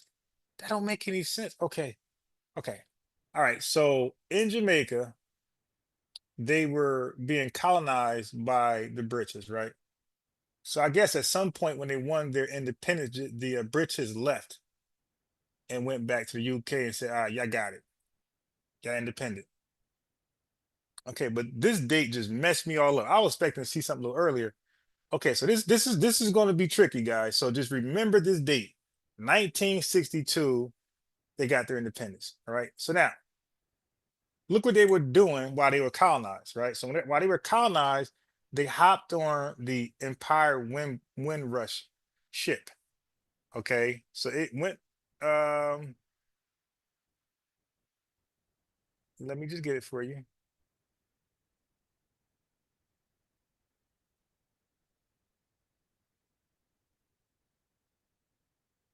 Okay, here we are. So the Empire Windrush arrival became a news event. When she was in the English Channel, the Evening Standard sent aircraft to photograph her from the air. So anyway, a bunch of Jamaicans, a bunch of West Indians, they after World War II or during World War II, they the UK needed some workers like to keep the country afloat. So they sent the ship out there to Jamaica, to the West Indies, and they gathered up like 500, 900, something West Indians to come over and help keep Jamaica afloat. All right. So now, while they were there, they were working, doing what they would normally do, working and stuff. But let me tell you what happened. Okay, let me tell you what happened. So after they were there working and stuff, this killed what I was gonna do, but it's actually gonna help. So this shit was 1952. Okay, let me find it. Okay.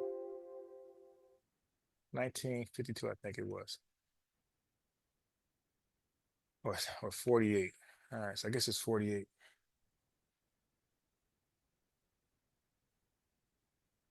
Yeah, 48. Okay. While the 1948 voyage of the Empire Windrush is well known, she was not the first ship to bring West Indians to the UK after World War II. So it was after. Okay, so you see, so it gathered, the ship gathered a bunch of West Indians, 241 from Jamaica, you dig, and brought them to the UK to help rebuild Britain because they weren't doing well in the war. Okay. So this is 1948. 14 years afterwards, something happened.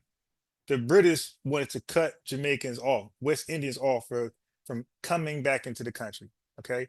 Look what they did. This is why it was weird. In 1962, look what happened. 1962, 1962. So 1962, what does it say right here? What does it say? This is interesting, yo.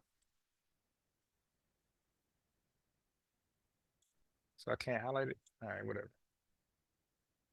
Okay. Let's look at it. Let's look at it. Independence. Let's get to independence.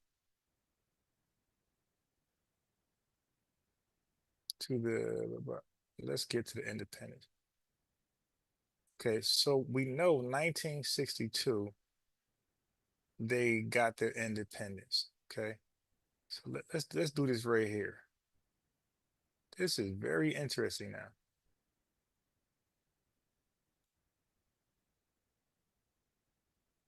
Yes, in the elections of 1962, the JLP defeated the PNP, resulting in the ascension of Sir Alexander Bustamante to the premiership in April of that year. Okay, so it's Unbiased Sports Podcast. So my name, so in the chat, I typed something in already. I put the phone number there. All you gotta do is click the three buttons on my name and just go to the channel and subscribe. And because I'm there more often and more regularly. But Lord Jamar said he was half FBA, half Jamaican. Jerry Lewis, can you find me that? Can you find me that video? So you guys are saying this, but there's no proof, right? Because there's no proof. You can't say you didn't trace your mama, and then all of a sudden you forgot that lie, and then say, "Hey, I'm half FBA through my mama's side." It's like, dude, I thought you didn't trace your mom. Like he traced his father's side always all the way to Ellis Island. Where do you trace his mom to? Because we start scratching our heads like, wait a minute. Your dad is Guyanese, your father's side, your mother's side, you don't know. So we like, well, how does Guyana plus I don't know equals FBA? Guyana plus I don't know equals Guyana. I don't know is a 0. 4 plus 0 is 4. Guyana plus 0 is Guyana. Y'all try to make the dude FBA. If he is, just show the video where how he ended up finding out his mom was FBA because he didn't know. He said, I don't know. Listen. He know his mother. She's a real woman, right?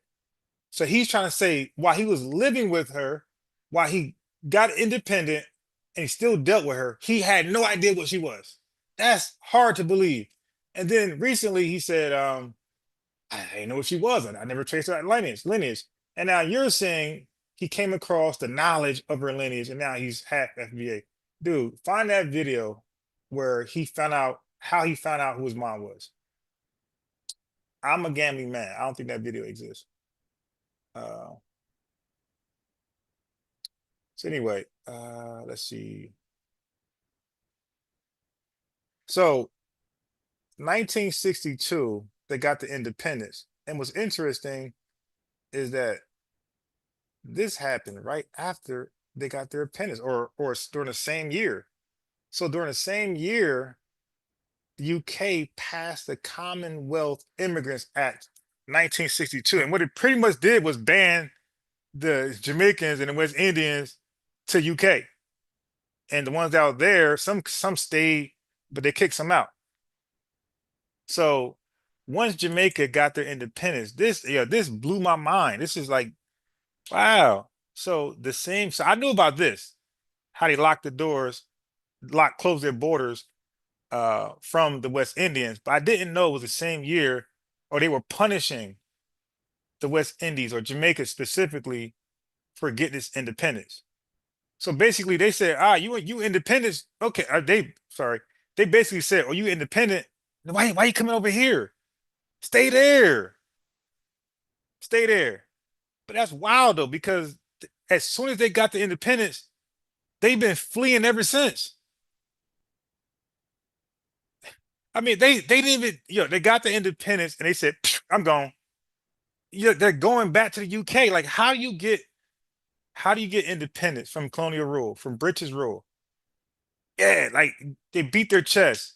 And then you're going to the UK for permanent residence. Anyway, let's read this. The Commonwealth Immigrants Act of 1962 was an act of the Parliament of the United Kingdom. The act entailed stringent restrictions. Remember A. Philip Randolph was an immigration restrictionist? Okay, here we go. So this act entailed stringent restrictions on the act entailed, you know what? Where's my reader? Where is StatBot? That's what I call her. The act entailed stringent restrictions on the entry of Commonwealth citizens into the United Kingdom. Okay, now look who could only get in from the West Indies. This is wild. Only those with work permits, which were typically only for high-skilled workers, such as doctors, were permitted entry. So ain't no damn doctors in Jamaica. So they were pretty much, they closed their borders on them. Now this is 1962, where their borders were closed on Jamaica. So look where they start. So now they don't want to be in Jamaica. They got the independence, but they're leaving. Look where they want to go to next. Look at this.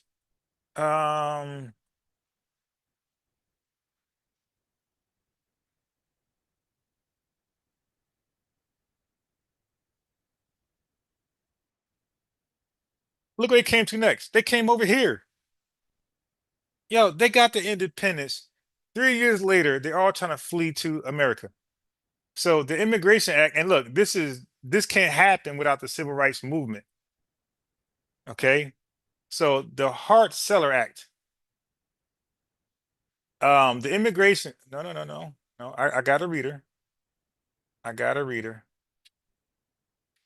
Stat bot. Take it away. The Immigration and Nationality Act of 1965, also known as the Hart-Celler Act and more recently as the 1965 Immigration Act, was a federal law passed by the 89th United States Congress and signed into law by President Lyndon B. Johnson. Okay. So this act removed the de facto discrimination against. So now I'll touch this later because I'm studying immigration, the history of immigration in this country. All right. So this act pretty much allowed everybody who was banned to come in because this country was on some ethnic cleansing. So they really ain't allow a lot of folks in this country, even their own. So as you can see, this act allowed the Southern and Eastern Europeans as well as Asians who were blocked, in addition to other non-Western and Northern European, because they was always allowed to come. So everybody besides these folks pretty much were able to come. Okay. So I want to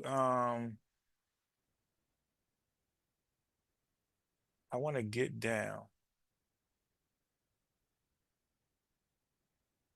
So the civil rights movement, this approach, so the civil rights movement get the credit for this.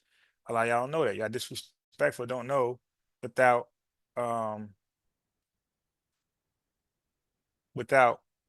what we did, you guys won't be here. They never wanted you guys over here en masse. Okay, so I want to find, I think I might be done. But the point of even going here was to show that you just got your independence in 62. And they like, this ain't working. We need the white man, the governors. And they left. The UK closed their borders. Oh, y'all want y'all independence? Well, y'all can't have y'all cake and eat it too. Y'all can't want y'all independence and then keep trying to flee over here and steal our resources and then beat your chest how independent you are and show your flag and the flag. Y'all raising this, y'all flying this flag, but y'all don't have no pride. Y'all didn't want to be there. Y'all just got your independence and y'all hauling ass. Y'all in Canada because UK closed their doors. So now you in Canada, United States, and the United States. Yeah, wow. That's crazy.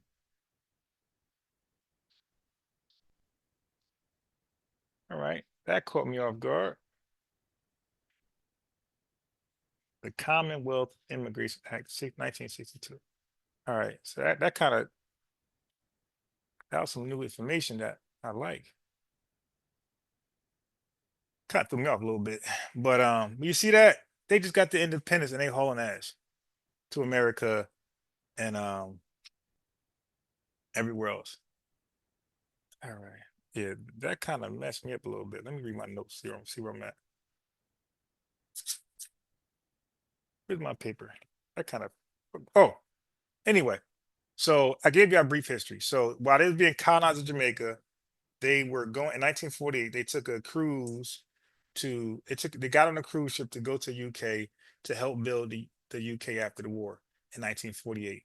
14 years later, they wanted their own independence. They thought the grass was greener if they controlled and governed themselves. The UK, the British said, okay, you got it. And they left. They said, but stay there though. Keep that same energy. Stay in your country. And they closed the borders. 3 years later, they look at America.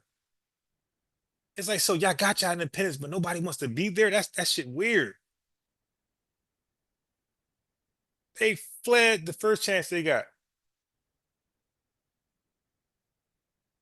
That shit weird. Garvey was deported 1927. Garvey was deported. Okay, yeah, that sounds about right. Okay, yo, this right here just caught me totally off guard. I did not know. I should have been researched when they got the independence, but for some reason I thought it was a little earlier than that. So they were punished for getting on independence, but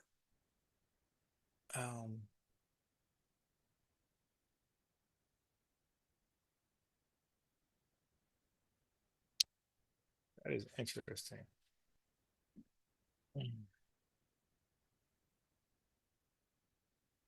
Okay. All right. So brain drain. What is brain drain? Let's look up brain drain, because when your best minds leave your country to never come back, for your country that's called brain drain, but for the receiving country like America is called brain gain. All right. So let's see so now in Jamaica there's a brain drain issue, a dilemma that they debate, the politicians debate. Let's type it in there.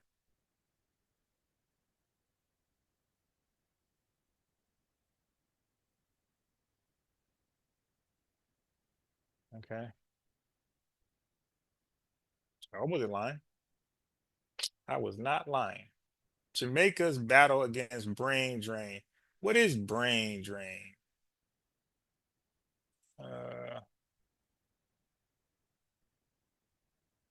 See, I'm trying to get to a short, brief. Yeah, this ain't gonna do it. I'm gonna get to a short, brief. I hate bang, yo. I hate bang. Let's try Google. Bing searches be trash.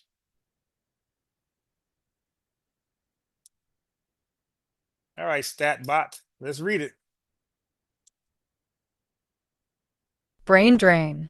Jamaica is increasingly troubled by the emigration of a significant percentage of its highly trained and skilled professionals. Over the past several decades, close to 1 million Jamaicans have emigrated to the United Kingdom, United States, and Canada. Okay. So if they're brightest citizens, right? If they're most skilled, so if they're intellectuals and if their most skilled laborers are going to, in millions, going to the UK, Canada, and the United States, brain drain means they don't return. They try to stay forever. So that means that their most skilled people left the country and their intellectuals to help them out with politics, to help resolve politics, to help guide the country, you dig, in the right direction. They're in the UK, America, and Canada. So this is why Jamaica is a third world country and in trouble. Their best minds aren't there to help them out. Their best minds is helping make America great. Their best minds are helping to make Canada great. Their best skill set is making Canada great. They're not helping their own country. Like, that's treason. I read about the Europeans. They came over here and they went back. And that's why Europe, some countries look okay. Some of them first world. Jamaica has an issue, and India is running into the same issue where they're not going back to their own country to help it out, help it grow. So they're talking trash over here while they let their countries wither away. $50 in US money is almost $8 grand in Jamaica money. And they ain't trying to resolve that. They up here kicking their feet up, working in a warehouse. Like, they act like they over here with patents, some shit, some scientific patents. Like, y'all in a warehouse, bro. Y'all driving Ubers. Y'all not really living like that. But they do not go back. That's called brain drain. And because they don't go back, and so America gets to keep those working hands and those minds to help us to become more greater. It's called brain gain for us. It's called brain gain for the UK. It's called brain gain for Canada. So now let me show you the mindset of some of these people once they leave Jamaica. It just baffles me. They left Jamaica in '62 and they really hate their country. They say FBAs, you SHIT on Jamaica. It's like, no, y'all do. Once y'all flee, y'all don't want to go back. And look what they do. Look what identity they rather have than to just be Jamaican. But see, what pisses me off is that you would think they got so much pride because they fly that flag everywhere. But the minute they can drop that flag and tether on to another nationality, they'll do it. They'll drop that flag so fast. Here's the proof. Here's the proof. Let me go to my playlist. No. I think I got it as a clip. I hope I did.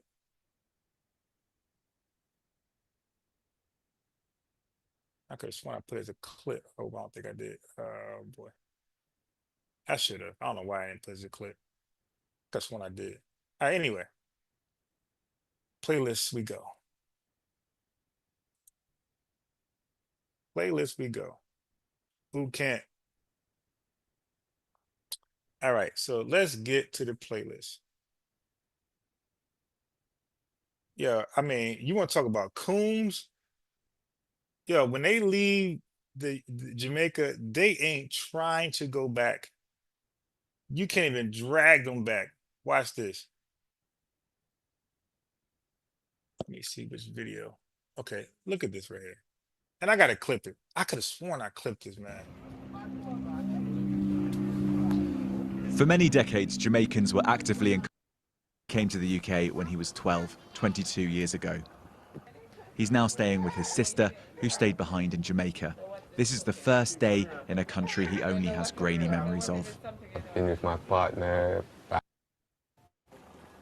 Rayan Crawford says he came to the UK when he was 12, 22 years. Seems to be quite a dispassionate, unsympathetic Okay, look at that house back there, if you want to call it that. And they will talk trash about our living conditions. But look at the projects. Look at this. Look at that. Dude, we don't live like this. In America, this is legitimately defined and will be used as a bando or trap house. A house like this in the United States, I don't give a damn what community, this will be a bando or trap house. This would not be somebody home that they're raising kids and dropping off to school and going to work, or even collecting welfare. You still ain't living like this. Welfare wouldn't, because welfare regulates like your home living. So welfare never lets you live here. So you couldn't be on welfare and live here. And not in this country. It won't let it happen. So and who's working? Well, actually, nobody working will live here. There's no house like this in America. So listen, Jamaica is a lot different than America, man. So stop comparing. Oh, look what you guys got, dude. You don't want to do the tit for tat. This shit right here, man, that's crazy. To do to people that are far more British than Jamaican. Wait, say that again. Unsympathetic thing to do to people that are far more British than Jamaican. He said people are far more British than Jamaican. So you see where we're going. They Jamaicans believe they're far more, the ones that experience Britain, of course. They feel like they're far more Britain than Jamaican. So we don't know that over here. We think they flying that flag that they're really proud to be Jamaican. But bro, they really want to fly that UK flag. Rayan Crawford says he came to the UK when he was 12, 22 years ago. He's now staying with his sister, who stayed behind in Jamaica. This is the first day in a country he only has grainy memories of. I've been with my partner about 14 years. I've been with my partner, we have 2 kids. Back in the UK, I've got my dad who lives in the UK, and I'm just here. Do you feel British or Jamaican? I feel British.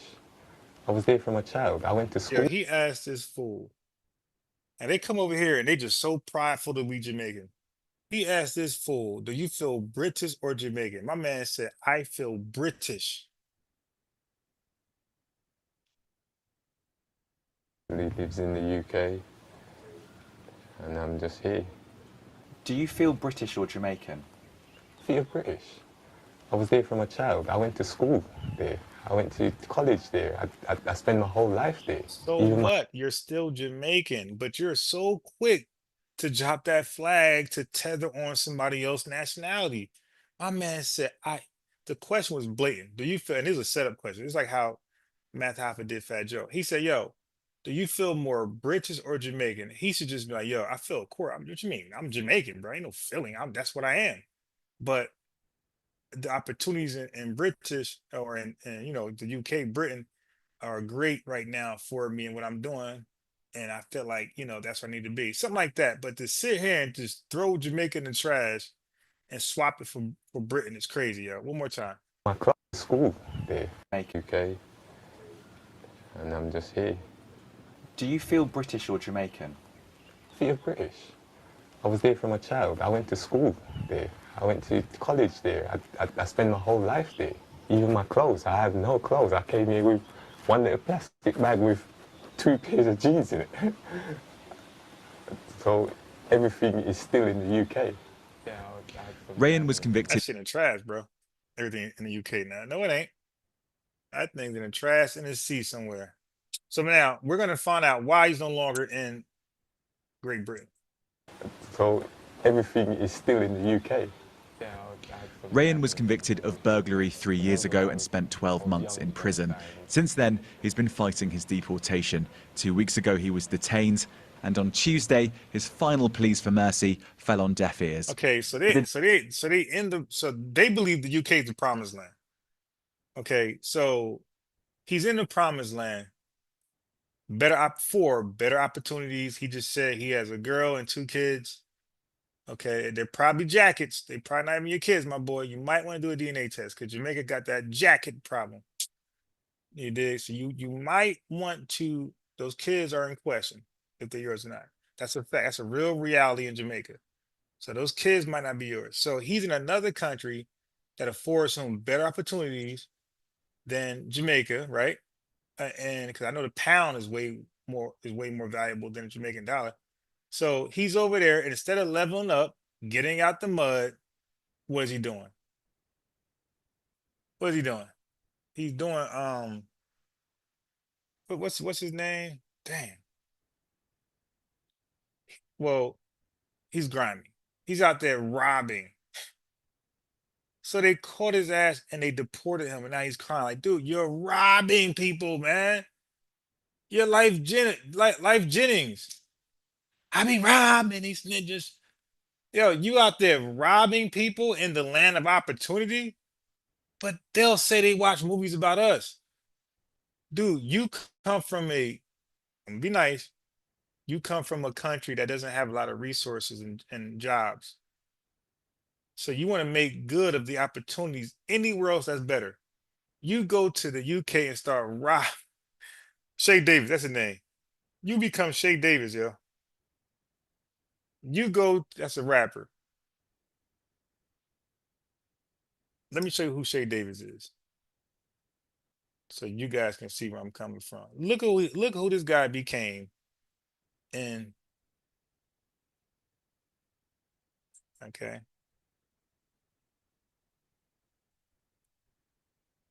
Look at this guy. Am I gonna spell his name right?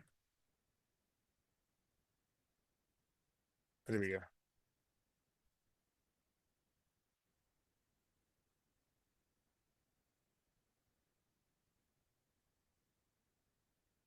Okay. I'm trying. I want to show y'all the video.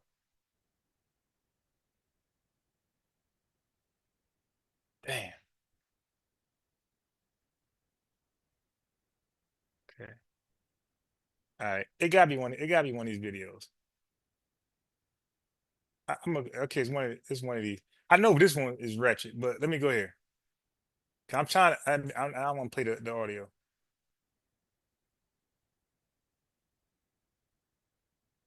Okay, this is what he was doing in the UK. This dude was Shay Davis. Okay. All right, you ain't seen nothing yet.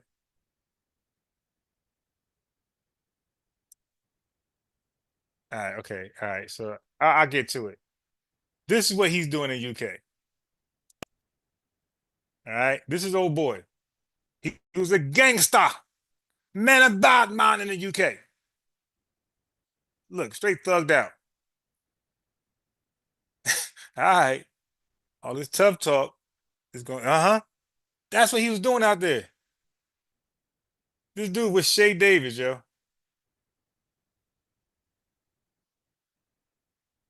You see what I'm saying? He's robbing people. He got caught, and look at him now. Day of the and on Tuesday, his final pleas for mercy fell on deaf ears. The day of the actual deportation, what happened? That experience was terrible. I was in a room, I was lying down watching the news. The door flew open, about 10 guys there with shields coming to jump on you, to detain you, to take you. Because you thought you got away. That's why. I had to say to them, I'm not resisting, I'm not fighting or anything. It's not necessary. Yes, because the person you robbed wasn't resisting either, and you were still shoving that gun in his mouth, bro. Same energy, bro. Not resisting, I'm not fighting or anything. It's not necessary. Rayan is registered disabled. He has a bone disease and inflammatory arthritis that causes him severe pain. Yeah, well, he that says, ain't stopped him from robbing. Though, despite numerous requests, he wasn't able to bring his medication. I told them I didn't have the medications. Their response, if you didn't have it on you at the time of being detained, then we cannot give it to you. Even if it's life-threatening, we cannot. Right, because you could be lying. And another thing is, he tried that old trick. As they were deporting him, he tried to leave his medication behind. So say, hold my medication. Let me go back to the UK. They're like, no.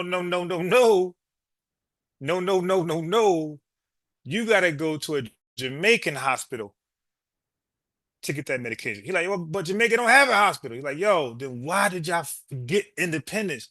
If y'all can't support yourselves, why did y'all get independence? You guys were being taken care of by your slave master, the British. You separated, you got independence, they left, you by yourselves, and now you realize how hard it is to govern the country with a bunch of corrupt thieves and shit. Now you're by yourself, and the grass isn't greener, is it? Now you're trying to go back to the UK. They close the doors on you because you want independence. 3 years later, United States Immigration Act, and here you are coming over here now, sneaking over here with the same shit, the same tactics. Give it to you without getting reports from GP on doctors. I thought I was going to have a heart attack. I was panicking so much. Yeah, you did. Bro, that's what you was doing, bro. You didn't need your medication, bro. You were having a panic attack because you realized the jig is up. You got caught, and they're coming to hold you accountable for the robberies you were committing. All this arthritis and disabilities. How you got disabilities and you out there robbing, bro? Stop with the lies, man. Medication. Nah, you know, man, bro. You're just having risk. Just breathe. Just take. Dude, you just got to go back, and you're tripping. Shake it off, Mariah. Getting reports from GP on doctors. I thought I was going to have a heart attack. I was panicking so much. My heart started getting pain in my chest. I thought I was going to have a heart attack or something. You know, even the plane. Okay, so before I log off, I ain't going to log off just now, but I'm saying, let me know if y'all want to hop on, call in, things like that. If not, then I'll close the line for the call-in shit. I was crying. I was in, back was killing me in so much pain. I was crying. You were crying. Some people will say you committed a crime. The government has every right to deport you. I regret what I've done. I hold up my hand and I regret what I've done. I don't think I'm a danger to the public. Oh, yes, you are, bro. You committing robberies, bro. You a danger to the public, man. Nobody want to be, worried about you out there. You did committing more crimes, and your crimes aren't like that's a violent crime. You're not like stealing a car, or you ain't stealing parts or breaking in, B&E. You are actually robbing people. That's kidnapping. You're holding them against their will as you extract valuables off them. That's a violent crime, my boy. You got to be deported from that. Like, countries don't take that lightly. Now in Jamaica, you just pay a fine and they let you go. What are you going to do? I don't know what I'm going to do because there's nothing around here to do. Oh, you should have thought about that before y'all told the British they can go. You got this. It's our land. Leave us alone. We got it. We got all these resources, all these berries. We can do it. Okay. They said, you sure? He said, yeah. They left, and now you're saying there's nothing to do in Jamaica. But what happened to all those testimonies from those women that I played earlier that was acting like Jamaica was the land of opportunities? Yes, he's serious. This dude is serious. I'm a danger to the public. And going forward, what are you going to do? I don't know what I'm going to do because there's nothing around here to do. There's no work around here or anything. Dang, my man said all they got over here is unemployment opportunities. Unemployment opportunities. But they come over here talking shit like Jamaica is the land of milk and honey. And you got to come visit, man. They got fruit, berries. It's like, wait a minute, you're over here. Okay, if I'm on vacation, you're saying, yo, you should, but you're over here to never go back. You're causing brain drain to your country. And I'm going to listen to you. You're trying to make a swap, me for you. That ain't going to happen. Garvey tried that, didn't work. Even finding somewhere to stay, I don't know how long I can stay here. This is not my house. Okay, bro, you should have thought about that before you was robbing those ninjas like Life Jennings. Or Shay Davis. You should have been mature enough then to know you can't be in somebody else's homeland robbing. So you want to come over here and do the same, be a bad man, be a rude boy, and do the same shit over here? No, dude, we don't want none of y'all violent. That's why Trump is sending y'all back. He's going after the violent immigrants first and the illegals first. Well, really the violent, because you guys are a threat to society.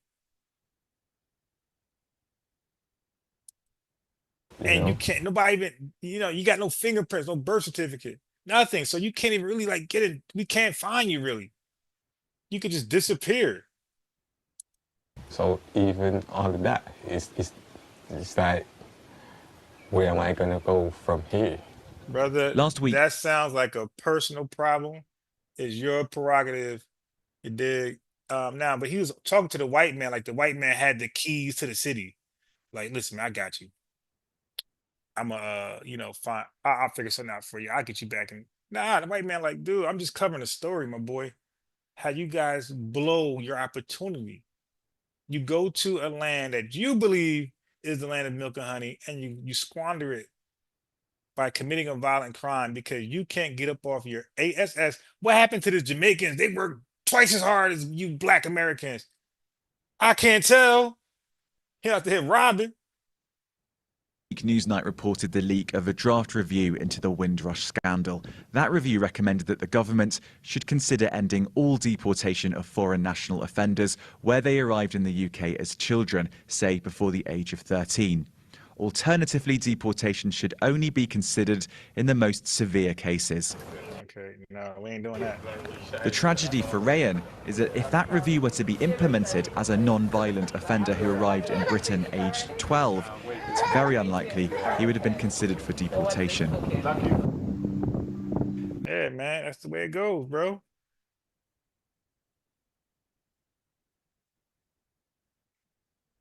Well, Chris, Black communities are. I kind of make the argument black communities are violent because of you guys are in our communities. Okay? So, I mean, show me us being violent without you being here. Last time I checked the record, when we started to become violent, you guys were with us. You dig? People like that in our community if he comes to America, he's categorized as black, African American. I got something for you. Good luck, chef. And by the way, for those that enjoy what I'm doing, the Cash App is definitely pinned to the top. Yeah, you dig what I'm saying? But look, let me show you something. Let me show you something. Where do I got it? Oh, right here. Right here.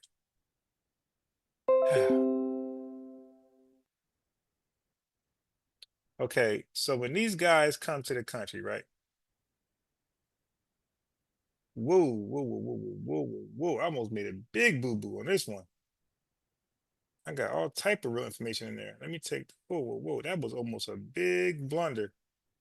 Y'all would have been laughing at me on this one. Woo. All right, so now let me send it. Oh my God, I almost sent some crazy information over the internet. The haters would have loved that. Okay. All right.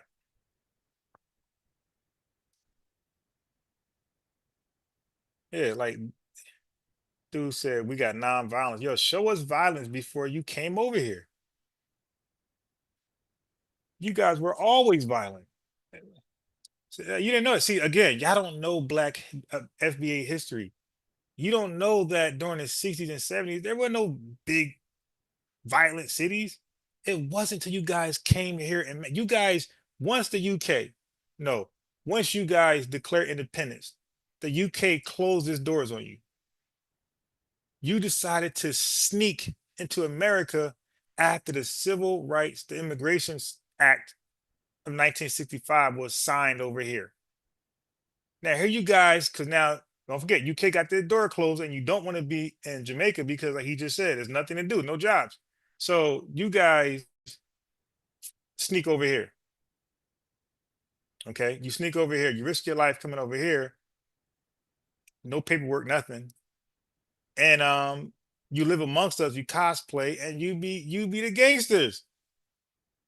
And when you get in trouble, it goes down as you're just a black man.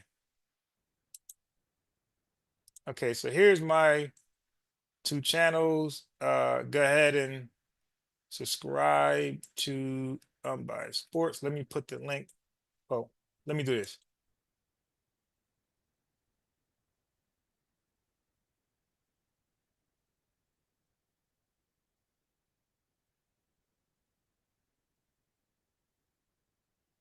Okay, so there you go. So you see Unbiased Sports. So go ahead and the 3, if you hover your mouse over or your finger, you got touch screen around my name, it's gonna be 3 dots. Click the 3 dots and select go to channel and subscribe there because I go there, I'll be more active there than here. Now, let me show you this. So when they come over here, right? Because he just said, oh man, that whole crime myth that you guys, I'll be cooking you guys when you try to come with this stuff. I'll be cooking y'all. Okay. And by the way, Chris, if you want the phone number, let me know.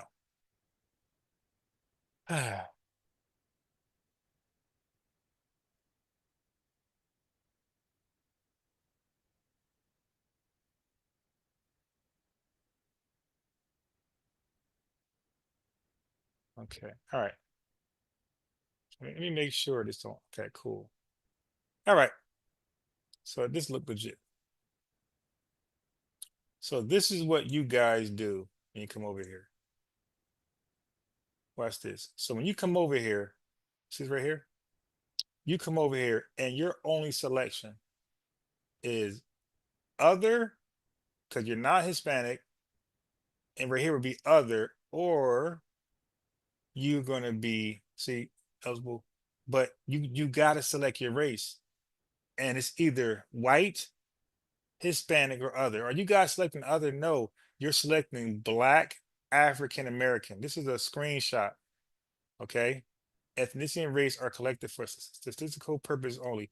So you guys are selecting Black African American. So the government, our state governments are allowing you guys to cosplay as a Black African American. So when you say your cities are non-violent, dude, you guys are categorized as us. So when you F up, our societies get called African American. When you mess up, bro, you're not messing up as a Jamaican. You're messing up as a Black African. Okay? When you sell drugs, the things you do in Jamaica, when you carry that behavior over here, when you become baby daddies and disease ridden, you go down in the stats as Black African American. Okay, so that's how it goes for you. You go down as Black African American. All right. So you need to show us this crime amongst us before you got here. Because I believe I can show the crime amongst us started, or not started, but it blossomed, it ballooned, it exploded around the time you guys came over in mass numbers. Okay. I don't, bro. Can you just okay. So can you call that phone number? Let me get that number back to you. Just 1 second. All right.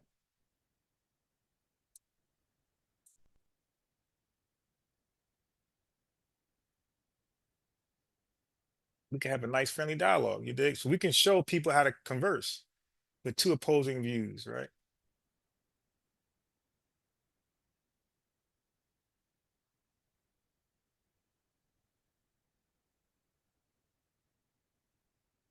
Okay, so here, that's the phone number. And this is for anybody. Anybody can call up. That's the phone number, and this is the meeting ID. You're gonna need this to get through. Well, I was going to do something real quick. Oh, give me a second. Yeah, so call in, give me a second.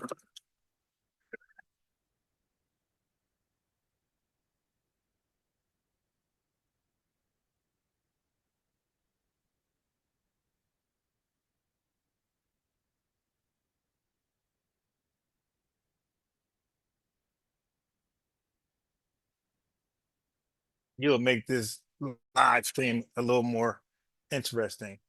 Okay, so let me go back here. Remember, subscribe to the Unbiased Sports. I will be there live in the morning. All right. Okay. And let me do this.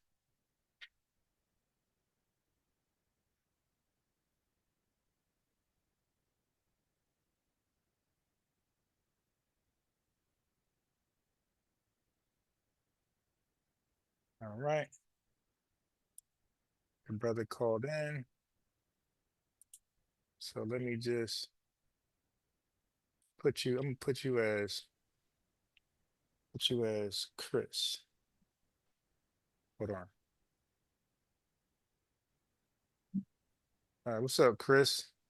Yeah, like we're saying. So I'm under the impression that you're saying that basically any spark in crime in the Black community is directly attributed to immigrants moving into the country. Is that the stance we're on?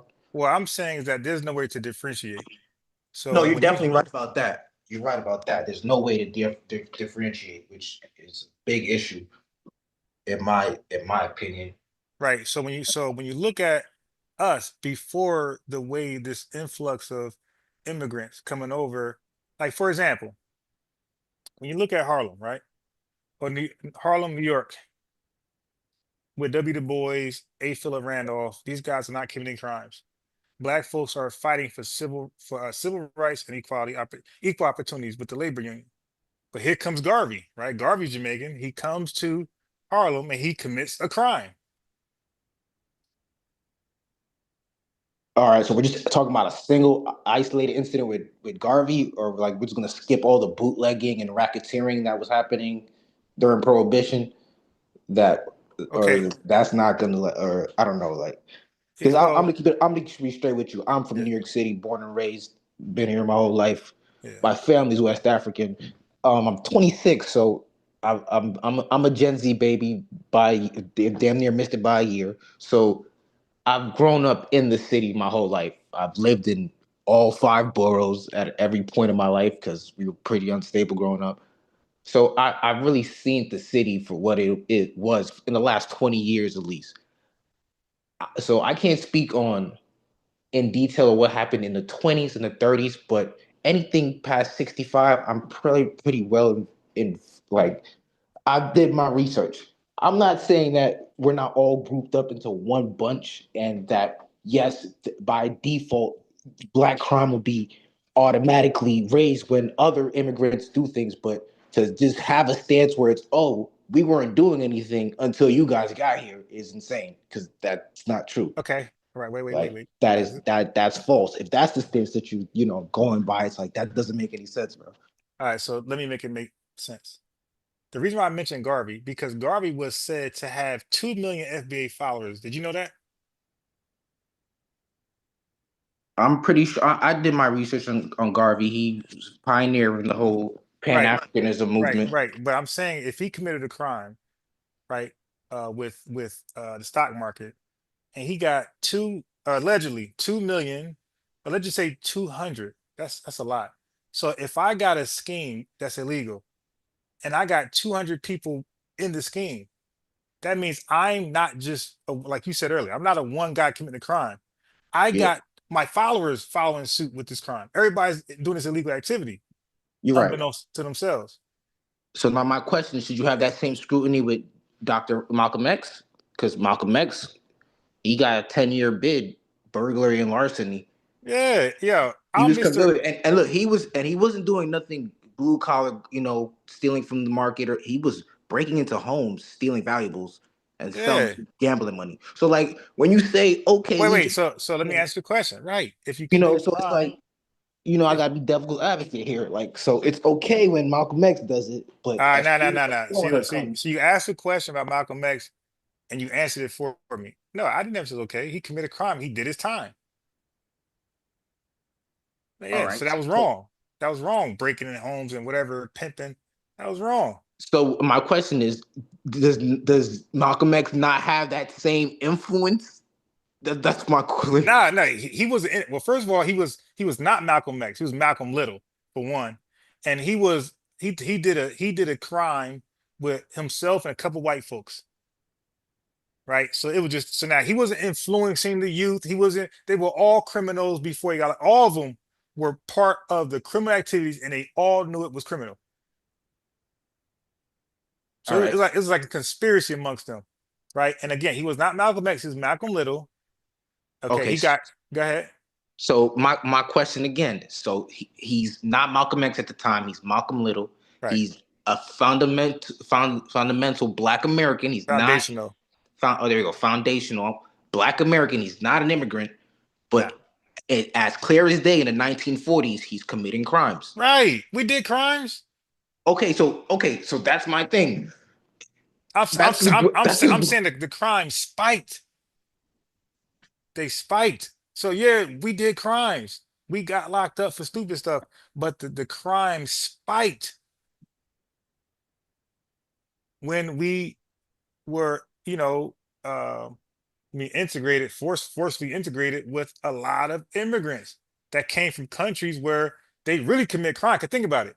Even though we were going through tough times over here with segregation, we still had better opportunities than those in Jamaica because you guys were being colonized still.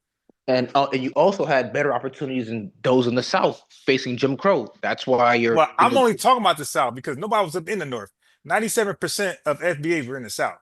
Right, rightfully so. So now my question is, why is it when another group of people leave a certain area of the world for greener pastures, they're invasive, but when in the 1950s 40s, 50s when the Great Migration happens and everyone's headed to Detroit, New York City, Chicago. Oh no, we're just looking for greener pastures. Like it's like Yeah, because okay, again, that's a good question. But that's my thing. Like, I got you. So let me answer. So okay, it's a good question for somebody who doesn't know American history. Okay, for one, America deliberately locked us out of the wealth of this country. So let me help you out. Have you heard of? I played it on my live already. Have you heard of the Homestead Act of 1862? no, I haven't. Inform me. Okay, cool. So you got poor blacks who just came out of slavery. Well, well, let me ask you this question first. Have you heard of Black Reconstruction? Yes, I have. Okay. Like Black Wall Street. Okay. So before got good. So before what you were talking about, we were thriving in this country. We was in mayor positions in Congress. We were thriving. Okay, that was physically and forcibly taken away from us, and we were subjected to a lower class caste system of Jim Crow, where they deliberately, had their political knee in our neck and wouldn't let us uprise. So now we're missing. So everything we had was taken from us, and now we're missing opportunities because we're marginalized and threatened to stay in line or harm will come upon you. Okay, so that's what's going on for a couple of years now. Now, during that time, they had welcome. They incentivized Europeans from Eastern Europe and Southern Europe, specifically the peasants, the poor, like a lot of immigrants, the Irish and such. There you go. A lot of the poor from Jamaica, Mexico, they come over here. Well, these guys were incentivized. Hey, come over here to America, assimilate, and we're gonna give you land grants, and we're gonna teach you how to farm and teach you how to basically for free or little to nothing.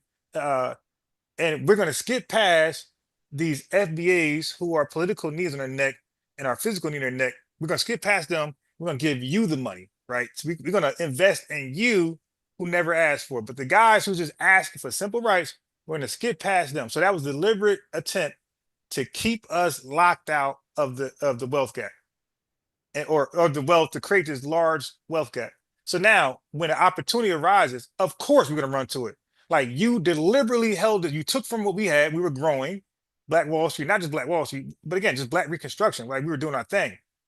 You deliberately took that from us and make us start all over again, and this time put it like a wireless fence around us, which is called Jim Crow.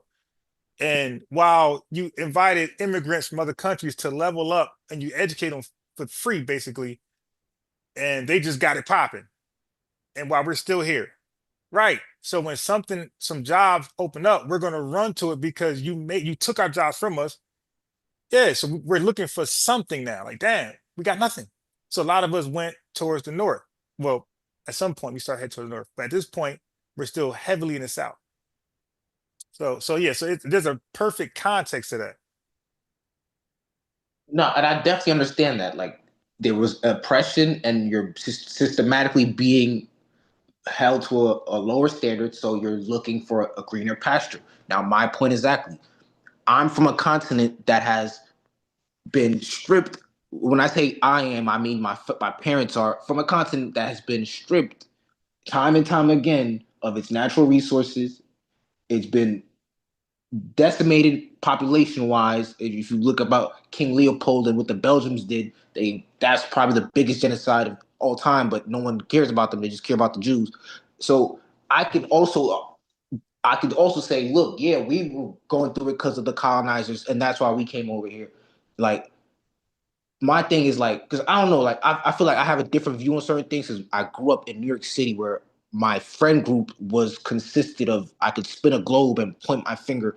They come from anywhere, and every Black American, as in people who were here already growing up, we did not really see a difference amongst each other. And I guess that's just something unique to New York City. I started driving trucks for a living and lived in other states for a while, lived in Mississippi. I noticed while it's different other places, that's when I actually realized, okay, there's a difference apparently. But my main question is like, why is there a sentiment that is like more resentment towards the immigrants, more resentment towards the immigrants of that came as a result of colonization instead of towards the actual colonizers. That's been my so now that's a biggest. false. Okay, so that's a false narrative.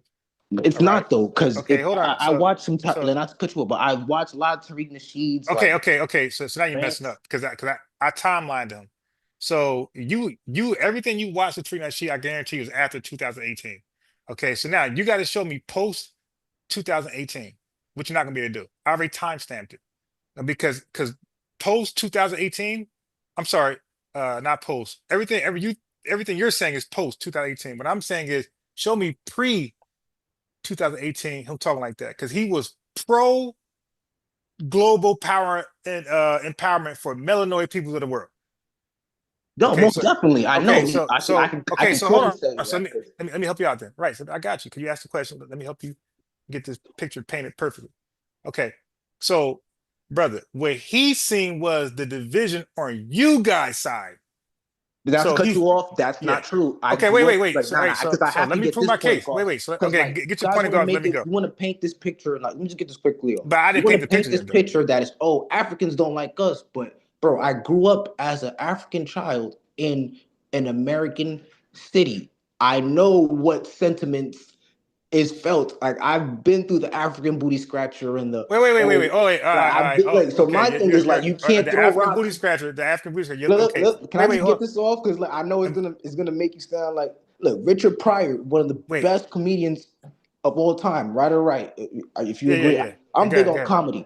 One of the best comedians of all time. I remember one time I sat there and watched multiple Richard Pryor stand-up skits, and the amount of African jokes, it was like, okay, so my thing is like, have you wait. Stop right. Okay.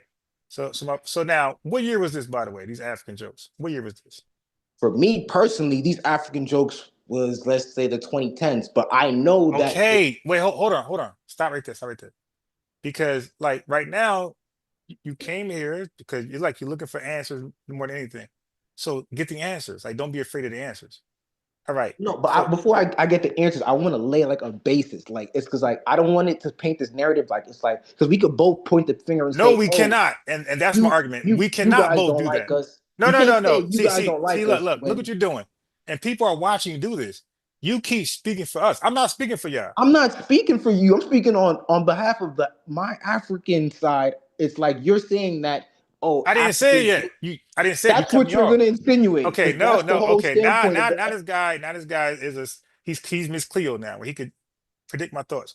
Okay, so let me hear. Say it. Right, let me hear what you gotta say, and then prove me right, and then we'll have a laugh. Okay, first of all, I think you're lying. Anybody call you an African booty scratcher? I can put that on my mother's life. Like, why do I have to lie about that? Okay, at what age were you? Elementary through middle school. Okay, now watch this. So the person. Wait. Slow down. I'm trying to walk you to this because I think you're lying. Okay, so now. What do I gain by lying? You see, like that's a lot. But you. What do I gain by lying? You won't let me hold you. Okay. You see, bro. Like, if we're not gonna like. When you stated certain facts, you see now this guy talked with freedom. I let him go. Now I'm trying to build my case. He won't let me do it. All right, bro. Build your house of lies. I'm listening. We'll see by your answers. We'll see. All right. So you said through elementary to middle school. Okay, cool. Now, so random black folks are just calling you all throughout your childhood and elementary school. Random black folks are just calling you a booty scratcher. Or was it one or two people? It was multiple people. Okay. Because I was proud of my African ancestry. Okay. Like, and I still am to this day. Like, that's how I am. Cool. You're supposed to be. Now, those people calling you African booty scratcher, were they Jamaican? Were they Caribbean? Or were they African American? Or we call FBA? Growing up, and let me say elementary, I couldn't tell. By middle school. Oh, there you go. Let me finish. By middle school, I started understanding, all right, we're different from each other. It was a mix of them all. I had Haitians, I had Black Americans, I had Jamaicans, melanated people all doing it. So my point is exactly, so it's not, you can't tell me that I wasn't being told these things. This guy's lying. But okay, cool. But how are you gonna tell me I'm lying? All right, so look, let's go with that. What is an African booty scratch anyway? What is that? That's what I've been always trying to figure out for God knows okay, how so how can something be offensive if there's no no depiction of it. Like, what is the African booty scratcher? Because I heard a couple things, by the way. I researched it lightly. I heard that. You want to hear another insult I've been told? Yeah, then? let me hear another one. I'm swinging with lions and pandas and tigers and man, shit. yeah, okay. Like I told you, we can go watch. Richard Pryor stand-up comedy. Stop. Okay, so now a kid is saying, wait, hold on. A kid is calling you as a kid. Let's go with that. A kid is calling you these terms that they barely know what they are, right? Yes, but kids. Okay, wait. They learn it from somewhere. No way. Yeah. Can we agree on that? Are you okay? Wait. No. Are you a parent? You're not. Yes, a parent? I am. Yes, I am. Okay, so can you admit that your kids mirror what they're? No, that's a lie. See, I'm going there next. No, I'm going there next. Come on. Okay, I'm going there next. Dude, you're projecting. That's what y'all parents do. Nah, wrong. Okay, cool. So let's roll the tape. I got you. Hold on 1 second. Let's roll the tape. Because you see what I'm saying? Yo, we can't get a parent saying that kids are not sponges just tells me that we can't get one honest person from the diaspora or the continent of Africa. We can't get one. Now, he said there's kids saying it. Fine. Then he said, oh, they got it from their mama. Bro, there's not one. When I even asked FBAs, they said it before. I'm like, okay, where you get it from? They're like, I don't even know. They said they got it from other kids. Okay, so the source of origin is unknown. But watch this. We know for a fact that grown-ass Africans, before they even come over here, are telling their kids, this is terrible, because we know, you in speculation, we know your parents are telling kids of Africa descent to stay away from the Akata. We know parents are doing it. The kids are confessing it. That's your age. They're my parents gained me on how to delineate and to be divisive towards you people and be, prejudiced towards you people. Okay, so we know your source. Now, our source, if a parent was saying it, I'll own it because I'm unbiased and I'm Mr. Accountability. But even when I called my friends on the live, bro, they didn't even know they were live. I said, bro, have you ever used African booty scratcher? He said, yes. I thought he was going to say no. He said, yes. I said, bro, where you get it from? He said, I don't even know. I said, was it another kid? He said, yeah. He said, it's just kids saying it. He said, so no African Americans ever sat here and said, I got it from mother. Because our parents don't look at Africans like adults. That's why you only get it from, look at this. You said you got it in high school. I mean, not high school, but elementary and middle school. Why nobody called you? If parents use this phrase, why you didn't get called when you was in high school and when you graduated? Why this ain't keep following you? Now, look, Akata follows FBAs, whether they're young or old. The N-word follows us, young and old. Yankee follows us, young and old. So these negative terms that's being called, that we're called by other people that's non-FBA, they call these things regardless of our age. Why is the term we have for you is age restricted all of a sudden? It's just elementary kids. Why is it age restricted? Y'all terms for us is for everybody. So you got adults gaming kids. So now the thing ain't to really dwell on it. The thing is, how do we get past this? Now, now I don't believe that the African booty scratcher is a epidemic, right? Amongst especially today, especially you. Like y'all are so assimilated in Black culture. Look at you. Everything, I couldn't even tell if you were non-FBA by the way you're talking, your accent. I can't even tell. So and you probably don't look like clearly. So now when I was growing up, bro, when a person was from Africa, they looked like it. They look. I mean, like it was no way to assimilate yet. When I was growing up, so I'm gonna be real. So if somebody was African, they looked like this. I mean, there was a sore thumb. Now, I don't recall even seeing a lot of Africans, to be honest. I seen one African when I was in middle school. His name was Puku. That's the only African I identify. I didn't know either. And so now, elementary, I didn't know. I'm 7 8. How do I know how an African look? I'm telling you, the only African I recall in my school was a Puku who was in the 7th grade. And because he looked clearly different. His dress code, his speech, everything about his haircut, everything about him was totally not FBA. but he was dark. When I lived in Texas, Dallas, Texas, when I went to schools there, I seen black folks who I thought were black. They were I'd never seen a dark-skinned Spanish person before. Come on, man. I'm like, yo, why this black guy speaking Spanish? I didn't even know that. I thought all Hispanics were light. I did not know that Hispanics were dark. Because I went to Dallas, Texas. When I'm there, I'm trying to like, everybody's Spanish. Like, dang, trying to find me a friend. See some dark skinned guys over there. Like, yeah, you got a soccer ball. Y'all don't play football. They're speaking Spanish. Like, what that bugged me out. Like, mom, these black guys speak Spanish up here. So they're not black like that. They're dark, but they're Hispanic. I'm like confused. Like, what you mean they dark? Yeah, no, they're not bilingual. They are maybe, but they're not FBA bilingual. These guys were born in their land speaking Spanish, and they came over here. I'm like, really? She said, yeah, go talk to them, see what happens. They ain't gonna know what the hell you talking about. I found it the hard way. But for the dude to act like people were shouting these African booty scratchers. I mean, again, I believe they're all lying. I believe a few said it and a few were called it, and now they all use it to justify their envy and vitriol towards us, because he can't explain why they got it from somewhere. Yeah, where they get it from? Because kids also do what are the kids pranks? Kids got pranks. So you mean kids pranks come from mothers and dads? You talking about kids do kid shit? So in the sandbox, when you're in the sandbox and they throw sand in your face, they got it from their mother. That's what kids do. If you watch kids, they're gonna do something stupid to each other. That's why we gotta regulate them. We gotta guide them right. So, or they got it from somewhere. Yeah, where they get it from?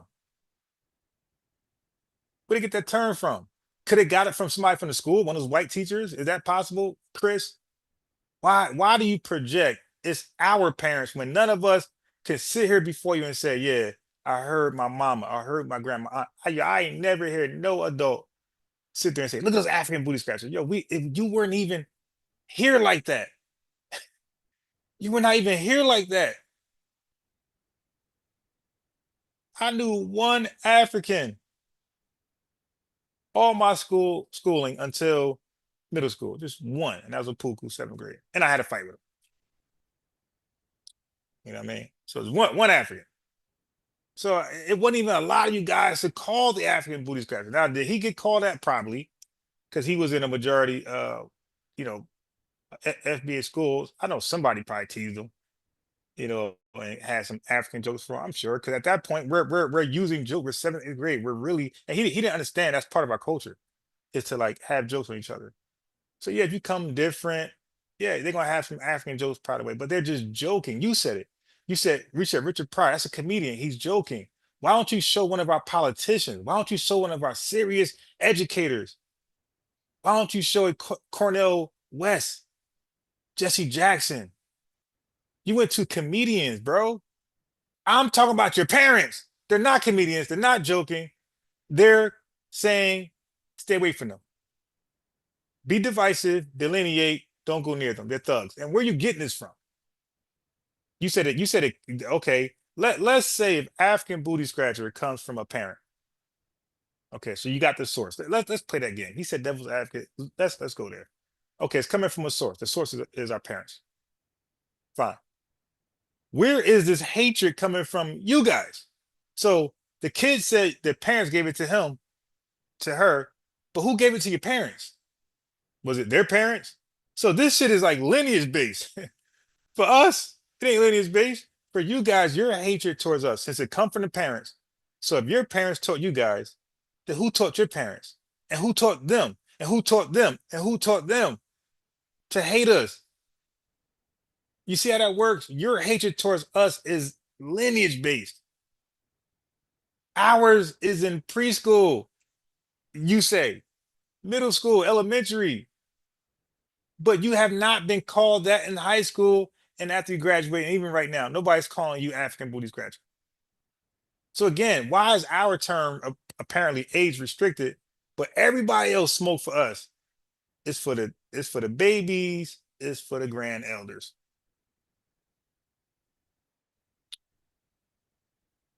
Okay.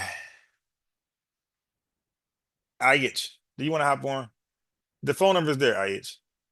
I don't know what Chris was saying. Oh, so what was Chris saying when he left? I don't know. Okay, so the phone number is there. I went to Haitian high school. Again, let's say now when you say everybody's calling at the Haitian, I don't even believe that. But let's go with it. Let's say, yo, I apologize on behalf of FBAs if they tease you, but don't try to act like it's some traumatic shit, bro. Stop. Because again, you're being called African booty scratch. What's that? It's only traumatic when you can see a depiction of something. So when we were called monkeys, we could see a monkey. Well, we were called when they said the NAACP was just rude stuff, we can see the animals to like draw a comparison. Oh, you calling me that? So now like there's something. When they call you African booty scratcher, how does that sit in your head? Like there's no depiction, there's no picture.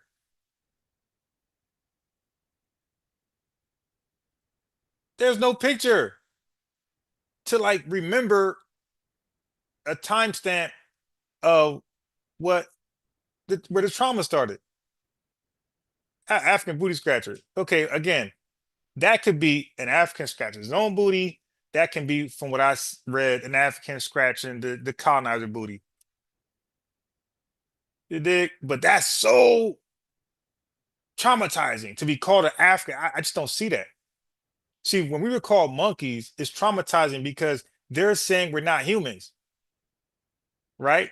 So when you are called an African booty scratcher, what is the underlying message that could be traumatic? For us, you're saying we're not humans. You're saying we're closer to apes and gorillas and monkeys than humans. So you're not calling us humans. So that's the underlying message. You're saying you're not human. When we call you an African booty scratcher, what are we really saying?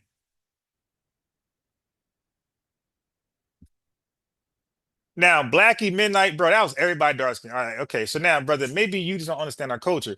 In our culture, yes, we have colorism in our culture. Now, we might deny it, but we have colorism. So yes, that's wrong, and that's traumatizing. If you're called, but I bet you it's somebody lighter than you. It wasn't nobody dark as you calling you that. It's my lighter. Yes, that's our issue. Now, if you say Blackie Midnight, if you say that, I'm with you 100%. That is something FBAs do, and that's bad. And that could be from the parents. You see, I'm an honest guy. So now they might have heard Blackie at midnight from their mother, uncle, dad, older cousin, next door neighbor. So I can agree with that. Now that's something probably came down from adults. But the African booty scratcher, bro, I'm not running with that. And I believe, yeah, the dark skin jokes, that's a problem in FBA culture. We got to teach our kids better, and enough parents are not doing that. Right. And because we got some big problem here amongst ourselves as far as raising kids the right way. So yeah, so those terms you were most likely called that from FBAs specifically or primarily, and that's wrong. And those are traumatizing terms because they're making you feel bad to be black. But if you had led with that, I rock with you. But the African booty scratcher, nah, I ain't doing that one. Yeah, so we have a big colorism problem over here that we're in denial of. That I'm gonna one day do a live and talk about that because we got to embrace it. We're gonna resolve it. We got to embrace it. All right, shit. Africa might have got their colorism from us. We might have get y'all that. All right. But like you said, you're 20 something and you're doing this false triangulation theory. Oh, the kid's got it from mom. All right, dude. Okay, whatever. Okay, can you just find one FBA mother, just one, saying she was caught? I mean, again, look, Chris, listen what you're saying, and you hung up, by the way. I didn't kick Chris off. He hung up. Chris, listen to what you're saying. You're saying that FBA moms. Okay, Chris, you have to admit this. When the words African booty scratcher are being used, you have to be honest that it's normally directed at elementary kids. It's never directed as teenagers and old adults, right? Okay, let's go with that. So that means that if we got it from our mom, that means we heard our mom calling it elementary African, Caribbean, Haitian person, kid, an African booty scratcher. So you're saying our mom, because that's the proper context. Because we know the term is not used for people that's close to grown. So that doesn't make any sense. Your math isn't mathing. So our moms are sitting there, hey, Tommy, get away from that African booty scratcher. Is that what we're saying? Like, really stop. Because again, it's a joke, right? It's a joke. Akata's not a joke. Yankee's not a joke. And these other derogatory terms at us, they're not jokes. African booty scratcher, that context is always in a joke form, whether it is rude or not. It's always in a joke form. The N-word is never in a joke form. It's straight up hate. That's the difference, bro. So no, so if a mother is calling a kid an African booty scratcher, at the very least she's joking. But what grown ass mom in our culture jokes on a kid and call them something like that? Dude, you got so much proof to do. Like you just saying, you're just projecting. But we know for a fact that y'all parents do it. And you're projecting it on us. It's not gonna work. Not over here. We're well studied on the history, on our history. So Chris, you can try again.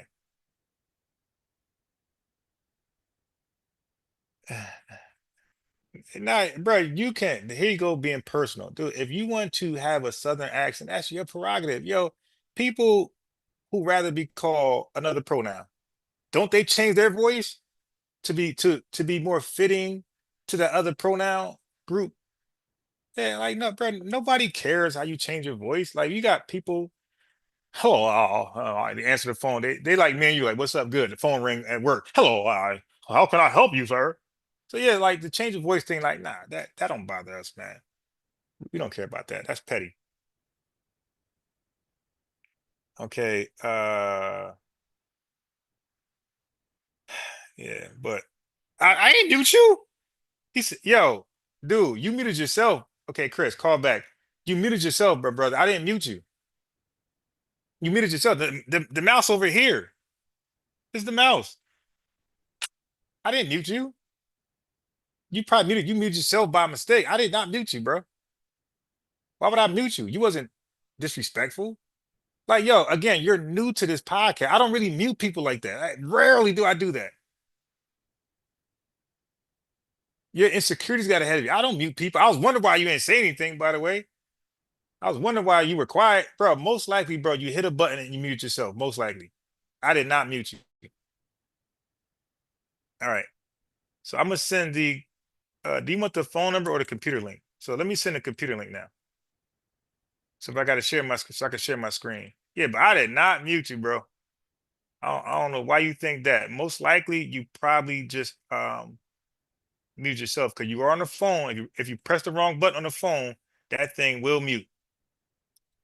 That's one thing I did not do. I didn't mute you. I rarely mute people. I only mute people when they're like excessively talking over me, and you did not do that. So wrong guy. But I talked a lot. You call in, you can go crazy for 5 minutes. I'll listen. Okay, I won't be like you cutting in. So the phone number is the same.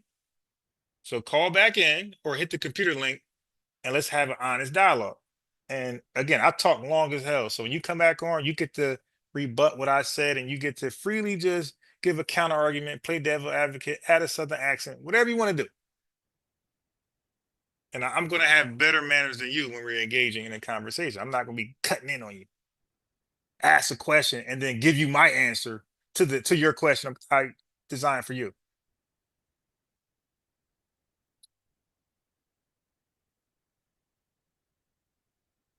Bro, nobody give it. He said I'm handsome. Pause, bro. Nobody judging you like that, bro. Hop on. Call the phone number back and or the computer link. Go, bro. Let's have a dialogue. It's kind of late over here. I'm on the East Coast. And I think you are too. It's kind of late. So hit the link, get back on here, and let me hear your response to everything I said.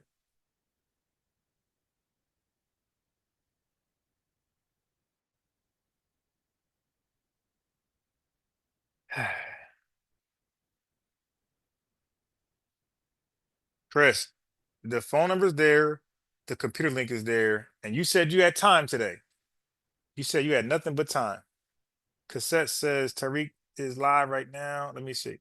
He's like, oh, okay, that's probably where everybody went. No, that's okay. I got you. Okay, did I already play that? Let me see if I had that saved. I'll tell you right now. No, I didn't have this saved. Thank you. Cassette. I'm gonna save this and I'm gonna play this at work. Okay. So I saved it and I'm gonna play it at work. Okay. I could have sworn I played this. I remember his hairstyle, but it could have been something else. But all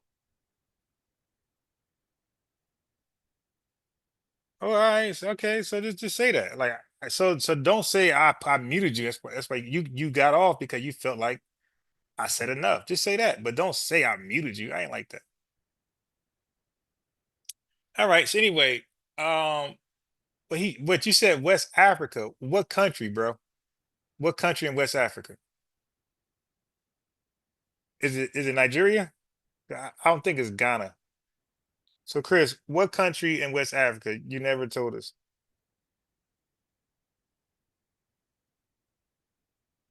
What country from West Africa? So anybody can click the link. Phone number. It's getting late. I think 2 a.m. is my cutoff. 2 a.m. is my cutoff. 2 a.m. is my cutoff. So I got 40 minutes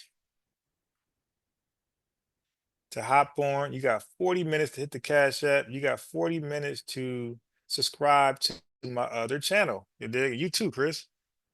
Okay, so here's the channel I go live on the most. Is it sharing? Yeah. Unbiased Sports Podcast. You dig? And you'll know it because they'll have the same boxing gloves you see in this chat, where is the American flag with the red boxing gloves. Where I'm in the middle. All right. So subscribe to that channel. I will be there in the morning. We can talk about some other things. And just real quick. I thought about doing this, but I don't know how you guys will feel about it. All right. I think some of you guys and gals would appreciate it, but I think some of you might not. Okay. So if anybody is interested in learning how to play chess, you know what? Let me do a poll. Let me do, because this is like a separate live. You dig? Another time I'll designate a day. But be honest, don't give me no cap. Okay, let's be honest. So let me do this. Let me do this poll real fast. All right, let me do this. So I can tell you one thing, like you were way better than what I experienced from my family from the diaspora. Okay, so when you weren't too bad. When my family from the West Indies get on here, they're rude, overtalk you. So I gotta admit, you had way better manners than the experience the overall experience I get from my family from the diaspora. All right, so let me put a poll in here. Okay, let me put a poll in here. The people, because I said, let me give back somehow. Let me do something constructive. And then to show my appreciation for my FBA family and my Black family. So FBA is the American Blacks, and B1 would be, okay, that's everybody Black. So I want to show appreciation to my FBA family and my Black family. That's including the diaspora and the continent. All right, this right here.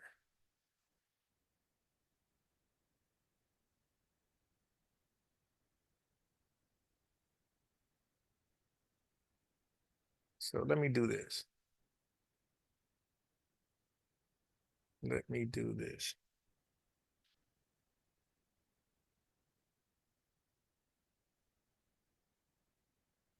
Let me do this. Come on, load the hell up. This thing ain't loading up. All right. Okay.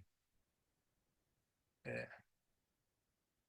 Who's interested in learning how to learn? Who's interested in learning the basics of chess? Because chess is a great strategic game. It's a great game of planning. It teaches you patience. It teaches you how to calculate in real time. And sometimes you don't have enough time, so you're on the clock. You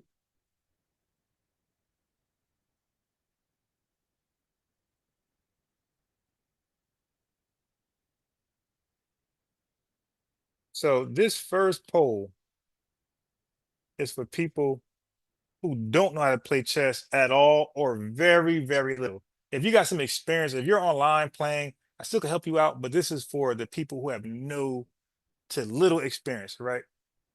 So let me do this. Why they got me doing it? Okay. Oh boy. All right. I want this poll. I can't do a poll. I got to end the other one. All right, let me end the other poll. Okay, so the other poll is ended. So some of y'all, but we're getting better. So my research is convincing more and more y'all that Lord Jamar is just he's an ally. He's an ally. He's not FBA. Okay, as you can see a lot of y'all start to be more convinced with my research that. Okay, so here's the new poll. And what do y'all think about? I didn't look it up myself, but I'm hearing on the internet that Donald Trump is going to pass a law with child support where the mothers don't receive the tax refund, the dads do, and the moms just get the regular monthly support, weekly support. You know what? Let me look into that. Let me look into. I had something on that I never had a chance to play. Okay, so I believe the new poll's in there. And again, this poll is for people who know nothing about chess or very little. So, but let me get to. Let me get to the thing on Trump with the child support real quick. Let me get to that. So the chess thing, y'all might want to tune in tomorrow, because that's where I will be doing it at. Right. Let me just get to a video I had that I think was going in on the Trump and child support. I really ain't see anything on that. So I kind of chalked it up as the internet is just glazing. But let me look real quick in my history to see if I could find that video, which I should be able to find.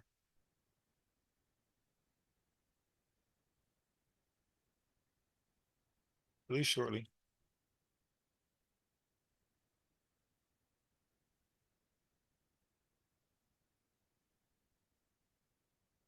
All right, still looking, still looking, still looking.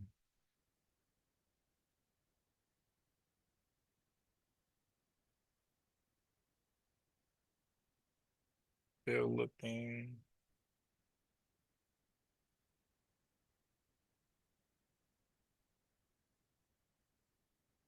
Almost there.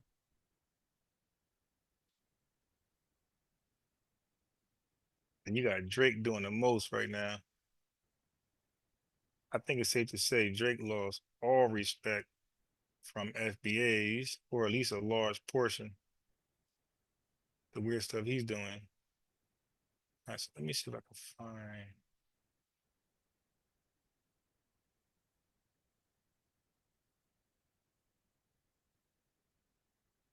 Let me see if I can. And yeah, tomorrow, tomorrow we'll do a live going into oh, Chris, did you say?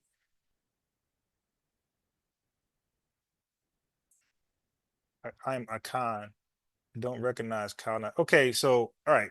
So Chris, you're a con. You don't represent. You don't acknowledge or recognize colonizers' borders respect. Well, okay, we do. That's the only way for us to understand what's going on. because you respect the American colonizers' borders. You said New York, you said Mississippi. Those weren't named by us. Those was named by the colonizers. So anyway, hey Chris, just to communicate better, all right, just tell us from what we would know a con should be in our America's education system. Like what would we call your country you come from in America? From what we're being taught in our American education system. Okay, so let me see this. Oh, Tariq Nasheed had a video on Southern accents. Let's see.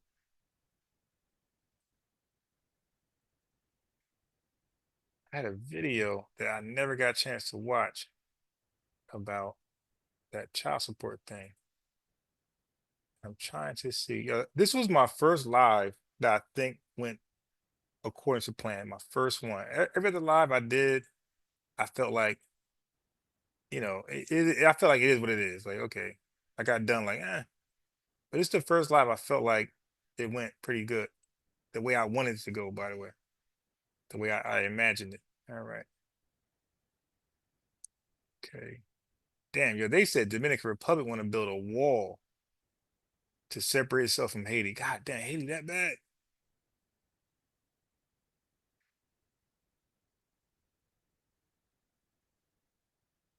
Okay, I don't think I'm gonna find this video, by the way.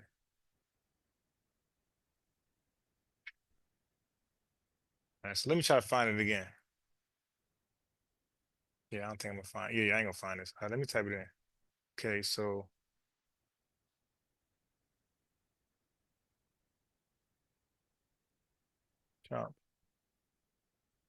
child support. Let's see what comes up.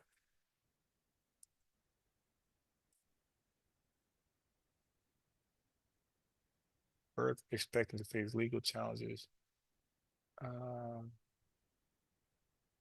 See, I can't really find anything on it, so I don't know if that's cat. So Trump signs executive order ending automatic birthright citizenship for children of immigrants. So Eddie Griffin did something on the child support, but why I can't find anything on it? Anybody got a link to Trump's Ivory Coast? Okay. I heard of Ivory Coast. I'm not really familiar with Ivory Coast like that. But why? I'm saying he's ending birthright citizenship of immigrants, but he's not I don't see the child support.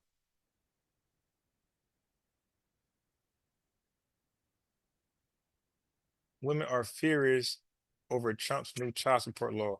See, people's talking about it, but they could be misguided. Why I can't see it for myself?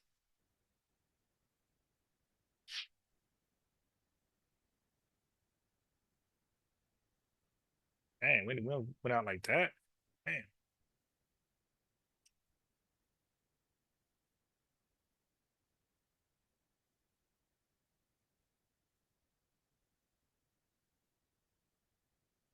Anybody got the link to Trump, the child support thing? Like I see nothing on that. Okay, so maybe that wasn't big news in white society. Maybe it's only big news in black society. All right, let me go here then.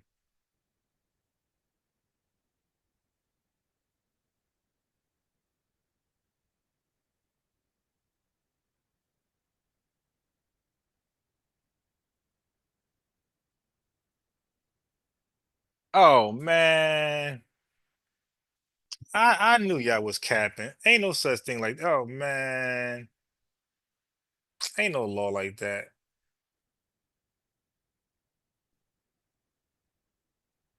I'm so glad I ain't covered that. That's why I'm the researcher I am. I don't go with trends because enough people say it is true. Look at this.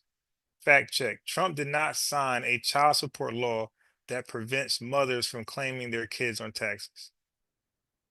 A rumor, in fact, let my stat bot read it. A rumor that Donald Trump was signing a bill that would bar child support recipients from claiming the child on their tax returns has been circulating. It's been 24 hours since Donald Trump was officially sworn into office as the 47th U.S. president, and misinformation is already swirling after the president signed a flurry of executive orders that shook up Washington. One alarming rumor on social media suggested that Trump signed a new tax law barring any recipients of child support, which are most likely to be women, from claiming their children on tax returns. Okay, so y'all the internet just lying.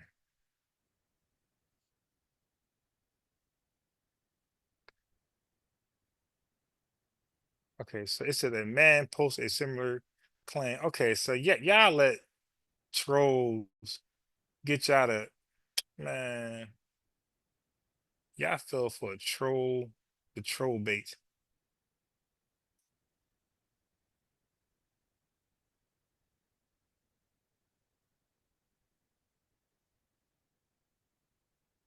What is this?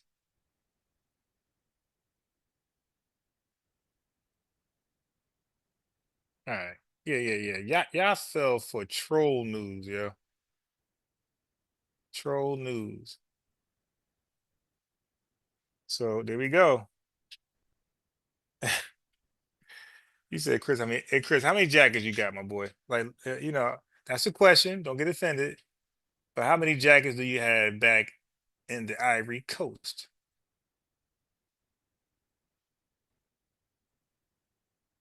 Who's this paging me and why? All right. So I said to now, Chris, those are legitimate questions they're asking. Because wait, see, Chris, call back. See, I didn't ask you about some things, man. That's why I was mad when you got emotional and hung up. Because I had a few more questions for you, bro. So even though you were more pleasant and more respectful than our family from the Caribbean, but the people from the Caribbean, they would stay on the phone longer to hear the questions.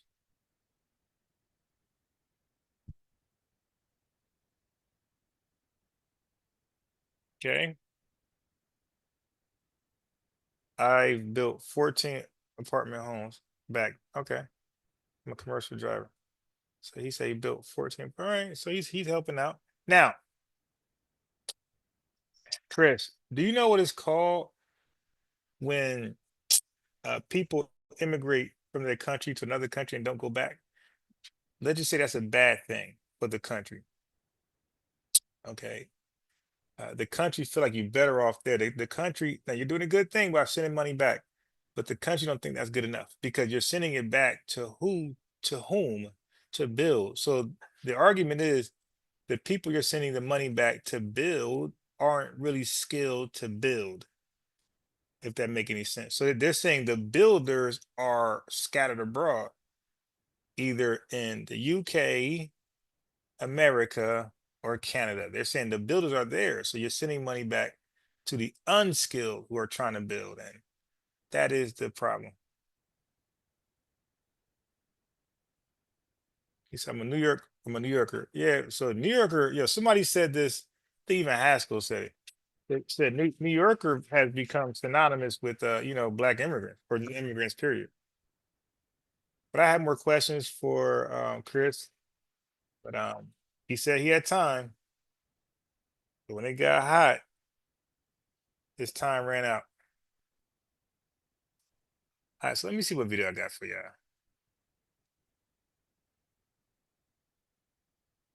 Let me see what video I got for y'all.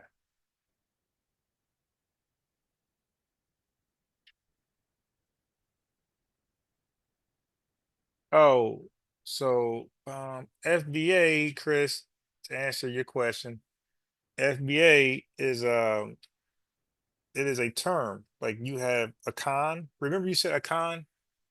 Well, the way you use a con to describe or identify yourself is the same way we use FBA to identify ourselves. So Chris, you got that? So when I asked you where you were from and you said a con, well, what a con means to you in self-identifying is what FBA means to us. So there you go. So if a con is a group, then FBA is a group because we use it the same way. that you use a con. So if that makes sense, let me know.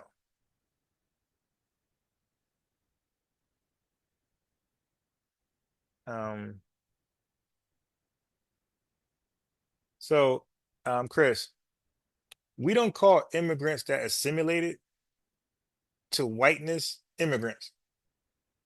So that's what I'm trying to say. Like you guys don't know American history.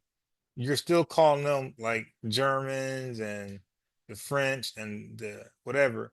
Dude, they had, again, like you were not here when I was going over these north north and western, northern and western Europeans who came over here and they assimilated, bro. They dropped their language, they dropped their religion, they dropped their culture, bro. They assimilated to American culture. They became American. Okay?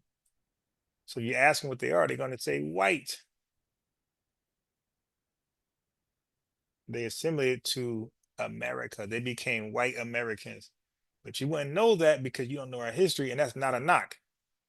You're not supposed to know our history. Not better than us, but yeah. So they assimilated, my boy. They assimilated to in America, where they just became white. They don't say I'm German American. They don't say all that other stuff. They say I'm white. I'm white American. All right. Okay, so I was going to show you an email. I mean, not email. I'm reading the chat. I was going to show you a clip. So let me show you a clip. Well, I got folks still here. Okay. Let me show y'all a clip. Well, I got y'all still here.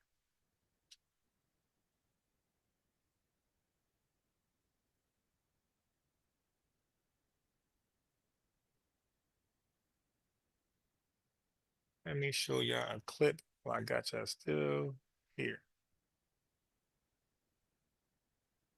Oh, this is a little bit of American history for Chris. Just a little bit.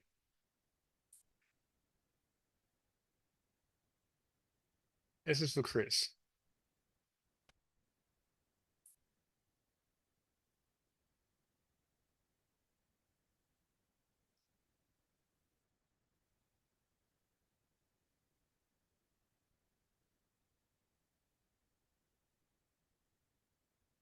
So again, Chris, tomorrow, pull up my other channel and we'll get it in. But here's some American history for Chris, some early American history. This is during the time of America's independence from the British Empire. Since the first British settlement arrived on the shores, what started out as tiny groups of struggling settlers had developed into 13 thriving colonies, thriving, angry colonies who were tired of being taxed by the British Crown. The king wasn't hearing their cries for reform, so there was only one thing left to do: declare independence. And on the 4th of July, 1776, that's exactly what they did. Of course. Okay, so that's for you, Chris. Let's go a little further. So this is the British subjects leaving the British Empire to establish America, or help establish America. And a treaty was signed. The United States immigration status. Okay, they're going to assimilate. And by the way, and a treaty was signed. They don't the call United themselves- States of America officially. They don't call themselves British American. All right. So again, once you assimilate, like you're not that anymore, which you were. Colony, and a treaty was signed. The United States of America officially became its own country. Now they just had to run it. The first attempt at a system of government, the Articles of Confederation, was a mess. It largely treated the 13 colonies like 13 separate entities with only a loose government to unite them. It took effect in 1781, but a series of rebellions and conflicts over taxes made it clear that it wouldn't hold. Okay, so this is for the Chief X and Brother Reggie's. Like they act like because we're FBA, we're not going to debate our directions.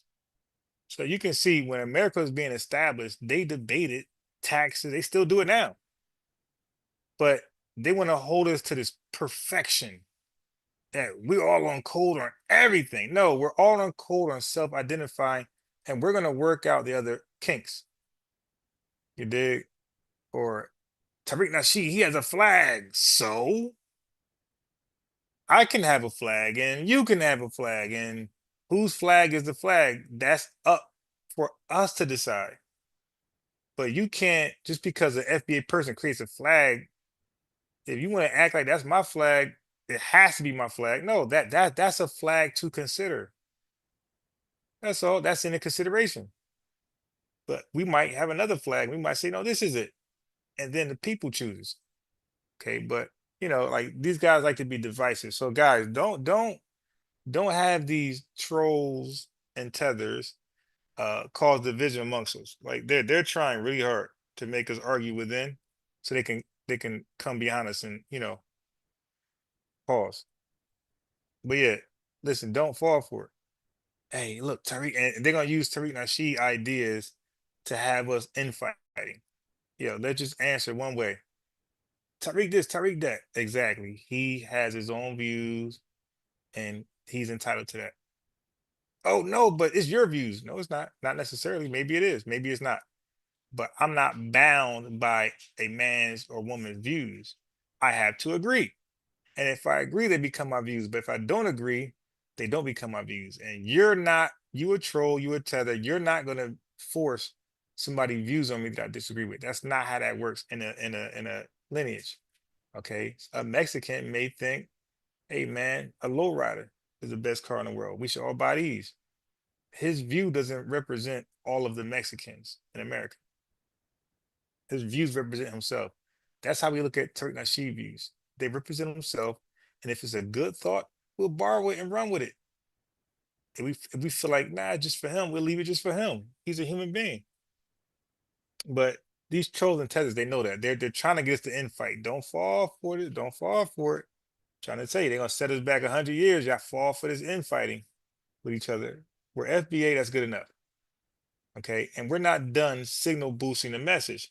Let us get this message out to America, where as when people fill out an application, FBA is there.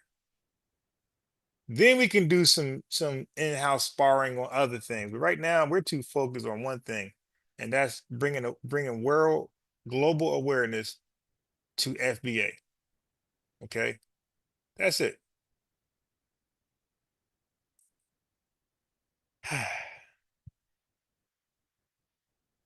So Chris, he said he's 26, but he's you know, in the chat starting shit.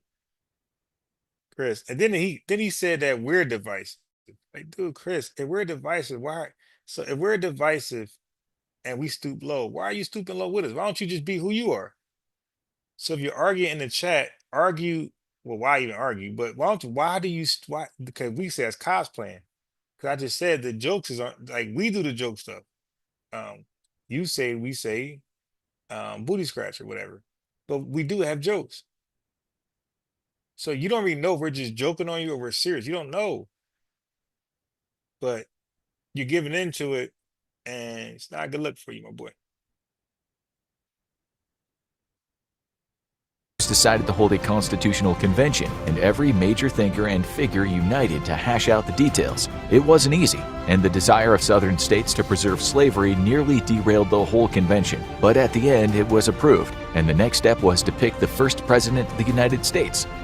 Colony, and a treaty was signed. Last video. This is for Chris.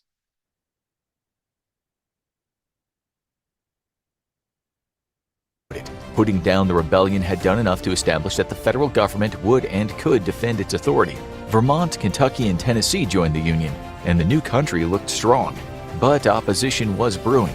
While Washington's approach was popular, founding fathers Thomas Jefferson and James Madison didn't like the government's growing power. They accused the Federalists of heading back on the path to monarchy and created their own Democratic-Republican Party. While Washington was elected with no opposition in 1792, he shocked everyone by announcing his retirement and setting up the precedent that no president would serve more than 2 terms. America putting down the rebellion.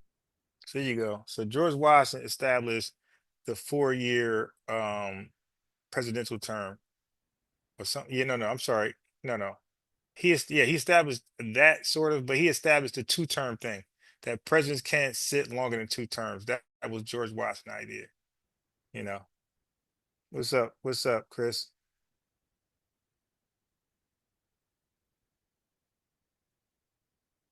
All right. So Chris, stop talking your shit in the chat and they'll stop timing you out.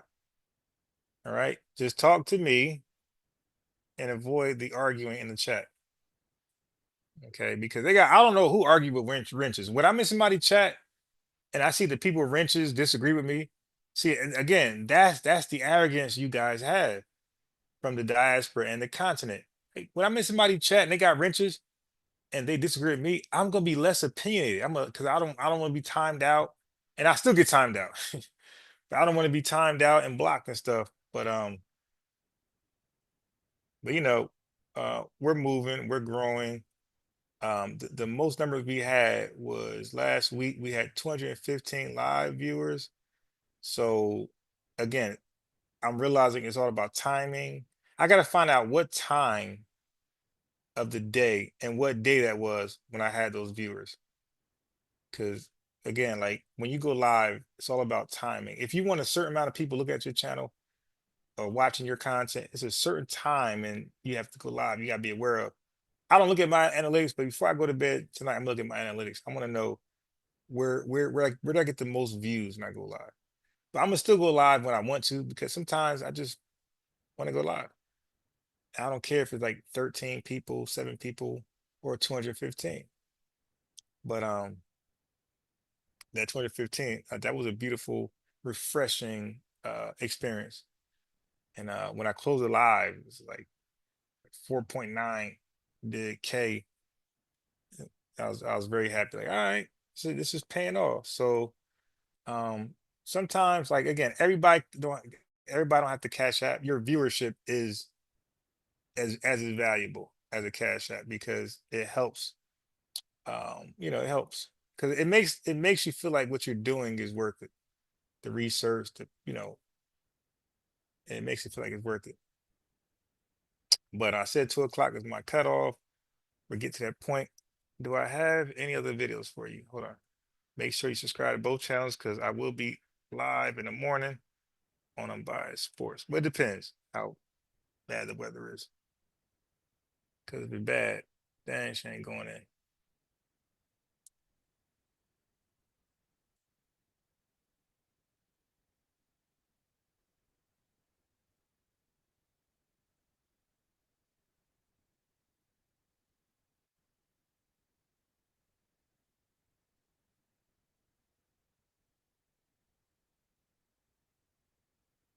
Okay, so what I was gonna do? The ADD kicked in right away.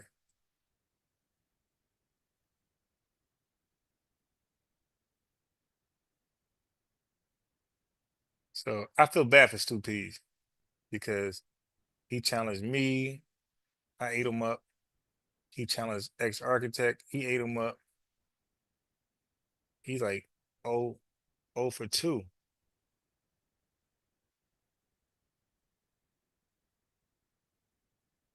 Yeah, this is interesting right here. Check this out. I found this very interesting. I never played this on my live before. I'm gonna play it today. Short clip. After my computer is done freezing. The relationship between Jamaica and its Caribbean neighbor Trinidad and Tobago is once again under the microscope, following news that a group of 12 Jamaicans were denied entry when they landed at the Piarco International Airport on March 21. I'm telling you, Jamaicans want to be everywhere but Jamaica. Yeah, I just cannot believe that they got their independence in 1962. And then they fled, right? I like, what's the point? Yeah, they got their independence in August in 1962, August 9th, I believe, 1962. And as soon as they got their independence, they fled the country. They went to United States. They tried to get back in the UK. They went to Canada. They left as like it was this pride stuff, this Jamaican pride. I don't believe exists. It's all like optics, man. They got the independence and they fled right to America right away. Thank you. We're out. You would think independence mean, okay, we're home. You kick your feet up. We're home, honey. I'm home. They're like, we got an independence. I'm out. Niggas hauled ass out of Jamaica. They're leaving today.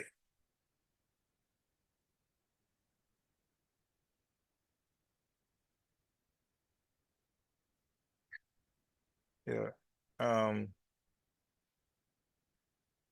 So so now we got Jamaicans trying to flee into Trinidad and Tobago, and they're closing their borders. This is like, you can't make this up. The Caribbean is closing their borders to Jamaica. This is wild. The recent deportation has sparked another round of intense discussions, and many Jamaicans are questioning whether they are being unfairly targeted by Trinidadian immigration officials. Some social commentators argue that the incident could threaten the diplomatic relations between Jamaica and its Caribbean partner. Jamaica's Foreign Affairs Minister, Senator Kamina Johnson-Smith, says she has been in dialogue with her Trinidadian counterpart, Dennis Moses. The relationship between Jamaica and its Caribbean neighbor Trinidad and Tobago is once Yeah, unfortunately, Cassette, Jamaica has been synonymous with scamming and defrauding. Unfortunately. So for them to talk trash with all this baggage on us, I didn't get it. So again, Chris was saying we're divisive, but he said it goes both ways, but he wouldn't let me explain how it's one way. And I did not mute the guy. Okay, I didn't need to. I thought he was a little civil where I could let him go, then he'll let me go. Don't forget he called in. So when you call in, you can mute yourself on a phone with a certain button. You know, I don't know which one, but that just about happened with him. All right. So again, the channel, I'm gonna be out now. It's at 2 o'clock is my cutoff. There you go. That's the YouTube channel. You're on FBA Defensive Unit, and the bottom one, subscribe to that. I'll be live tomorrow. I gotta think about what can I cover tomorrow? Because it's like I'm covering so much. What can I cover tomorrow? I'll think of something. I stay reading.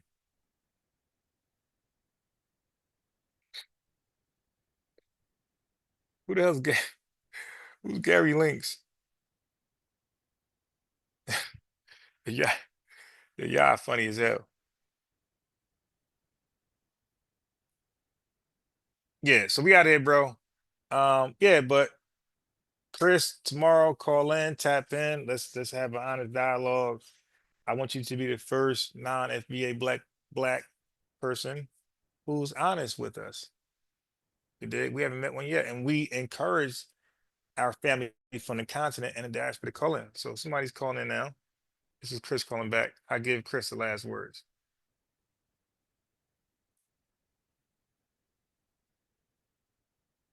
I think this is Chris. All right, Chris, go ahead. You get the last words before I log off. Please don't be hella long-winded. So Chris, you're on mute right now. You gotta unmute yourself. So you called in. Okay, so I cannot. Okay, you're unmuted now.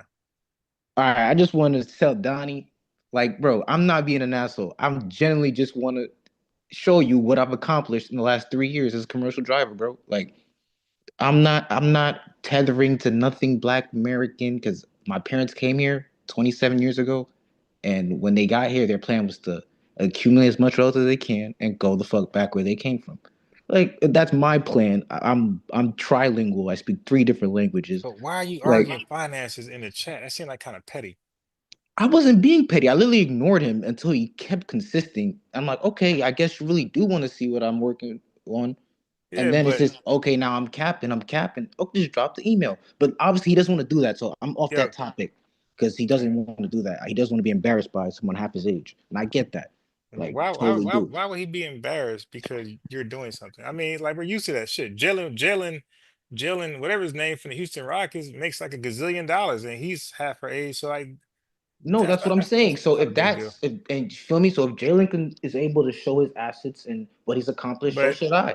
But why? It's again like now It was literally you asked. said You literally asked. I okay, can scroll cool. up in the chat. Should I scroll up But in the there's chat? some things that's You still gotta remember, childish. look, the chat doesn't have that many participants, and so I can scroll up and But single out you don't need to, because like you said African booty scratcher was a childish word. Well, comparing assets on the internet, that's childish too.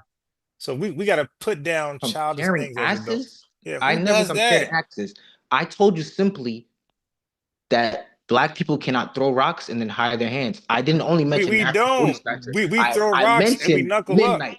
I mentioned Blackie. And I I address mentioned all of them. multiple things. I mentioned mud huts. I mentioned, oh, you live in the zoo. I mentioned many things. Look, and I understand, like, I get Western media done brainwashed you guys, and you have this preconceived notion of So how who other brainwashed people. y'all to make y'all feel a certain way about us? You said Western media But brainwashed see, us. that's it, and you see, you can say that, and I can agree that I don't. But I'm asking you who. When you watch a Feed the Children commercial, what's your first impression? No, I'm saying. Yes. Answer my question. When you watch in the I asked you about us though. I said who is brainwashed? You said Western media brainwashed us. I never said no. I'm asking you who brainwashed y'all to think us low. Who is y'all? I've never been brainwashed. That's my thing. Like, maybe I can ask you where are you from originally? What state? Oh shit, man. What state are you from? Bruh, I lived in Jersey. What state have you lived in predominantly the majority of your life? Because I know New Jersey. You lived in New Jersey. As a resident in the state of Jersey, can you confirm that you grew up around, I don't know this because you're probably older than me by much, but in the last 20, 30 years, I know Jersey has had an influx of, matter of fact, in Jersey, there's probably more Italians and Irish than, because they all move out from New York City when it gets expensive. So yes or no, you've grown up around, they're not direct immigrants, but their grandparents were immigrants, right or right? Some of them. No, a good majority of them. In New Jersey, we can Google this. The firefighters and the police department are predominantly what? Not just regular. Not. No idea. We can Google it. You have your whole computer out. You can Google these facts. Okay, I mean that's your argument. It's not my argument. It's factual. You have. Okay, well those are your facts. Those are your facts. Okay, so pull it up and negate it then. I'm not even arguing that. Pull it up and negate it. And why am I negating it? Isn't that what the discussion's for? No, I'm saying, why are you giving me a position? I don't have a position. Yes, you do. You simply claimed that black folk were here. This was all American culture. They came and they wanted to be like Americans. Yeah. Well, I can prove to you that Ellis Island was in use before. In use where? Ellis Island is in New York City. Where else? Okay. All right, now let me educate you again. Okay, so we forget the Industrial Revolution. Like that's one thing about me. I know my history. Okay, I got it. So what year was watch this? What year was Industrial Revolution? You can pull it up all on your computer. I'm just asking. You know your history. I'm asking you. What year? You said it. What year? I believe it's the late 1800s. So I'm gonna go 1840, 50s. That ain't late. That's mid. That's the end of the 19. That's the beginning 60 years from the 19. So that's still that's not late. So late is like 1880. All right, let's look it up. All right, I'm gonna call your bluff on this one. All right, yeah, those logos dope, by the way. Hey, now I didn't mute you. Well, okay, no, because you went quiet. I'm here. Okay. I see how Donnie moves. He's scared. Donnie's scared. All right, so you said Industrial Revolution, right? Yes, sir. And open another tab for Ellis Island as well. All right, hold on. Industrial. I hate Bing. Okay, so we're here, right? I'm gonna go to Ellis Island. Yeah. Okay, cool. Right here. Okay, so we're here. All right, so which one I'm doing first? Industrial Revolution. All right, Industrial Revolution. What are the dates on that? 17 something to 1850, if I'm not mistaken. I'm just rough balling here. All right, let me look at it. Give me a second. Okay, so 1760. Yeah, it's about 1840. Okay, so 1760 to 1840. Okay, my next point. Ellis Island, the influx of immigrants starts from 1890 to 1924. Okay, thank you. That's my point. My point is Okay, so I was trying to get a date for when you guys came to New York City. Now you will see that your Not date. you guys. I'm not a part of that group. I'm talking about the immigrants Okay, to begin with. That's whoever. April Okay, 92. whoever. What I'm saying is that was possible because the abolishing of slavery, man. So again, it was surrounded around. But that Again, does not negate the fact that the main majority population was not black people. okay, Like so that's bro, wait, where in New York? When did I say? yes. When did I said not? I said the majority of black folks were in the South. When did I say New York? Oh my God. So you're just proving me right, brother. So if Caucasian immigrants can come here, set up shop, thrive for all these years, black folk decide to move up from the South years later and then turn around on immigrants of color from another nation and Yeah, say, yeah, oh, y'all the problem.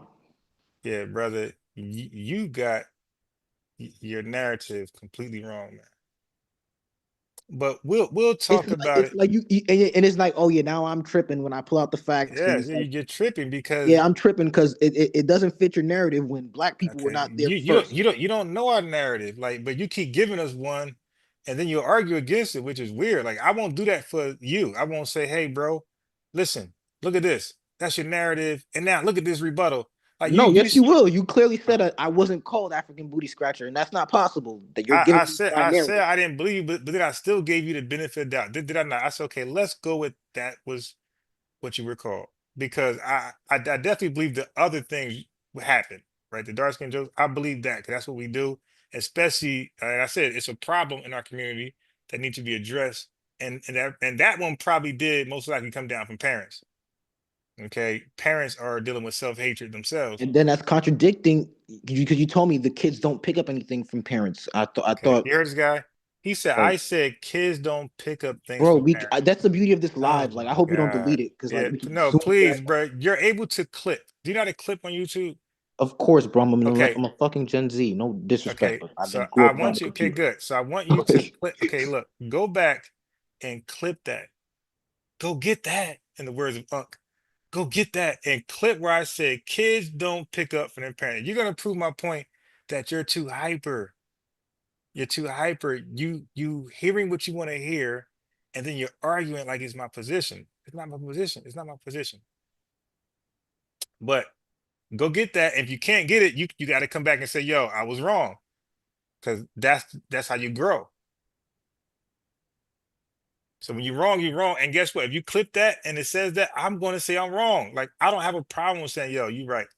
I misword what I said. That's not what I meant." Right? Because we're humans. Like, we're able to like go back or retract what we said and correct it. That's what humans do. Well, sincere humans. See, I'm sick and chilling around for this show. Like, I get you gotta put on a show for the 40 people in the chat, bro. But Karma, don't delete your comment. We seen that. Like, it's all good. Wait, so I'm put It's on the like show. you. Yeah, It's yeah. my thing is So like so you don't can't be ignorant and then expect like so that's mind don't blowing to me, bro. don't time out karma. 'Cause I want to see. I don't know. Donnie, hold on. Stop timing out people. I want to interact with them first. Like, 'cause they might be sincere. Like, I But think my Chris. thing is like, when is it ever really sincere? Like, that's the point. Like Hey, bro, listen.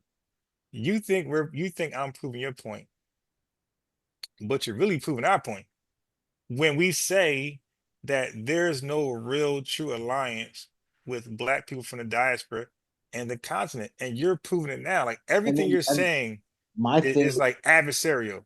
Oh, this, that, like I'm not even debating you. I'm talking to you like a regular human being. I'm not even considering you're not FBA. I'm considering you as just a regular guy on the phone, and we're just talking. brother, But you keep thinking this is a debate show. You're the one showing out, not me. you threw Marcus Garvey down under the bus with no hesitation. Wait. So And explain. in your mind, it's okay because No, explain how I threw Marcus Garvey down in the drain. Explain it. you clearly mentioned his criminal past and his crimes, acting like he's the only man who committed a crime. So that's no, I say he influenced a lot of FBAs. That's why if it's a one-man thing, like you said, Malcolm Little, if you mention a somebody from the island commits a crime over here, it could be something silly as stealing a car. I'm not gonna condemn him. That's a personal act. But if he influenced, like let's say if he's in a gang and he influenced like 20 kids, 30 kids, yeah, I'm gonna be pissed off. And they don't gotta be kids, they could be an adults. They could be adults. I don't like when people extend their evil or their wickedness to other folks. If you're gonna do something crazy, do it yourself. So my question is, Marcus Garvey, quote unquote, influenced people to do mail fraud in the 1920s. All right, that's bad. All right, that's horrible. You're definitely right.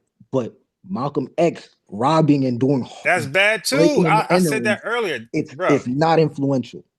I said that's bad. Okay. Do you hear me? That's bad. It's definitely bad. So okay. my point exactly. So is it? He's still arguing.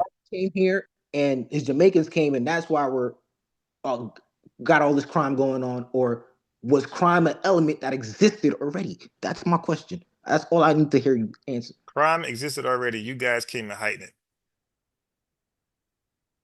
This man said you guys came and heightened it. Well, I don't know about people from Africa. Can you show me that statistic? Okay, hold on. That's the beauty of crimes. Can you show me those? Let me make a correction. I'm not sure about people from Africa. Can you show me those statistics? I just want to see the statistics. And okay, we just said there's no statistics because there's no way to differentiate. Because all of you guys come over here and put down African American. No, I'm not asking for the differential. I'm asking for the increase of crime in the black community. Yes. Those I would do that tomorrow because I could have swore. Man. Wait. Oh man, bro. Okay, come so on. let me ask you a question. All right, look, I don't want to beat you because now you're talking. You're asking questions. I'm tired. I said 2 o'clock, but real fast. Oh man. When did man, he's still going. When did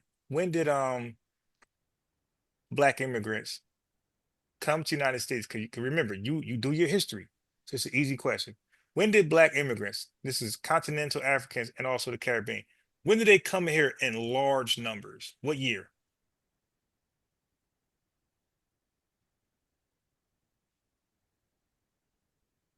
If you don't know, I'll just tell you. Do you know what year? You're not gonna answer my question about the crime, bro. I'm answering it now. So I'm giving you a time frame. What year? Because I'm gonna show you how the crime spiked. What year it spiked? So what year did black immigrants come to this country in large numbers? 65 in the 70s. No, that was not large numbers, bro. Come on, stop. You guys were 50,000 deep, my boy. Stop it. You guys came here in the millions in the late mid 1980s, my boy. You were not here in large numbers in the 70s. Okay, so Nigerians became 1 million deep around 1980s. Now you're here in the millions, Africans and Jamaicans, 1980s. Well, guess what? Shortly after, they created the damn crime bill. They created a crime bill for y'all.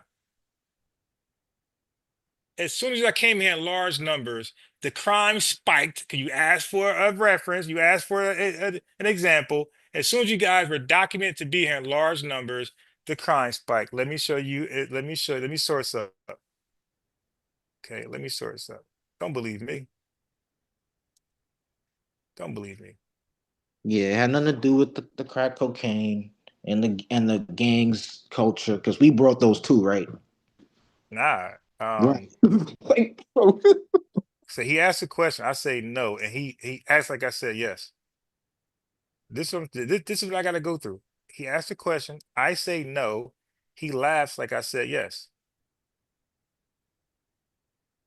Okay, so I'm just saying, I find that coincidental that as soon as you guys come in large numbers, there's a crime bill.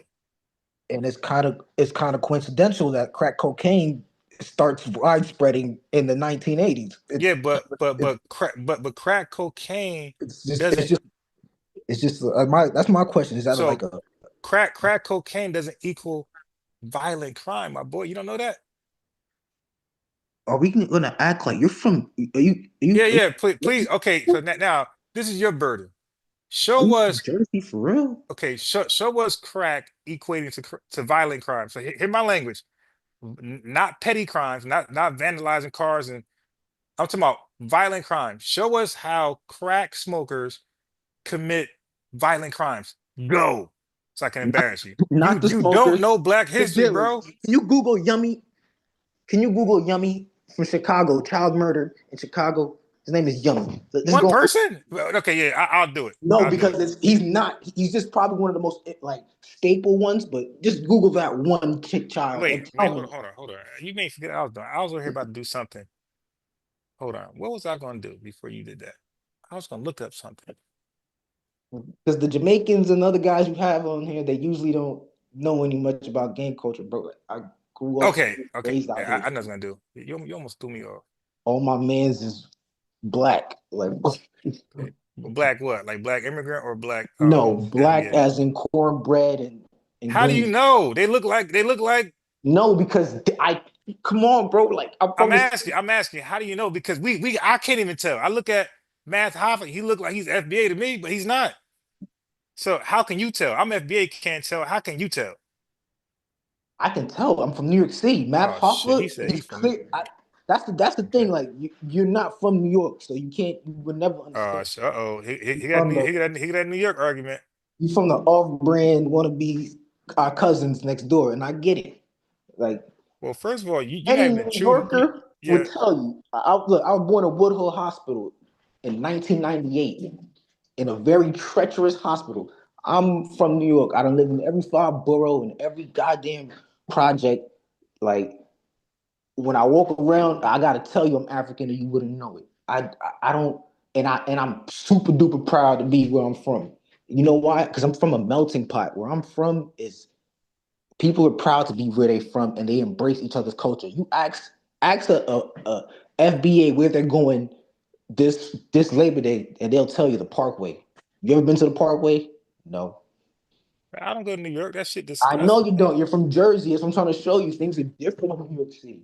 In New York City, that shit crime. Like I said, there's a bunch of y'all out there, and there's a lot of crime. Do you admit New York got a lot of crime? Does it have a lot of crime? There's 14 million people. Compared for the amount of people. I'm just asking you, does it have a lot of crime? No. Compared to the amount of people. Compared to Chicago? You just said it was dangerous. You just said it was dangerous. No, I ain't comparing to New York. I did not Chicago. say. When did I ever mention it's being dangerous? Come on, bro. So New York is safe. It's safe, right? Clip this. New York is safe. So don't let me pull up the raids they have on all the guns. Yo, all the guns. Yo, y'all got way more gun violence in New York than we have over here in New Jersey. That is they made the mandatory minimum sentence for y'all. Yo, y'all the reason why we can't hold guns. It's New Yorkers. All these laws are for you guys, and we got to suffer the backlash. Yeah, I think you're just pulling rabbits out your butt now. Well, I'm gonna pull up the stat for you. Just pull up the numbers, because numbers don't lie. Like, I got you. Say things like, "Oh yeah." I'm looking for it now. Give me a second. New York has 14 million people in it, and I can guarantee you, there's less gun violence in New York than the majority of the country. Shit, that's because y'all had stop and frisk. Yo, y'all so evil. They created laws just for New York. Stop and frisk didn't extend to New Jersey. That was New York. That's how dangerous you guys are. My point exactly. So why is it Because you just said there's a lot. There's a melting pot. There's a lot of black immigrants over there. When did New York become violent? Like once the influx of black immigrants started to come over there. So basically, what you're telling me is, in the 1980s, in the Bronx, when all these different and the Bronx is dangerous as hell. Everybody says that. Extremely dangerous as hell. Okay, so who was in the Bronx that made it dangerous? In the 1980s, it was black folks and Puerto Ricans. Okay, a lot of immigrants again. No. Black folks, as in, you just told me. You just told black me folks, black folks and Puerto Ricans, right? Black folks and Puerto Ricans. Right. What year did all these Nigerians come? They came in like the mid 1980s. They came when? like in 1985, the crack epidemic, basically. They came during the crack epidemic. Shit, I can't find this damn thing. You keep talking. Go ahead. All right, maybe let me be quiet so you could pull it up and show me the statistics. Because numbers don't lie. I'm a numbers guy.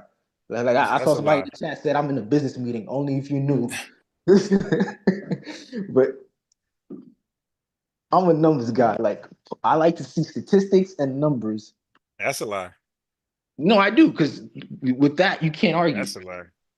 Yeah, no, you've been arguing lately, even though because you're not pulling up any statistics. When you pull up Ellis Island and you pulled up, I already pulled that up. Exactly, and then I agreed and we moved on. You haven't pulled up any numbers. Wait. So what was your point? What was your point with Ellis Island? What was your point? Tell me. We're past that point until you never made the point. You said pull up. You said pull up Industrial Revolution. Then you said pull up Ellis Island, and then I read it, and it was 1890, and then you left it at that. I never got the reason why you brought up Ellis Island. To simply illustrate how Black folk were in the South, and the North was occupied before they got there. That was that main point for you to understand. And okay, occupied by immigrants nonetheless. How? Wait, and which immigrants? Because you said immigrants, you guys Hispanic, they were European. Occupied by Eastern European immigrants, and that we debunked that. Yeah, but what they got to do with Ellis Island, though? That's the point where they came from, brother. Okay. That's me telling you that they was there first. Who? The Caucasian, the Irish, the Italians. Okay. It don't matter what nationality they are, they're still Caucasians, right or right? Okay, all right, okay. You could say white or European. Are they still from the Caucasus Mountains originally? Right. They are Europe. White. Yes, they are white. This guy, he's arguing with himself. I'm not. You asked me why we brought that up. I'm just reiterating. Yeah, okay. So maybe I just got to read up on this stuff to catch up. Yeah, I'll do that tomorrow. It wouldn't hurt. I'll do that tomorrow. I'll read up. I might be young, but I'm ready. Because I heard a lot of Caribbean people say Ellis Island, and I really ain't know what the hell they was talking about. When they See, that's the thing. You be arguing with the Caribbean folks who are probably didn't even graduate high school. No disrespect to anybody who did. You don't know history in this country. I promise you, I do. I asked you a bunch of things, you didn't know it. What things did you ask me that I did not know? When you didn't know, when you said Black folks were going to Detroit for jobs, you didn't even know why.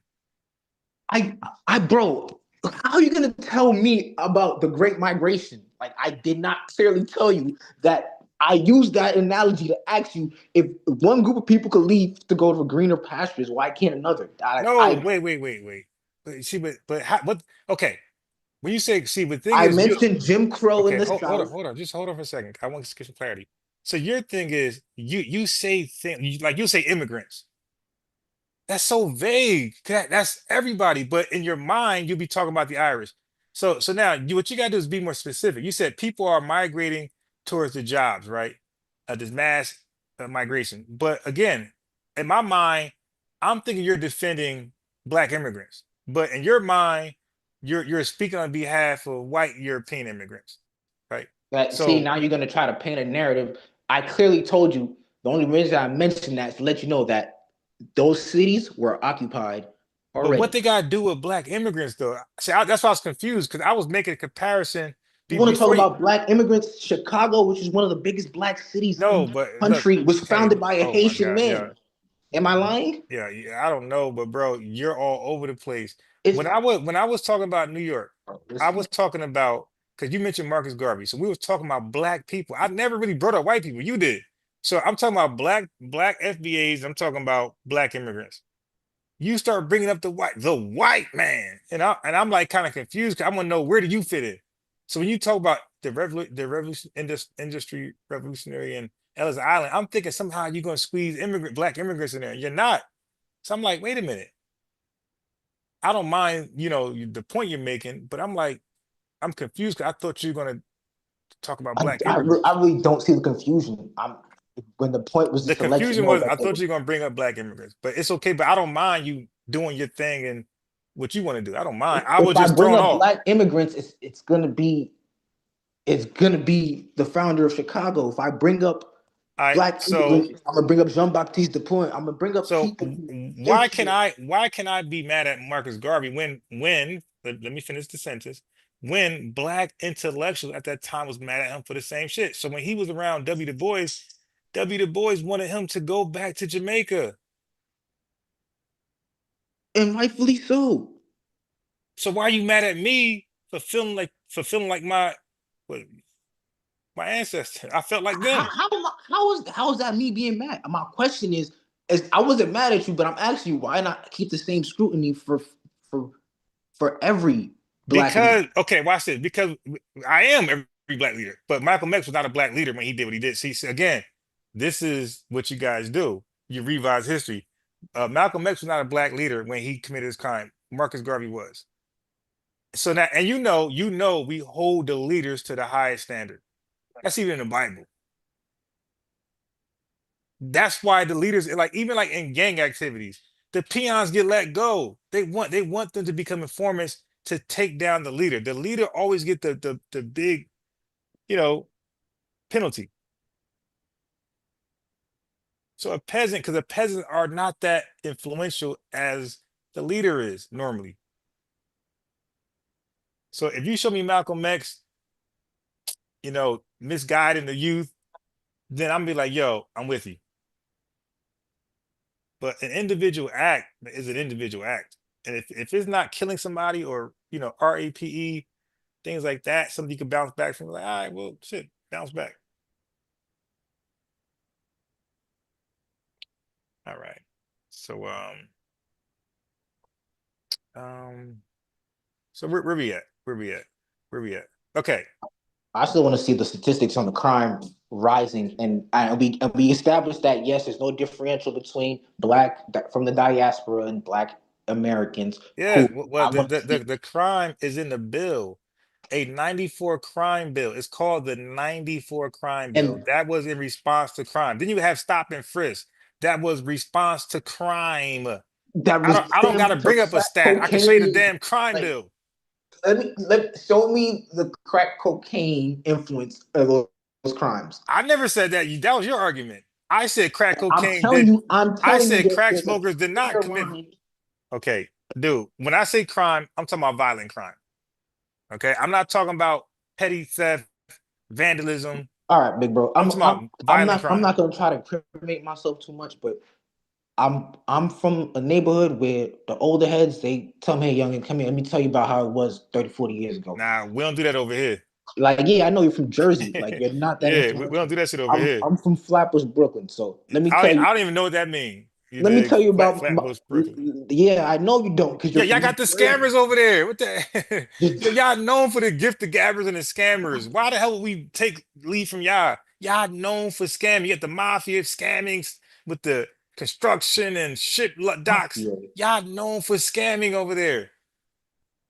I'm from Newkirk, other known as New Crack. That's the nickname. I don't even know what the hell that is, bro. Yeah, because bro, again, you're from somewhere, and I bet you're not from Brick City. You're from an unrelevant part of Jersey where Jersey want to be like us so bad, and it's all good. No, actually, we're far from y'all. So now, yeah, that's the beauty of it. So you're so irrelevant to the point where it's you're so out of the loop. So now, when you say Brick City, speak on New York City. Hold on. You brought up Brick City, which you know nothing about. I don't, because I'm not from Jersey. I'm from Brooklyn, New York. You know how New Yorkers are. Our whole universe is right here. Don't. Y'all a bunch of fucking criminals that be scamming. That's all I know about New York. Where y'all have street games like this, where y'all got the 2-3 cups. Y'all put something in it and y'all mix it around, and people pay money to pick the right cup. That's New York. That's a scam. We don't do that in Jersey. We don't have those games like that in Jersey. Y'all homeless people be playing music for money. Bro. Yeah, what is that? Y'all got a circus show with the homeless. Have you ever seen Brick City, man? Yes. I can pull your pictures. Let's Google Brick City. I just left them. We don't let's got not to. I act left. like I just left. let's No, we not gotta Google act it. like New I Jersey. just left Brick City to come. Well, we don't call it Let's Brick City not anymore. act like New But I Jersey. just left Newark to come to where I'm at now. What are we talking about, Newark bro? is a shithole. With all due respect. What part? Yeah, yeah, cause you dumb as hell. Newark is gentrified like a mother. Okay, you sound crazy as shit. Newark is Newark gentrified like a is a motherfucker. Yeah, shithole. yeah. You said the stupidest shit just now. Yeah, go ahead and Google that. Newark is Newark gentrified like a is mother. a shithole. Yeah, okay. Now, okay, everybody's lying. Newark is gentrified like a mother. What was bad is now good. Newark's median income is $27,000 US. Because a lot of goddamn tethers that's undocumented out there. That's why. Brother, it's $27,000 US. Right. It's a shithole. I'm sorry to tell that to you. Yeah, this dude. No. That's not a shithole. I'm sorry. No. A shithole is your homeland. There's no place in America that's a shithole because our shithole is still paradise to any African. That's the hour in Africa. And then my question is, how many cities have black people built? How many civil engineers? Why? Wait, bro. We laid the foundation. Talk about it. No. Okay, right. Okay, wait now. You don't ask the question. Okay, wait. Don't ask it. Google it. Just Google the numbers. Wait, say it again. Numbers. Let's not argue. Okay, Go over the search bar. All right, dude. How many civil engineers are black in America? Google that number. And who built this infrastructure? Pull up the numbers. Is this guy stupid? Let's pull up the numbers, bro. Don't make jokes. Okay, all right. Okay. And now I'm gonna mute you. Because now you're just time wasting. Now he claims to know black history. And he gonna sit here and act like, yo, yeah, he left. Like a tether, he left. And now the green light is on him. You dig? Whatever you want to do to him, do to him. Like, so now we're gonna revise history. We're gonna act like black folks ain't clear out the so-called forests in Mississippi, the swamps, so we paved the way for you to build how you build infrastructure in fucking trees, like a forest type element. You're not building anything over there. So now I'm trying to be nice. I'm trying to not go there with the guy, but he's like forcing my hand. Like, dude, you know, New Yorkers is a bunch of scammers, right? And coincidentally, it's a bunch of y'all in New York. I'm trying not to do that with this guy. I'm trying to have a civil conversation without doing that. But when he said New York's a shithole, like, wait a minute. 27,000, nigga. Nigeria, 40% of the population lives off $2 a day. Are you so we want to compare and contrast to what we built and what you built? Nigga, $2 a day, 40%, almost half the population. And he said 27,000. Nigga, we're Bill Gates compared to your citizens over there. What are you talking about, man? This is what I'm saying with these guys. Like, these guys come over here, start cosplaying, and then forget where they actually come from. Like, dude, you don't represent New York. You represent the Ivory Coast. They trying to take credit for what we helped establish over here. Yo, how many civil engineers, bro? That industry wouldn't even be possible if we weren't over here. These skyscrapers, all this type of shit, that can't happen without us here first doing what we did to pave the way for these things. What the fuck this guy talking? We laid the foundation. That's what we call foundational, bro. It's easy to build when the foundation is laid, my boy. When you build a house, you gotta lay the foundation first. Without the foundation, there's no house. So if people lay the foundation and walk away, people who add on can't say the people who laid the foundation and do shit. It's like, dude, y'all ain't built a house. Like, dude, the foundation there's no house without this. Hold on, let me let the dog out. Hold on 1 second. Yo, dude, it's crazy.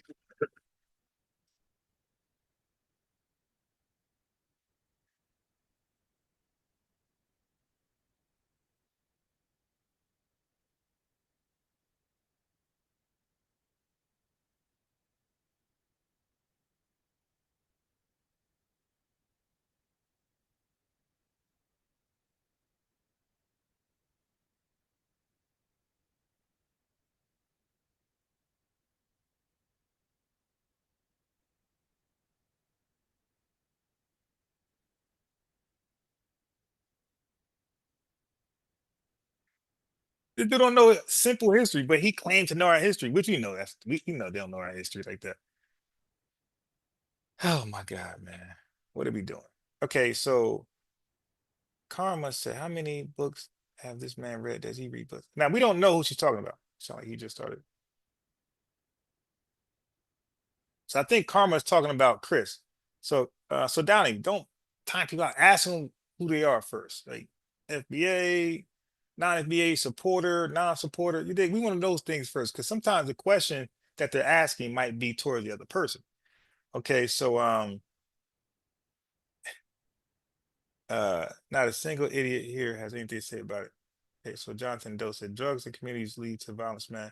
The dealers, users. Okay, so now again, Jonathan Doe, tomorrow, not tonight or this morning, tomorrow, call in and show us how drug users. So now remember, Jonathan, I keep saying violent crimes. Petty crimes don't get laws passed. It's violent crimes. The 94 crime bill is called, it's called a violent bill. It's called a violent, it's called the violent bill, actually. It's called the violent crime bill. Let's look it up. Let's source up. Okay, this dog got me mistaken. All right, hold on. Look, let me show you something. Let me learn you something, my boy. See, it's called the Violent Crime Control, Jonathan. It's not even called the 94 crime bill. It's a violent bill. So, bro, bills are passed because of violence, not petty crime. Or not non-violent crimes. Bills are normally passed from violent, no community respects. They're afraid of violence. Selling drugs don't hurt me. If I don't, sell drugs or use drugs, it don't hurt me because I'm not trying to compete for a block. I can still go to work, still pay my bills. But if you commit violent acts, then that means that can come towards me. If I don't sell drugs, I don't got to worry about competing for a block with you. If I don't buy drugs, I don't got to worry about that issue, the addiction issue. Okay, so it's the violence is what people are afraid of. People want to go right away. So violence is what draws the attention of policymakers and legislators. Okay, so it's a violent bill. Matter of fact, Stop and Frisk was based off the violence in New York. Hold on, between Latinos and Blacks. Hold on.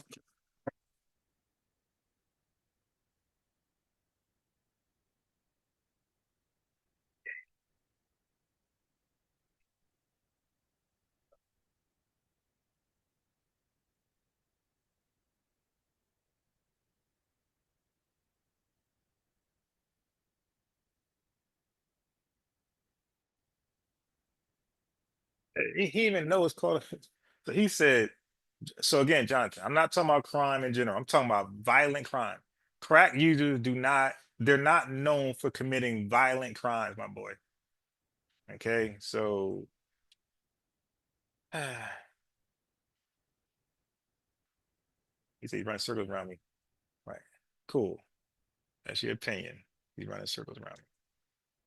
To me, it sounds like he's just saying anything and he's arguing when there's no argument. I'm trying to hear where he's going. As a matter of fact, I don't even know what we're arguing.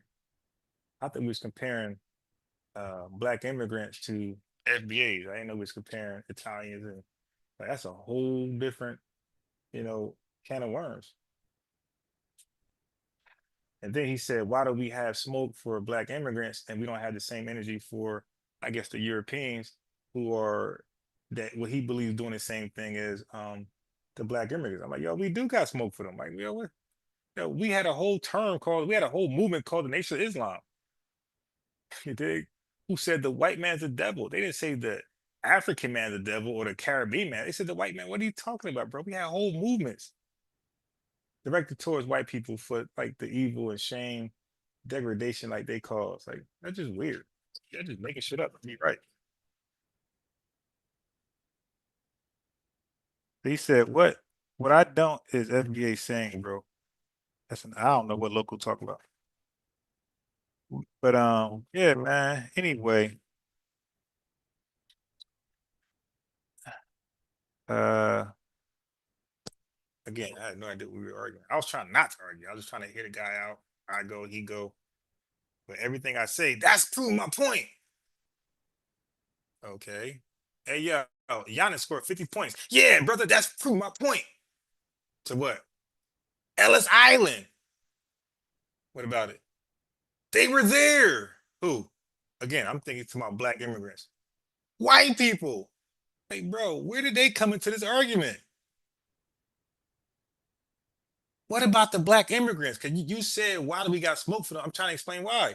When the white immigrants came to New York, they were not in, they weren't amassed in black groups and on the guise of being conscious and woke.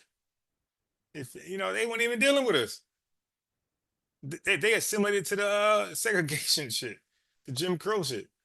But you guys were rocking. You guys were so-called rocking with it. It hurts more when somebody pretends to be in your best interest and be a relative, and they snake you rather than an op. White folks were our ops, bro.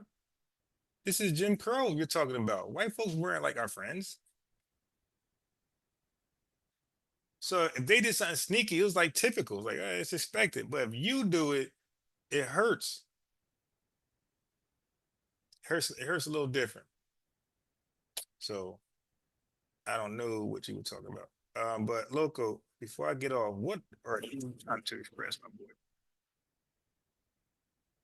Yeah, but Loco, do me a favor, my boy, since you're on here. Do me a favor. This one right here. Okay, so you're already on FBA defensive unit. So I'm gonna need you to do this. I'm gonna need you to do this. That's in my way. So Loco, I'm gonna need you to do a favor for me. I need you to type this in. Matt, type this in YouTube and then subscribe. Okay, so you'll know it's me. There's some other fake unbiased sports out there, but you'll know it's me because I will have the red boxing gloves and the beautiful American flag. Okay. Oh, I said bro. You think bro is an Italian word? I don't know. I don't think so, but tomorrow when I go live on the channel that I just drew a rectangle over, if you got some information like that for us, let us know about it. All right. So Jonathan Doe.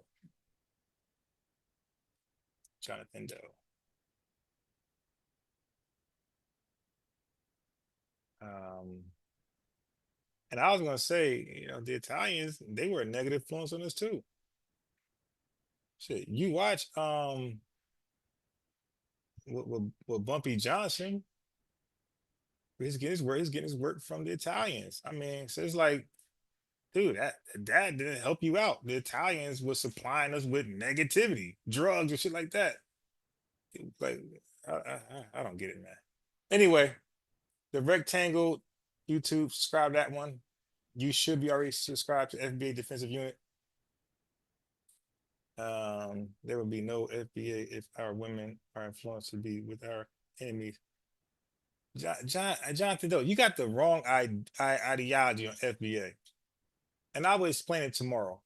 Dude, just say the same thing or something similar tomorrow on the Rectangle YouTube channel, Unbiased Sports Podcast in the morning. And ask that question, and I'll give you the correct concept, the correct way to understand what FBA is, and you'll take that back, I guarantee you. The Pasha die. Peace, peace, peace, peace. The Pasha die. I was thinking about you inside the other day. It's crazy. But yeah, the Pasha die. Oh, I gotta so Nepal, email me, because I gotta give you my new number. The old number, if you try to call, that one is done. So I gotta give you my new number. So you got my email still, right? Or the Facebook thing. So either email me or Facebook me, and I could send y'all my new number. We can communicate that way. Because I want to get you back on. I want to, I have fun with our dual lives. Sometimes you need that feminine presence to like even out the atmosphere. So therefore, me and Chris wouldn't have had that lock horn, demonstration just now. Okay, yeah, definitely in the pot. All right. So I'm going to bed so I can wake up early and come back on here. So the pot, this channel right here in the pot, this is funny. This is the channel where when I first met you, when we first had our pro-life, pro-choice debate. It was on this channel. So of course I renamed this channel, but this was the first Unbiased Sports. So I renamed it because after this channel was suspended, I created a backup Unbiased Sports, and this channel was down for 3 years. So I just made the backup the Unbiased Sports. So it's kind of like confusing when I got this channel back recovered, when I finessed YouTube to give me back this. That's crazy. After 3 years, I finessed YouTube to unsuspend this channel, give it back to me. And they did. So I can't have two Unbiased Sports. Now people are like, hey, I'm confused. Like, which one is the which? So I put a whole different name just to kill that confusion. But yeah. So yeah, so holla at your boy. We'll do something. I had brother Reggie come over here, Chief X come over here. You know, we were chopping it up. And you know, a couple folks came by here. Mr. Inky came by here.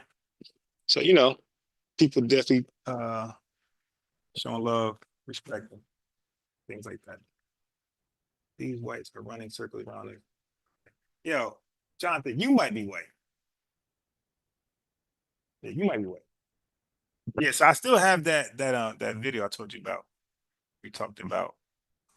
Matter of fact, I ain't know anything about, you know, Margaret Singer until you brought it right. Then I researched her on the fly, like, oh shit, like, so it's your fault, by the way. It's your fault. Because I knew nothing about what I know now. It's your fault. All right, so I'm out of here.